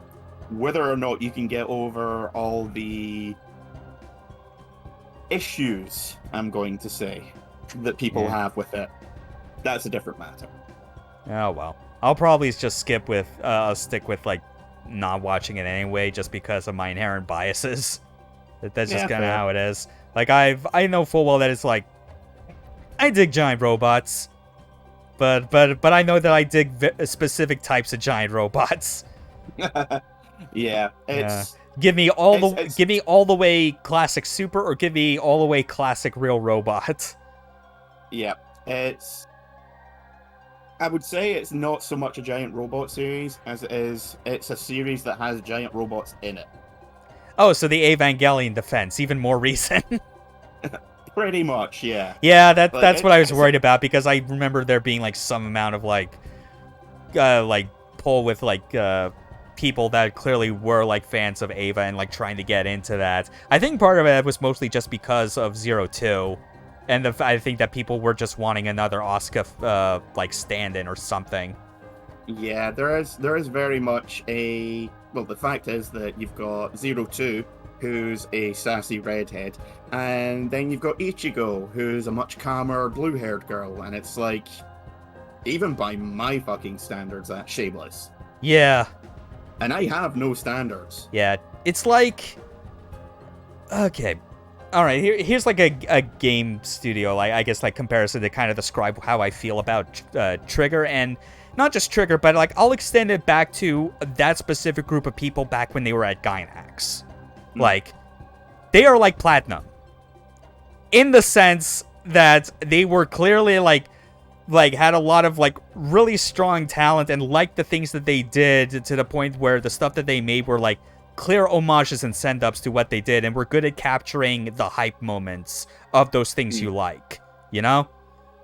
But then, kind of as things went on, it's like the wealth of like original ideas they had to work with in that context just diminished over time, that it feels a lot like they're only really known for one specific thing, and then they just play into that expectation over and over. Like not just the Darling in the Franxx, but even with what bits I've seen from people talking about, like, what was it called? Promare?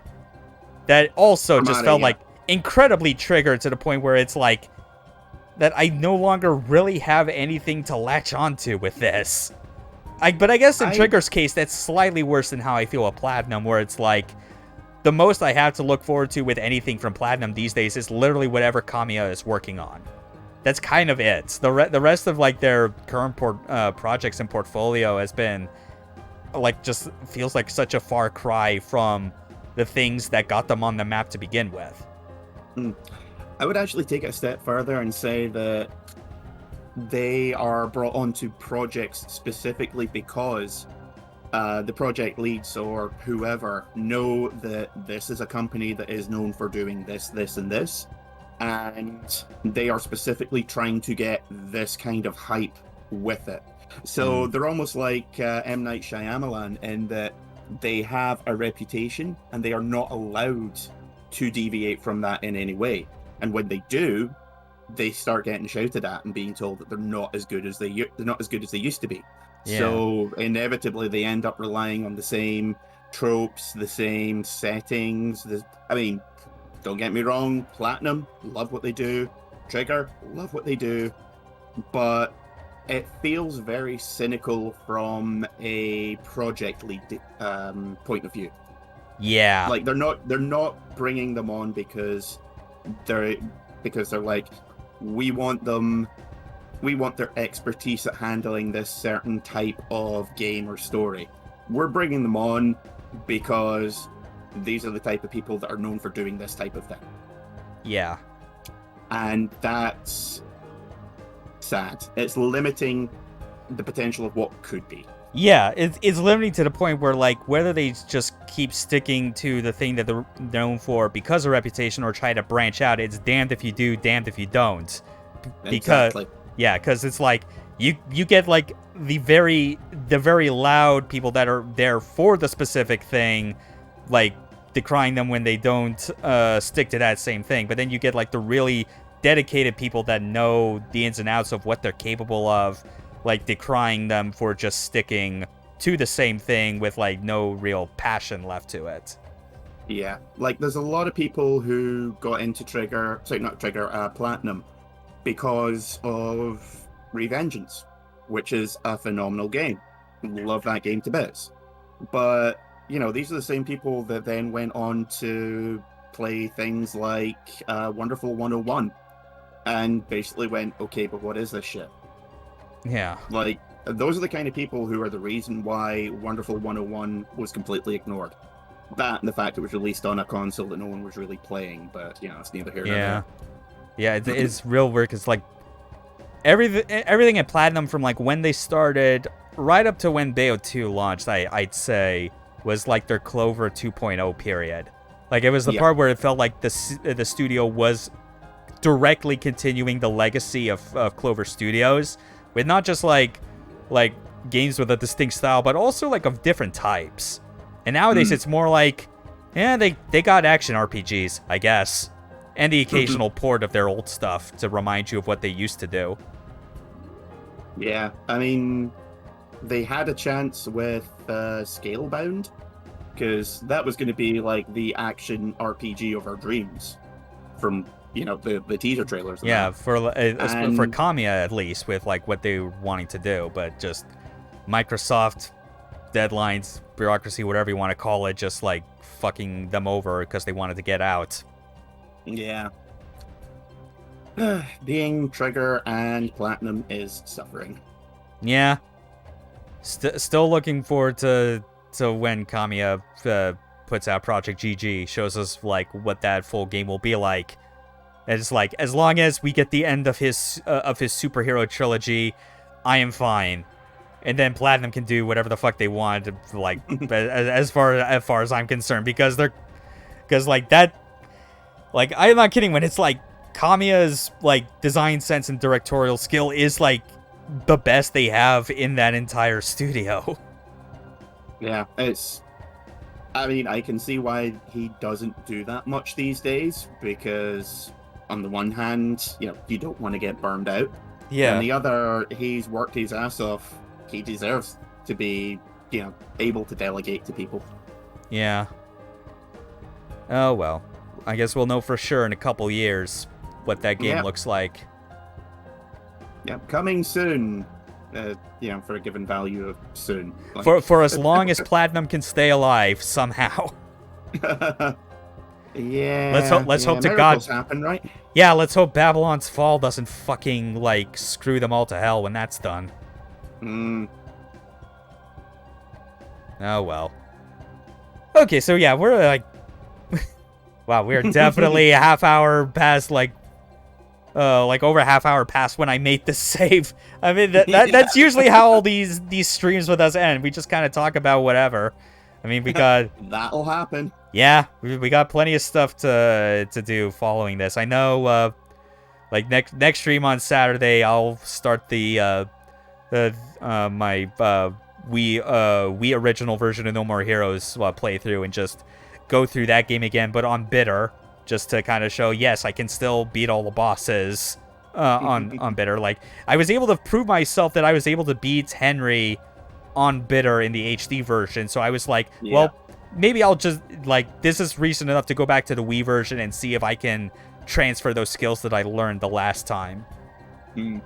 And also, just the idea that had gone through my head recently is like, man, like, obviously I like to stream a variety of different games, but sometimes I'm like, you know what? Maybe I just want to play a game that I've already completed on stream again, you know? So why not just do that for No More Heroes?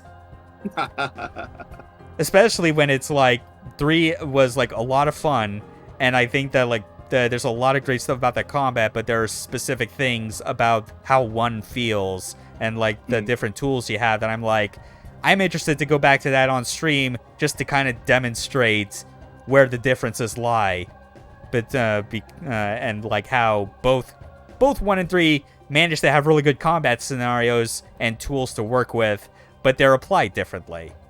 Yeah. No, that's a really solid idea. It's always interesting, like, seeing people discuss older games through the lens of newer ones. Yeah. Yeah, because, like, that was absolutely, like, just going through my head when I was getting near the end of Spicy, because it was like, yeah, like, I love you, like, these Death Glove skills are really good. Like, the tension gauge is a pretty good way of, like, rewarding you with, like, not getting hit and getting, like, more flashy, powerful attack combos in the process. And, like, and some of the extra skills you can unlock, like the million stabs, the Mustang dodge, which is super dope, but hard to really get to work reliably on anything higher than bitter, because of how, you know, just how often you get hit. Yep. But I think I spent like maybe 3 fights in the game at full health from start to finish. Yeah. The funny thing is that, like, Berry Sweet, I think, is the only time you'll ever consistently get Mustang dodge, because that mode just makes you not take damage. Yeah. It's kind of yeah, it's like, it kind of shocked me looking at when I went through that mode for, like, my completionist playthrough, like, just getting all the volunteer jobs, getting the defense missions done, and being like, holy shit, I like all of my damage taken stats at the end of battles is 0 because the game actively refuses to deal damage. This is... Yeah, when you get hit, it comes up with what looks like a little shield effect. It does, yeah. Like in an RPG when you cast a defensive spell. Good God, what is wrong with me? Yeah, and not only does that persist, but that also persists even during the rank 3 fights during the gimmick portion.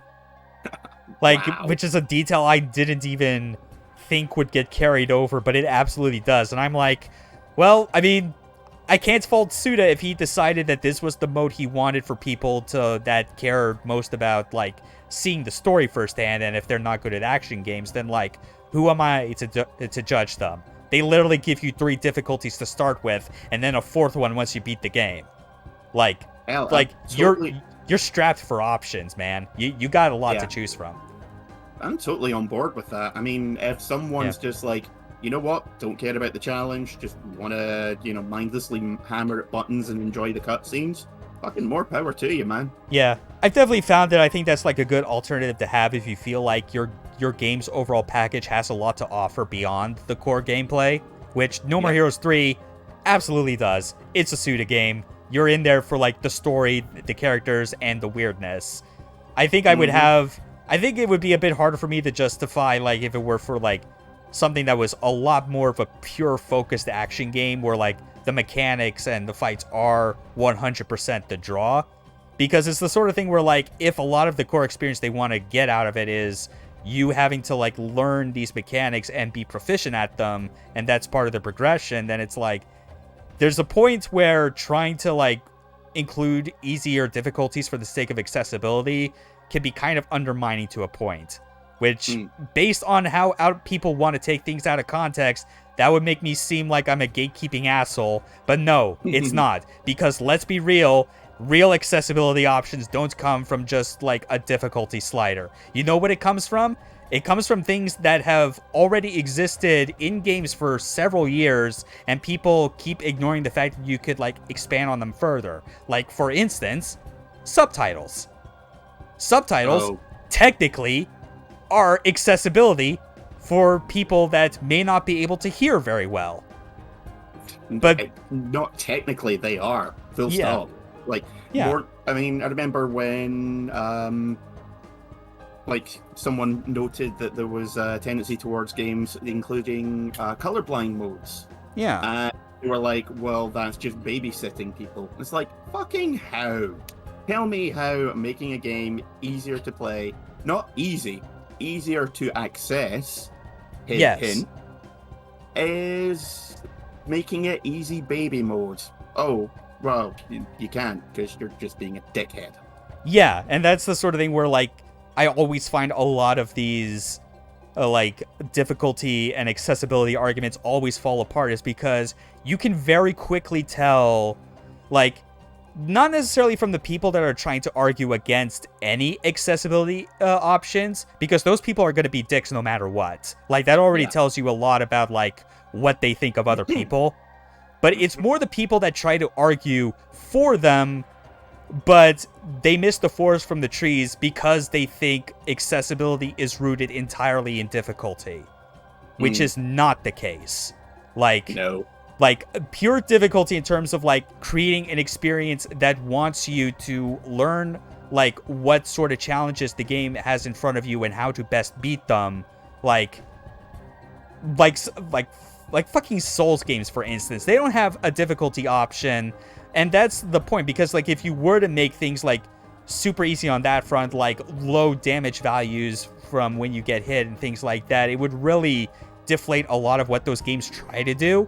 If anything, a lot more should be, like, pointed towards, like, stuff I mentioned with, like, subtitles or remapping controls, colorblind options, things that, like, allow you to get your version of what the game wants you to experience, especially if it's a game where you're trying to, like, get the thrill of overcoming a tough challenge.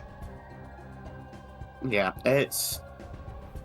When you get down to it, it's just people who are angry because games are changing for people that aren't them. And also because they somehow cannot accept the fact that there is a game that they aren't good at. Even when they are the kind of person that does not actually need to rely on the accessibility features that are of benefit to people that do have issues like recognizing colors or hearing or even blindness, you know? Like, Last of Us 2, I may not think is a particularly great game, be it thematically, design-wise, or whatever you have, but, like, the insane amount of effort they put to making it playable for those that are actually blind is commendable to a degree. It'd just be nice. Oh, yeah. It would be nice, obviously, if we can see Naughty Dog work on something else that isn't so dreadful and still keep those lessons they learned in terms of accessibility. Hi, Naughty Dog. Would be nice if you didn't, if you didn't take us along for a ride on your snuff simulator. That would just be neat. Be very appreciated. Yeah, and if you could stop giving your employees PTSD, that would be fine too. Yeah. Just throwing that out there while we're asking. Also, maybe get a code director to actually, like, pay attention to what Neil Druckmann is going on about and maybe tell him no. Or just maybe not Neil Druckmann. Just go up and say, hang a sign up in the front door that says "No Neil Druckmann's Club." Yeah, just give him a role as president or CEO if you have to. Just get him away from, like, a computer with, like, a dev kit on it, please. It's not you, it's him. Yeah. It's not you, it's not us, it's him. 100%. Yeah, it's not you, it's me. And then cue a tirade from him saying he invented "it's not you, it's me," and then the people with the straitjackets have to drag him out of the building. Well, at least he's not David Cage. That is a nice silver lining. I can't argue with that. Good night, everybody. Good night. We'll be back to this bullshit next Wednesday for hopefully the last Kingdom Hearts stream. In the meantime, I'll be getting ready to like do No More Heroes on Bitter this weekend, and maybe like well again, like I still don't know for sure entirely what other games I'll do after that, but I'll figure it out. I've literally got pages upon pages of stream ideas. We'll make something happen. All right. Take care, everyone. Later. Peace.